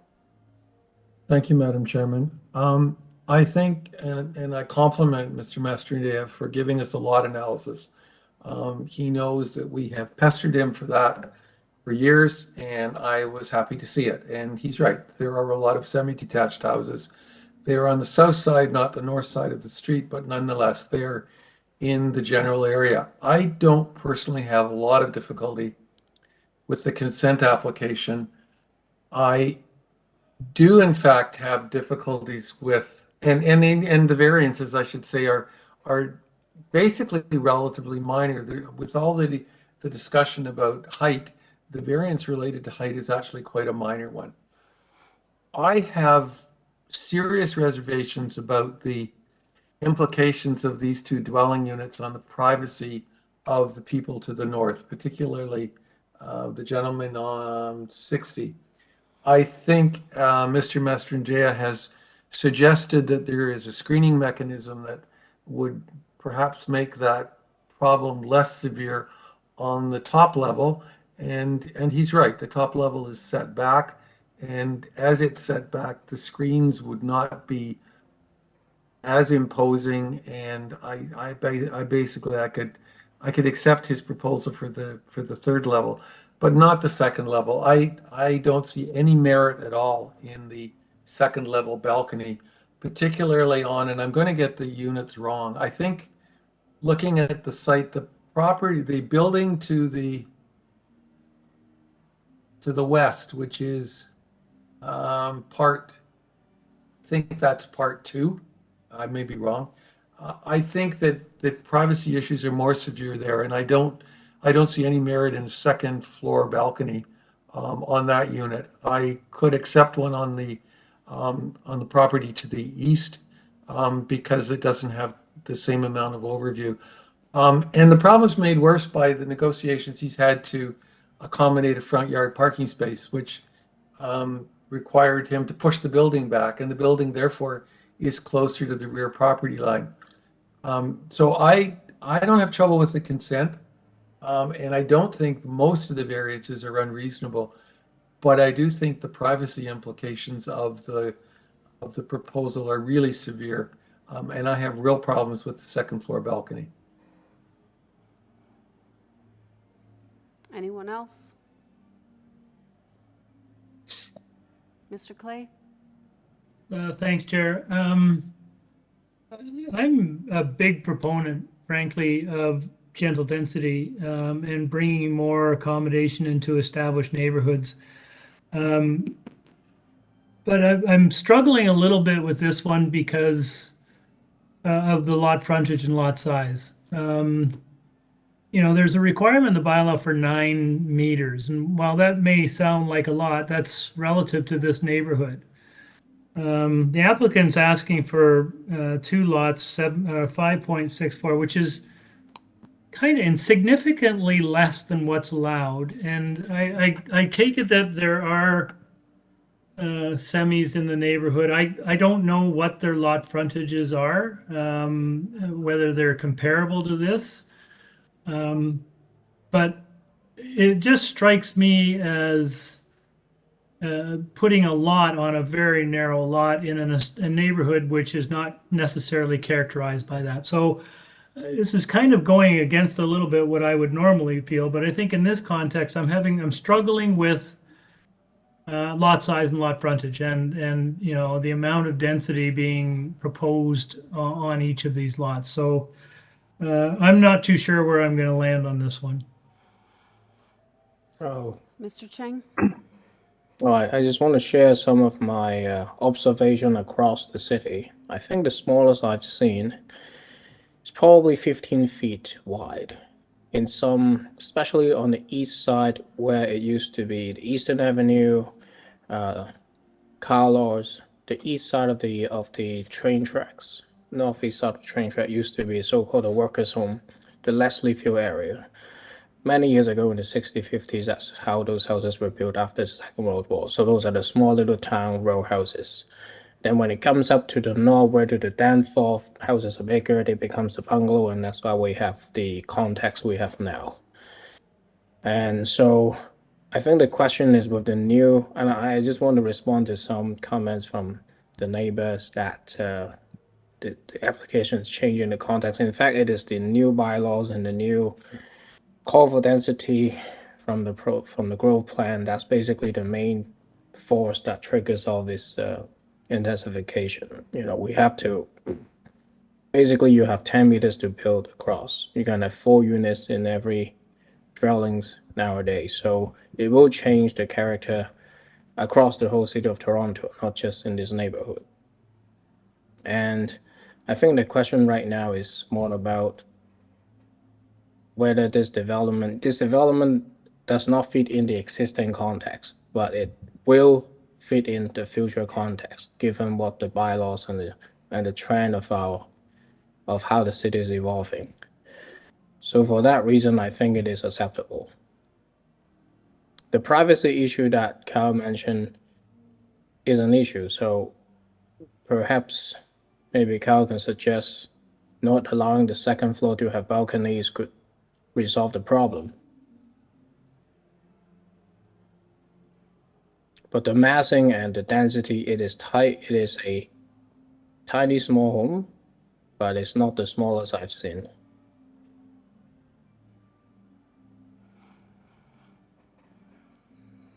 Okay.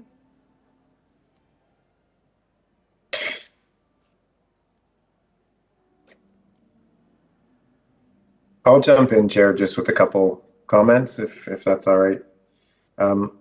I'm supportive of this application. I agree with Aaron that this really is a more forward-looking development pattern that will be introduced throughout these neighborhoods, and that's a policy choice that the governments have made.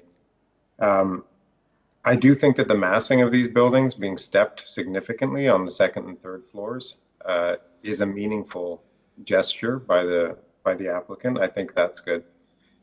And I'm not super fussed by the narrowness of the lots. I think that this is more of an evolution of the neighborhood as it densifies. And in terms of the overlook, yeah, that's going to be an issue. And I think the applicant has shown that he's willing to address that with privacy screening on all 3 sides on the 3rd floor. And I think that would also apply to the 2nd floor. So I would support it almost in its entirety, just with some screening.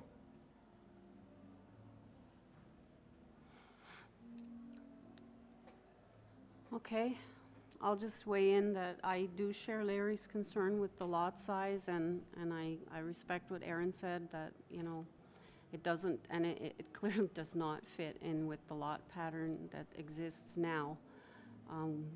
Will it fit in the future based on, you know, government mandates? Probably, but from my perspective, it doesn't really fit there now. Everything is bungalows and old semis, and I think these are just going to really stand out on that street. So yeah, I'm somewhat conflicted, but looking at the you know, the characteristic, the lot patterns, I'm not sure this is a great fit right now.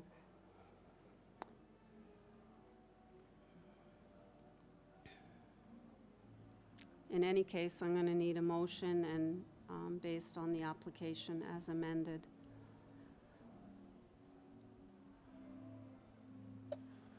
Chair, I'll make a motion to refuse the application. Okay, and Carl seconds that motion. So I have a motion moved by Mr. Clay, seconded by Mr. Niffel to refuse the application. All in favor? That carries. And Mr. Cheng and Mr. Reed are dissenting.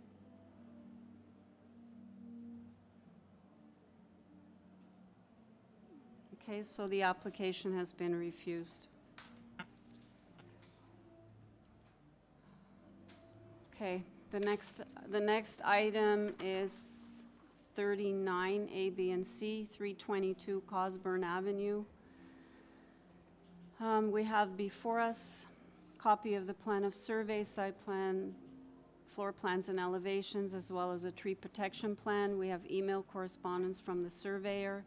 We have a draft R plan of survey, a tree site plan prepared by Baukultur.ca Inc., 3 photographs of trees on the property, a covering letter from the planning consultant, a covering letter from the agent, as well as presentation materials. Email correspondence from right-of-way management, and they don't have any concerns. We have staff report from planning asking for refusal of several variances. We have an engineering report asking for conditions. Forestry, I believe, is asking for condition number 1 on part 1 and condition number 3 on part 2. We have 29 form letters in support signed by owners and occupants on Cosburn Avenue, St. Hubert, Greenwood, and Dieppe Road. I am not showing any opposition on this one. Do I have the agent on the line? Yes, I'm here. Can you hear me? I can. If you could just state your name for the record. My name is Gavin Dakbang at 69 Roosevelt Road. Okay, Mr. Nipfel has a question for you. Actually, it's for you, Madam Chair. Oh, okay. This application has a lot of similarities with the one we just dealt with, and it's just down the road. Agreed. And the planning department's condition on this one is diametrically opposed to what it was on the last application. Is there any late material from planning to clarify why they've taken the position on this one? There's no other material that other than what we've seen. So I'm with you. I don't understand. Confusing. Okay, thank you. Okay, do you have any questions for the agent, panel members? Chair, given where this one's at and its similarities to 688, I think we'd appreciate a short presentation. Okay. Mr. Bang, are you there? Yes, I am. Just to clarify, my property, some of the people that spoke were talking about properties on Cosburn that were east of Greenwood. I am west of Greenwood. So I just want to make that clear that I'm west of Greenwood, and the topography, I think you'll see from my presentation, is much different. And just before you start, if you can stop the clock for a second, you are aware of the planning recommendations then? Yes. Okay. All right. So go ahead. We'll restart the clock if you can give us a brief presentation. Okay. Thank you for your time. Before you see an application to sever a single lot and proposal to build 2 traditional semi-detached homes, each with a basement apartment. Cosburn is a main street according to the city, and its fabric is made up of detached, semi-detached, small store and apartments, churches, a fire station, a condo building, schools, 2 skating rinks, a soccer field, and pickleball courts. Cosburn is also within walking distance of Donlands and Greenwood Subway, and a 24-hour bus is located less than 100 feet from my house. The building of 2 semi-detached homes would fit well within the community. After consulting with my neighbors, I made some early decisions that would be least impactful. I have no side setback. The length of my house is one of the shortest of brand new semis that I'm aware of. My coverage is only 38%, and I have no balconies overlooking any of the neighbors. While planning supports most of my plans, including my front articulation, and support my building variances, they made it clear from the beginning the only thing they have an issue with is my front pad parking. One of the main reasons cited was the Toronto climate emergency, which is committed to addressing the factors affecting climate change, which I agree with. We plan on building a home that follows many of the principles of a passive house, which involves moving away from fossil fuels and insulating the house well beyond the Ontario Building Code. In addition, I plan on having a permeable driveway to facilitate drainage. I believe my plans to move away from fossil fuels, insulate my house so that it takes very little energy to heat and cool, while also providing density that accommodates rental and intergenerational living, supports many environmental friendly qualities that the Toronto climate emergency promote. Also, because there is no parking on my section of the street, a curb cut will not take away from street parking.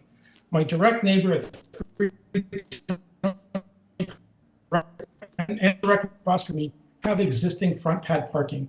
I took many pictures on a Saturday morning, and I would estimate that approximately 70% of my neighbors park their car in what is essentially a front pad parking pad. Both my direct neighbors support my plans. Transportation and engineering have no issues. I have 29 letters of support. Planning has no issues with the variances of my actual building. It's just a parking pad they have the issue with. And it's very common for people in my community, again, west of Greenwood. And planning would prefer that they wanted me to put a garage in, but it does nothing to increase any of the soft landscaping, and it takes away the possibility of having a basement apartment. I recently learned how the city calculates soft landscaping. I feel it distorts the reality to favor homes with a garage. By not including the parking spot in front of the garage, the calculation of soft landing seems inflated. 302 Cosburn is on the same side. It's 10 houses to the west of me. They have brand new semi 17.5-foot lots. And if you look at some of the variances as far as the size of the lots, I think you'll find that actually the size of lots that are being improved in East York, a 5.33 meter wide lot is super common in East York for a semi-detached house. And on my side of the street, they've had semi-detached houses there since 1948. Recently, if you look at the chart for approved semi-detached houses, they're actually getting smaller.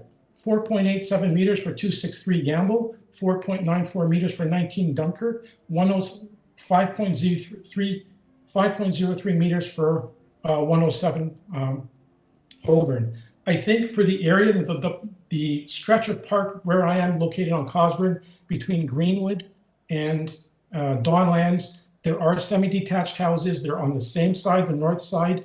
The size of the lot of 17.5 feet is very common. 302 Cosburn, a brand new semi, it's 17.5 feet wide. 285 Glenair at the corner of Cosburn is 17.5 feet wide. And this year, 2022, last year, the actual lots are getting smaller that are getting approved, 5.03, 4.94, and 4.87. I've canvassed all my neighbors directly, as many people I can speak to. I had no opposition from anyone. Everyone's very supportive of gentle densities. People in the area really park in their front pad in my area. And planning had no problem with my variances for my building. They were fine with that. The only issue they have is front pad parking. But if you stand and look around there, you'll see that everyone, or like I did on a Saturday morning, I drove around, and literally there's about 70% of people that park in what is essentially their front pad parking. I think my plan is very good, and I hope you support the gentle densities, and it's much different from 688, which is, it's different. Oh, okay, thank you very much. Panel members, do you have any questions? Okay, if there are no questions, then let's take it into committee.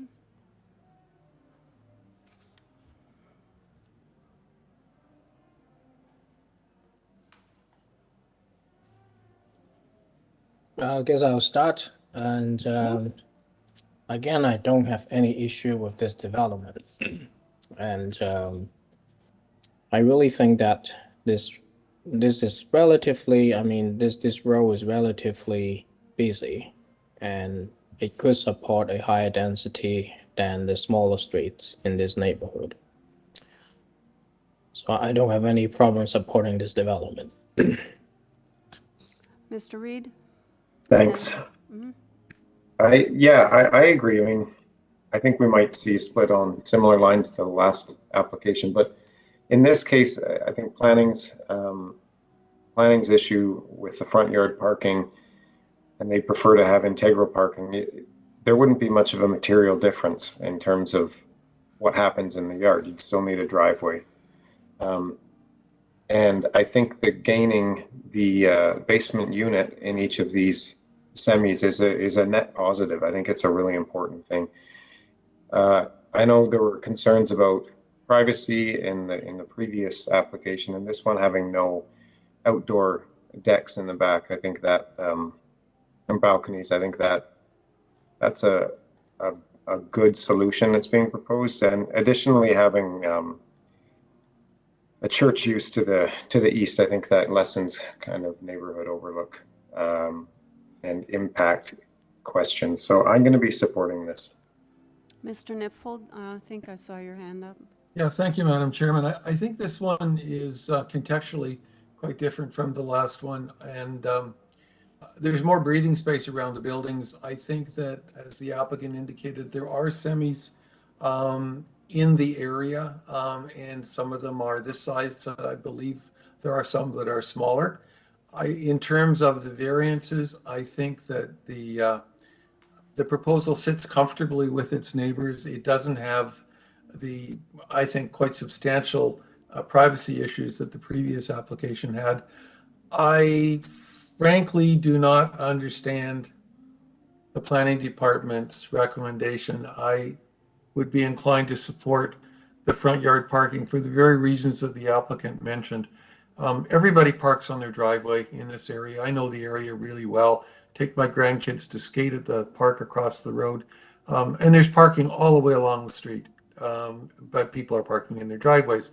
It's basically the same solution with a different footprint for the building.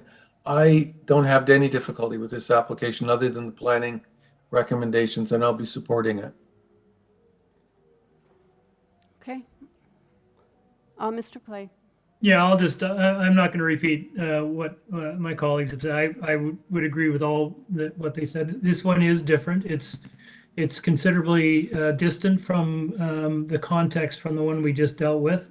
Can't compare necessarily one with the other. I think for me, what's big is the institutional use right next door changes the context for its location and the use of this particular lot. It still is narrow, but I thought the applicant did a really good job of explaining and going through the neighborhood and talking about this one in context of the immediate neighborhood.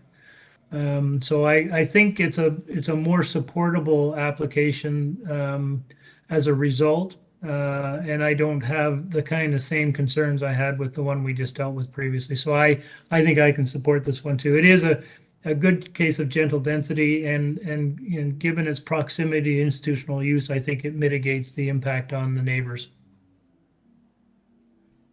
Okay. Need a motion?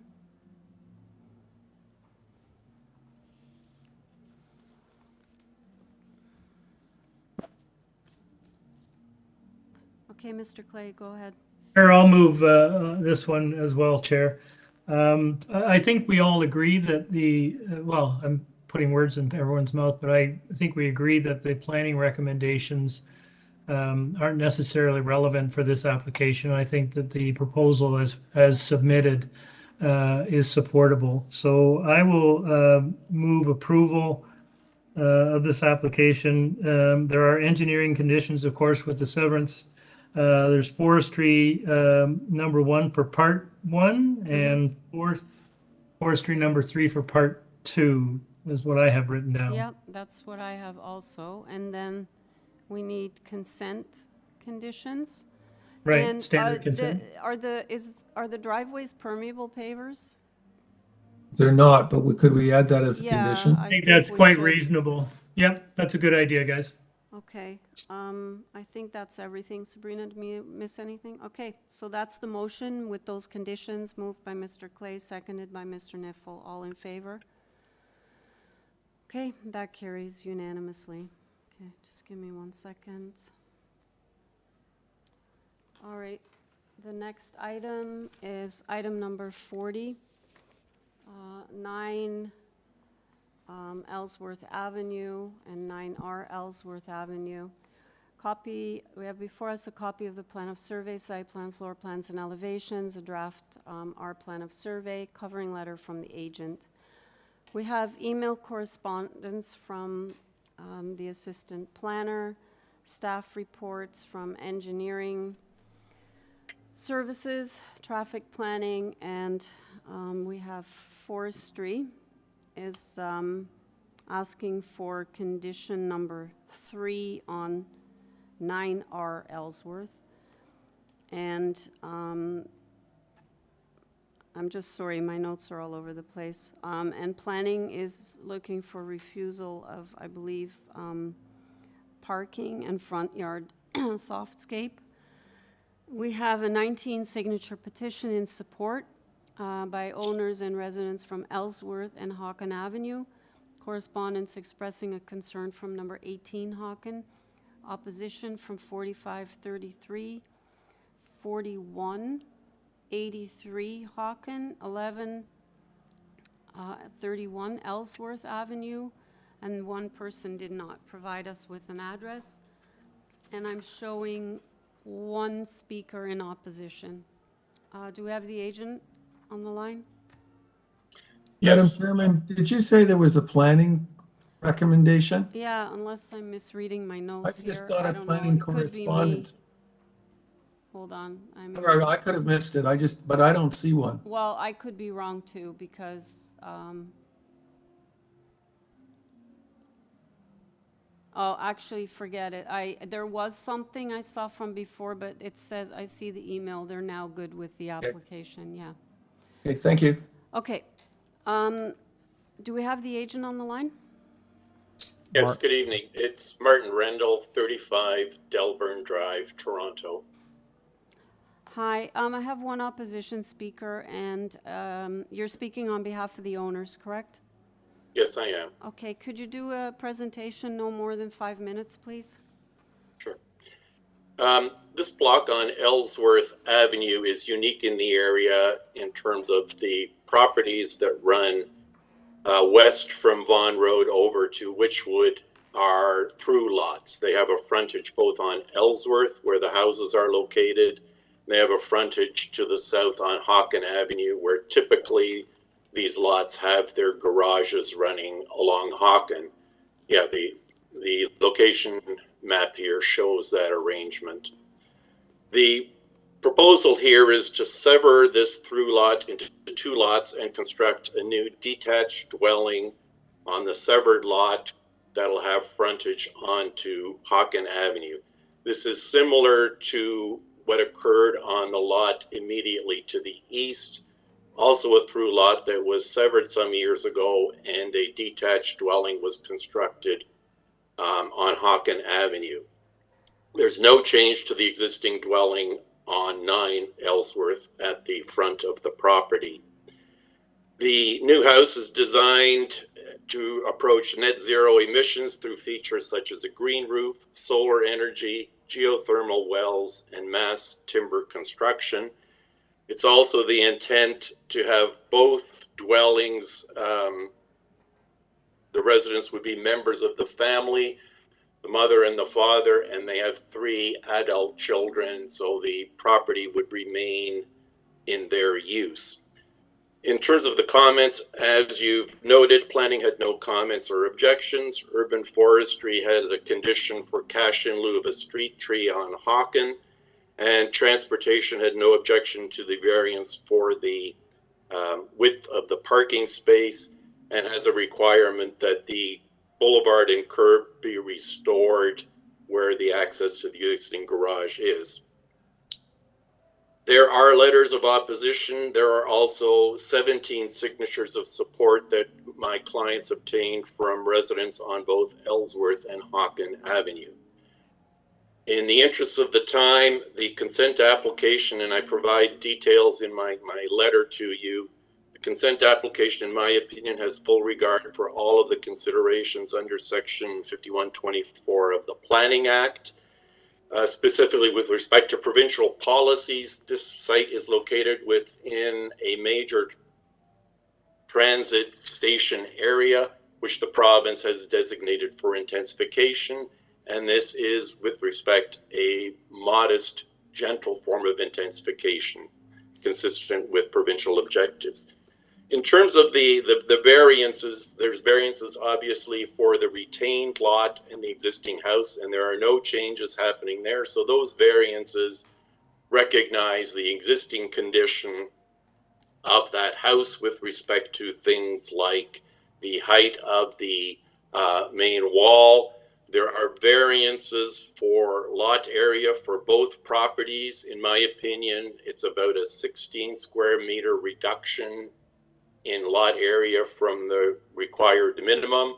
The frontage here is unchanged, unlike two applications that I just sat through.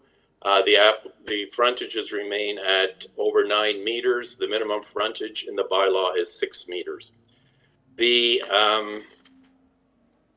There's variances for the deck and various setbacks. In both cases, the area in the rear yards maintains adequate landscaping and outdoor amenity area. There are no variances required for landscaping in either of those yards. With respect to the new house, it is, while the FSI is greater than the FSI permitted, that FSI is accommodated within the building envelope defined by the zoning bylaw with respect to setbacks, height, building length, and building depth. The parking space is a minor reduction from the minimum width of the parking space, and as indicated in the transportation comments, they are accepting of that reduced parking space. So in my last 25 seconds, in summary, the application, in my opinion, satisfies the relevant Planning Act tests for approval of the consent and the minor variances. The general intent and purpose of the official plan and zoning bylaw, in my planning opinion, are maintained, and the variances, in my opinion, are both desirable for the appropriate development of the lands and minor. Thank you. Okay, thank you very much. We'll hold our questions till we hear from the opposition. Do you have the opposition on the line? Hello?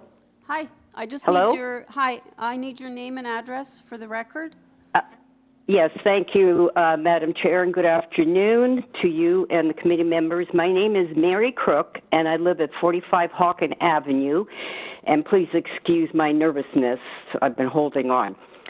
I object to the above applications because many of the requested variances are not minor. This property should not be severed because the two resulting undersized lots are too small for this type of development. The floor space of the existing semi-detached dwelling on Part 1 would be much larger than the permitted floor space. The permitted floor space index is 0.6 times the area of the lot, and the new floor space index would be 0.96 times the area of the lot.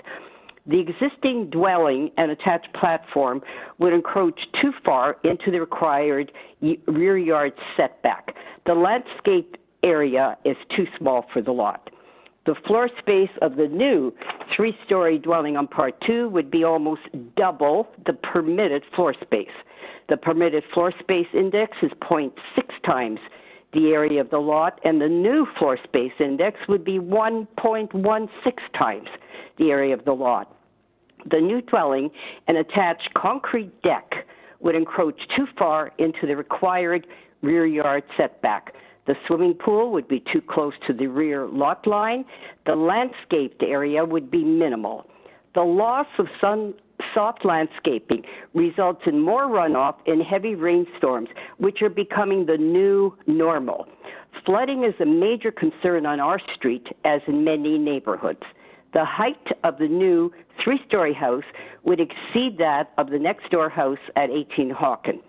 The north side of Hawken Avenue consists of garages, parking pads, and 3 two-story houses. The new house would be taller and much larger in size than the other houses. The city's zoning code and bylaws are in place to protect homeowners from developments that would have a negative impact on them and their neighborhood. Hawken Avenue is a one-block street with a unique identity and a homogeneous appearance. If allowed, this proposal would set a dangerous precedent that would be detrimental to the character of Hawken Avenue and the neighbor. I would also like to emphasize the following points. The requested variances are not minor, as expressed by the letters of objection. In totality, sorry, I'm so nervous. They go far beyond the minimums and maximums permitted. The severance of this property should not be allowed because the two new lots are significantly undersized and the proposed floor space index for each lot is excessive.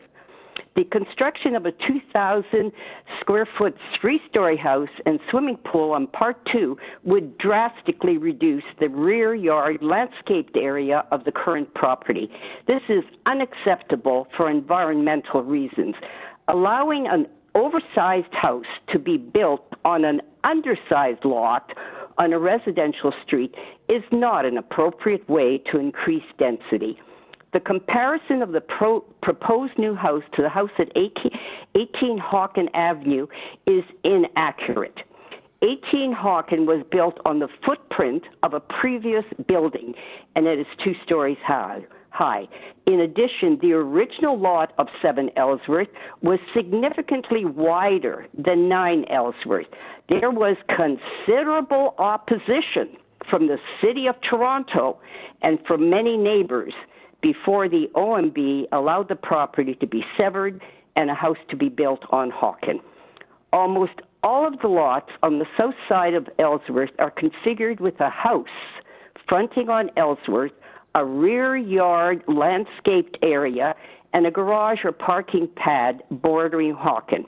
This development does not respect the prevailing configuration of lots, building type, and height of the buildings on the north side of Hawken. The cumulative impact of allowing this type of development on residential streets is a loss of open space, sunlight, privacy, neighborhood character, and compatibility with existing buildings.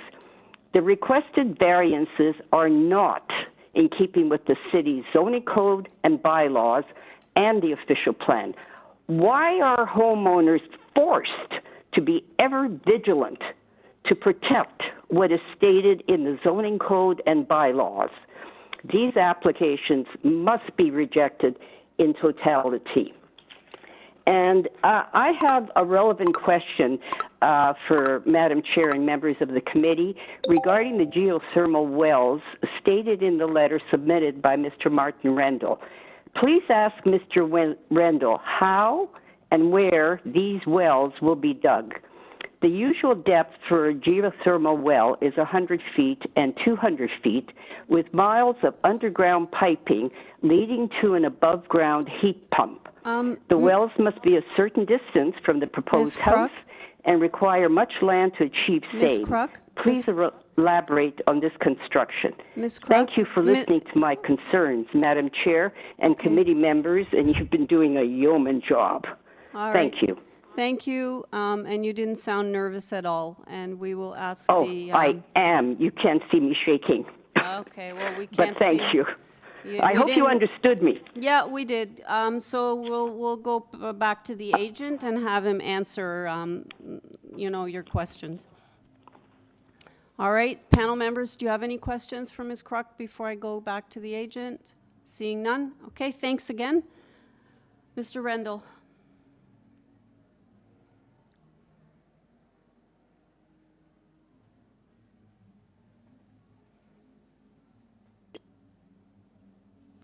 As committee knows, can you hear me?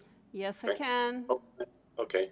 I'm just getting the message that, so as the committee knows, the purpose of the committee is in fact to grant variances from the zoning bylaw where it finds those variances are appropriate and maintain the 4 tests in the Planning Act.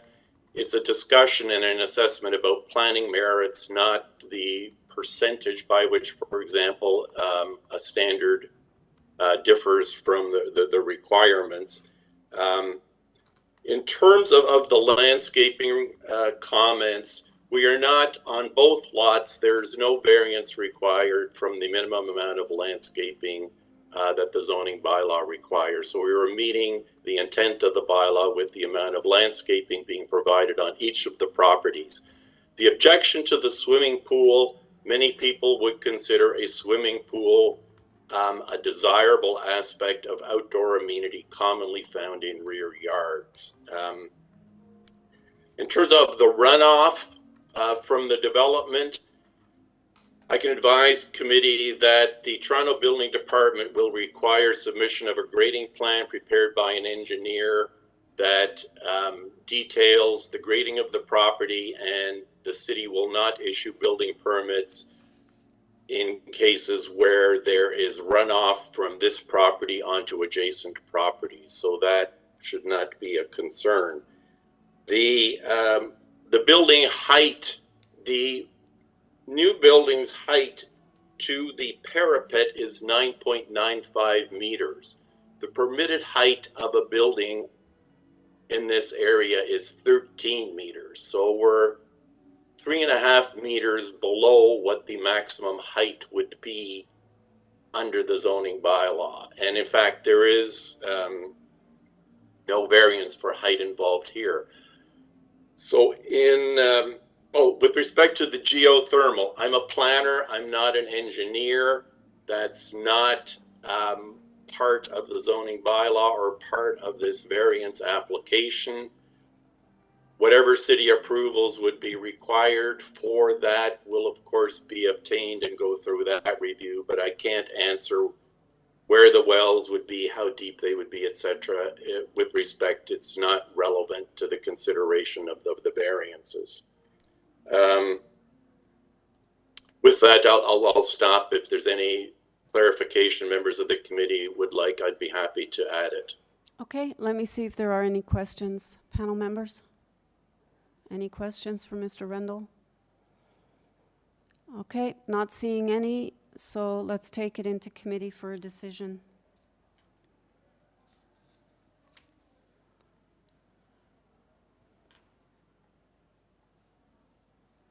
Mr. Reid. Well, thanks, Chair. I'll start with some comments.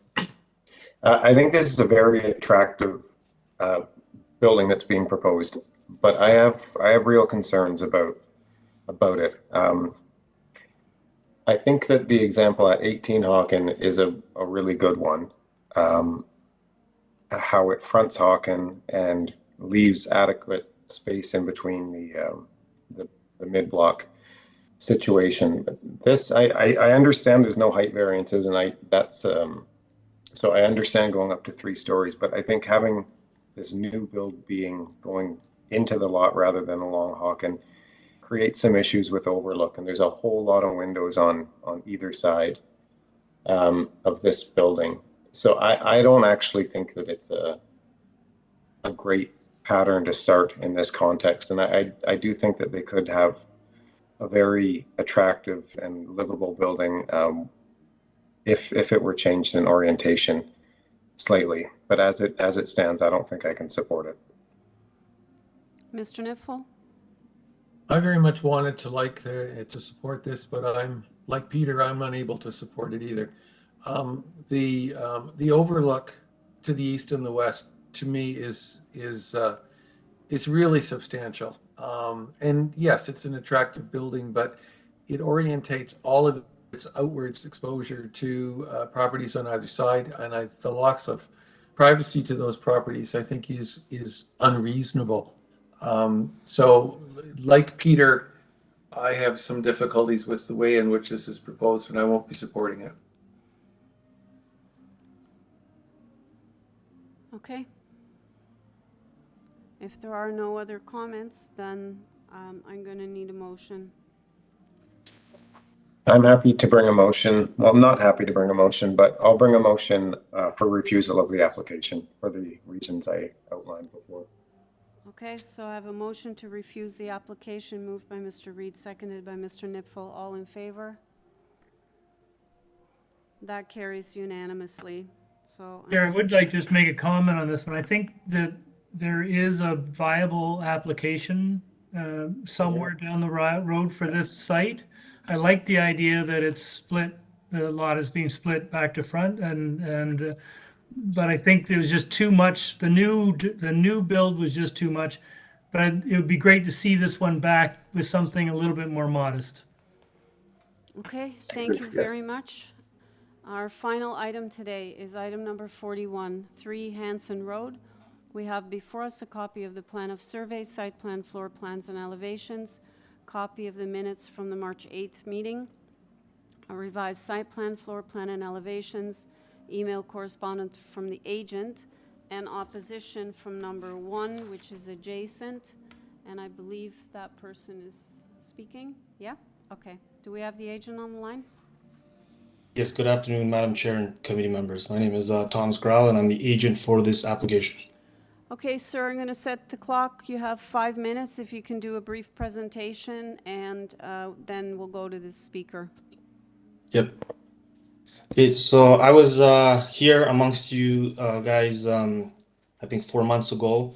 We had a proposition on this property. Basically, we had kept the original foundation, and we had built the house from the, that's a good shot, that one above, one more higher, or even this one, showing the existing footprint. And we had gone from that point and built back. The reasoning for it was because we wanted to have a 2-car parking in the front, but there was an objection from the neighbor, and committee members felt that if I had taken the building and just brought it forward so it was in line with all the other properties, then it would be a much more appealing presentation and application.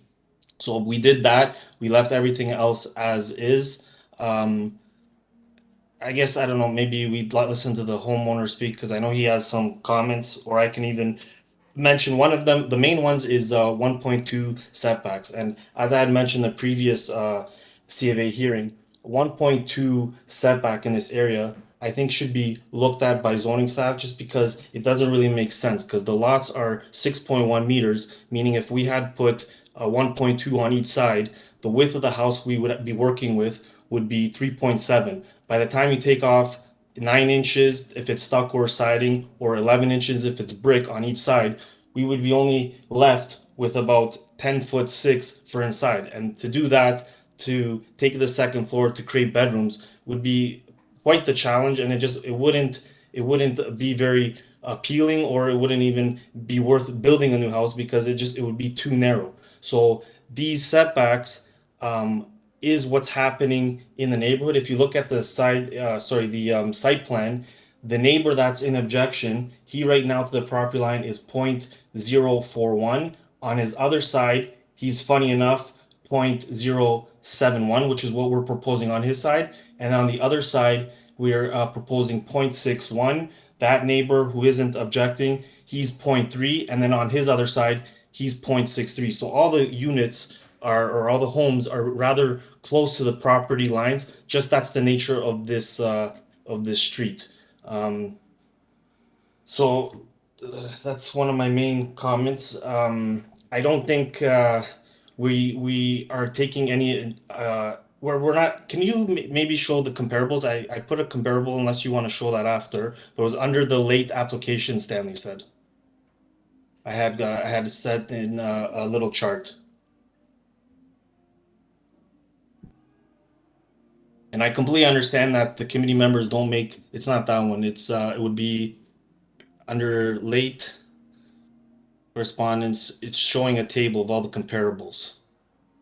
I don't know if, yeah, that you can use this one, sure. This one was written, I guess, by the owner, not the blue. The blue was not me. This one I compiled based on what's been approved in the area. I completely understand and I appreciate that you guys don't make a decision based on what was approved. However, if we look at the side yard setbacks, where we're at where it says 1.2, which is required, and we're asking for 0.71 and 7.6, you have 6 situations where they were granted, and they were much closer to the property line that we're requesting.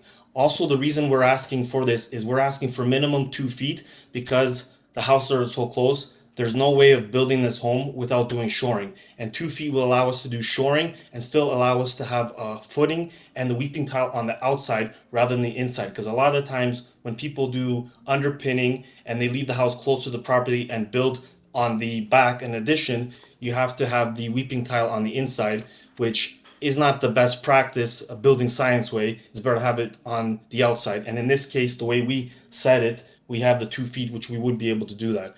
The density that's allowed, you have 2 instances there which were over the 0.8 which was allowed. Again, this is a situation where the lot is very small and it's a numbers game, because this proposal is a very humble house that's 2,330 square feet. It's not that much more. We're only really asking for 400 square feet more. And then the final one, the 8.5, is the height of the side wall. We're asking for 10.1, but you can see 4 instances there where it was more allowed. And the reason for this is because when you do a third story on these additions, it's always, you need the 60% to be with a soffit, which is hard to get, and that's why then they count it to the third story. I guess I'll leave it at that for now, and I'll come back, I Yeah, guess. please, you're at 5 minutes. Okay, we're gonna go to the speaker.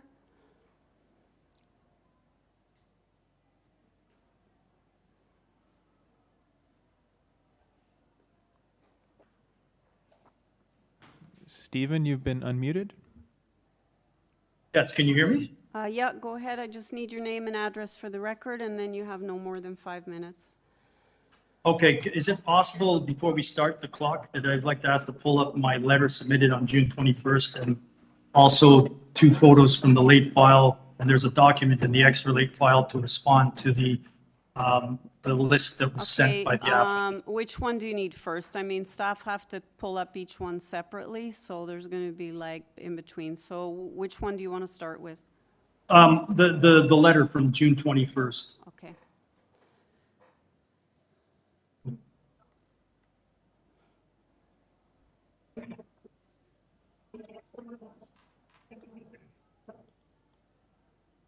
Okay, that's the correspondence in opposition under 41 Hanson.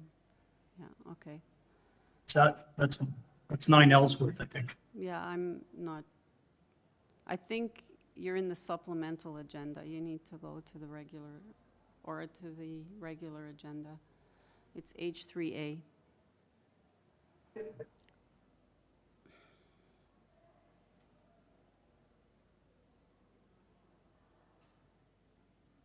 That's from the March hearing. But there's a June 20. Yeah, that's it. You just had it. H3A. No, go to the left. Yeah, up the next one, above it, I think. Isn't it? Yeah, is that it? No, it's June 21st. Okay, I don't know. It's under agent correspondence. Yeah, this is it. That's This is it. Okay. Okay. Okay, is it okay to start? Yeah, we're starting the clock. Go ahead. Okay. Hello to Madam Chair and members of the committee. I would like to inform the committee that meetings with the applicant took place March 16th, June 14th, plus phone calls on the 6th of April and 19th of May. In total, maybe, very little was accomplished. I appreciate having the location of the structure moved northward. As for the concluding statements of the COA hearing on March 8th, the motion of the committee was to defer the hearing for the express purpose to address the concerns, not one concern, that were raised, and to consider whether an alternative design would be more appropriate to address the concerns, namely the position of the building, adherence to the minimum side yard setback based on a new construction, which is supposed to be 4 feet, 1.2 meters, and the total FSI density where the applicant was looking for 1.17 when 0.8 times the land area is allowed. As far as the setback, digging a new foundation for a new construction means excavation of a hole wider than the new foundation to allow for the footings beneath the foundation. Obviously, as everyone knows, it's even closer to the neighboring property, creating more adverse risk and being close to the property, encroaching on my property, exposing potentially my foundation, stone foundation. It's not a cinder block. Clearly will have an adverse effect on my integrity of my property and value of my property and my quiet enjoyment. Application must be bound by the bylaw referring to a new building setback at 4 feet. An example in the immediate area, and it's on this drawing, probably just 1 page up, where it shows a 4-foot distance between the neighboring property. I think it's 1 page up. Page 1 or 2. And this is on 30 Rockvale. I think it's one page more. Anyhow, I'll move forward. The basement steps leading to the door, which, that's the one, that's the next picture. If you go back to that, need to be parallel to my property, not perpendicular. It should be in an L shape, with certain steps going down to a landing and then jogging westward to the basement entrance. And in current design, the typical pedestrian access in this stairwell will encroach on my property, creating unnecessary risk to my utility meters and my basement window, which I have in some other pictures, but they're right at the top of this stairway as it's drawn on the plans. With density, an angular plane should be applied to the third story, similar to a recent build, and you'll have this picture that you have right there where it shows that the 30 Rockvale Avenue, a brand new structure, not a rebuild on an old foundation, that has an angular plane setback on the third floor that is approximately 50% of the density of the second floor. Chapter 10.80.40 bylaw, permits an FSI of 0.8 times. And again, the 1.17 times lot area is going to negatively affect my quiet enjoyment. Regarding today's submission from the applicant, the pictured properties that they may get to are commercial properties on Oakwood Avenue. Have nothing to do with Hanson. That's a commercially zoned area. Hanson Road is a residential, and those properties are at least 20 feet from my property lines on the east side. The list of comparables that the late submission from the applicant have also show 6 or 7 different random properties in the general area. The nearest being 500 square feet up to 1,000 square meters away from my property. I've noted on also an extra late submission here that shows where I've noted that these properties are not comparable at all. They're all much larger lot sizes. Some of them, here you can see the notes on the right in the blue, 25% to 100% larger than the subject property. The 4 tests set out under Section 45(1) of the Planning Act have not been met. There's been no real alternative design proposed to address the concerns of the density and the setback. They've only just moved the original proposal forward. In conclusion, the current proposal is a negative impact on my property and my quiet enjoyment. Thank you very much. Okay, thank you, sir. Panel members, any questions for the speaker? Okay, seeing none. Mr. Garral, can you please speak to the issues raised? Yes, sorry. Did you guys hear me? Yeah, go ahead. Yeah, I apologize. I'm going to address each comment, but maybe if you can pull up the second correspondence and the late I guess correspondence. We looked. There was 2 emails I sent this morning. Just one of them I want to refer to, please. It was from me. I said it was not. It's not this one. It would have been under not this one, because this is what he responded to. So it was also on June 28th. If you see on it was uploaded on June 28th, but in the morning. Yes, this one, perfect. If we scroll down to the last one for the time being, I'll get back to these 2 pictures in a minute. This one right here. Okay, perfect. So I'm gonna address the letter the gentleman at 1 Hanson Road. In regards to the setback, I already made my presentation about that, so I don't want to repeat myself in that regard. He mentioned that the bylaws are bounded and we must follow them. I mean, if we were bounded, we wouldn't have this opportunity today to speak about and try and get relief on them. His second point was in regards to the window well. He was saying that the porches are not allowed to be parallel; they must be perpendicular. There's no rule about that. You can have them either way. The reason we did it parallel is so that way we can park a car in front of it, because if it was perpendicular, then we wouldn't be able to park a car. The third point is the density. I also spoke about that. We're asking for 400 square feet more. The house will, at the end of it, will only be 2,330 square feet. Looking at this picture that we see here, this also shows how close all the homes are to each other. So I'm not reinventing the wheel here, but and not by fighting him on this 1.4 meters. This is how the whole neighborhood is. We don't want a house that's inside that's 10 foot 6 inches, because it would really deviate the whole purpose of building. And in regards to his meter, we did approach to him and told him that we'll leave the fence where it is, because right now his property line to his house is 0.41, which is 16 inches. So, and he had said that he's going to put a fence there. If he puts a fence there, then it's going to be much more of a challenge to get to the meter. We said we don't have no problem putting the fence, leaving the fence where it is, and then whenever you have your service or anything, they can come onto our property, not a problem, see what they have to see, and you can do your maintenance. So we did try and work with him in that regard. The next point was, he made a comment about his quiet enjoyment. So I'd like to go to the two pictures above, please. So our addition has one window from a bedroom, which is at the very front. So it stares at his exact wall. This is a picture from the backyard, in his backyard. So we can see his backyard, and then you can see on this picture, that's a fourplex, and the red building, which is the first building of the first picture. So one picture up, please.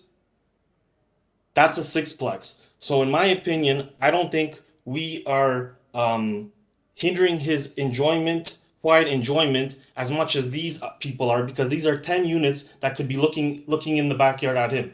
We have one window in the front. We are not looking into his property, and I don't think that we would affect his quiet enjoyment at all, in my opinion. I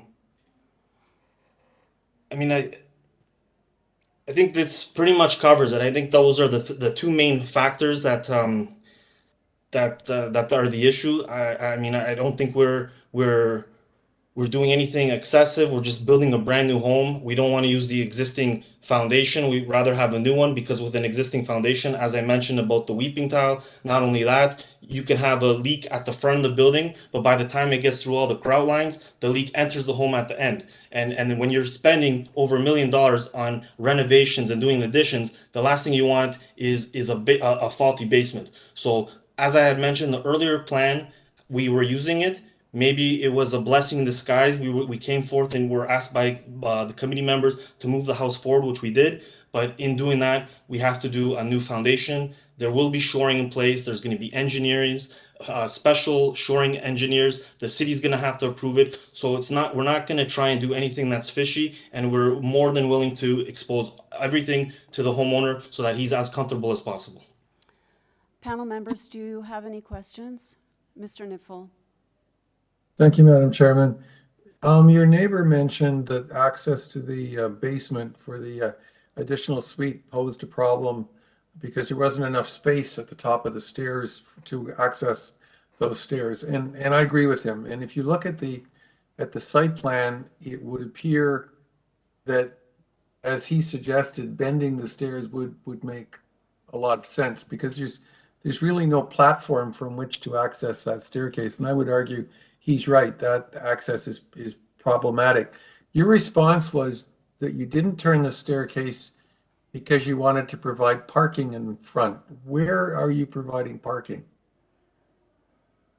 Okay, so what we're going to do is we have to get a permit, a parking permit from the city, and then we would have partial of the car on our property where the driveway is, and the other one is, because if you zoom out a little bit, you'll see it's rather long to the zoom out. Sorry, if you zoom out a bit rather than in, yeah, you'll more, a little bit more.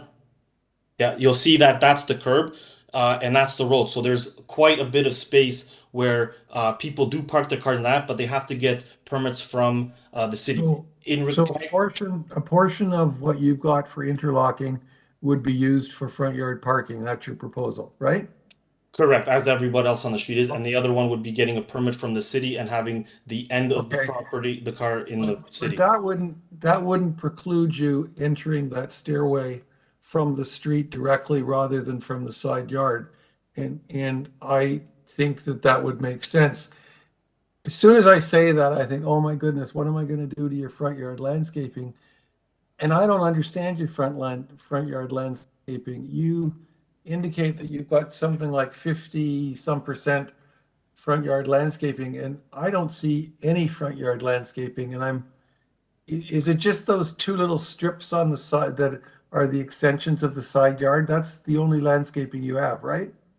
Correct. Because it's such a small area, that was the only area that we could really have landscaping. That's for that number. But if you may, I can jump back to the stairs. The landing for any stairs needs to be 30 inches by 30 inches. We have from the step to the property line 2 feet 4 inches, which is 28 inches. We're 2 inches short. However, each step is 10 inches. So in actuality, we have 10 plus 28 is 38. And if you look at the elevations, if you scroll down to my elevations, the front elevations, you'll see in the section, go down, one more. This one right here. You'll see how the first step is level with the grade. So you actually have a landing. It's large enough for the 30 by 30 requirement. We have 38. So we have 8 inches more. And and not just the way it happened, but it's also because when you build these stairs, you want your first step as the cap and the foundation. So we do have a landing that's larger than the required 30 by 30. I meant the landing at the top, which That's what I'm referring to. Yes. Okay, You see at the side of the house? It's still extremely tight. I'm just, my comment is I agree with him. I think that you could use more space there. We didn't quote to that in all due respect. And if the interlocking space, if only a portion of that is needed for parking, then it seems to me that you could turn the stairs, which would be my only comment. And the front yard landscaping, I am really amazed that those two modest strips give you the percentage that you've got on the variance. I'm really quite surprised by that. Anyway, those are comments for now.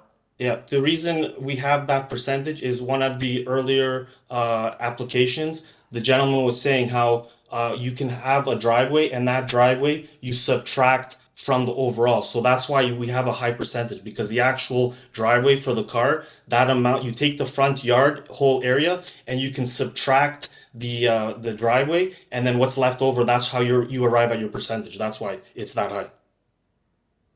And the two strips of landscaping are the way in which you use a side yard, right? You've got a concrete walkway that ends in a grass strip. That is correct, yes.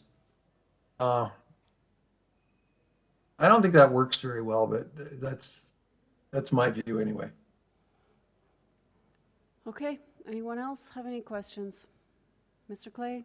Just quickly, just on the front yard again. So first of all, good that you brought it forward. I was on that panel car. I think you were as well. I was. That recommended doing that. So that's good that you did that. The front yard, notwithstanding, we're not going to argue about the zoning examiner's assessment of that, but you are proposing interlocking there.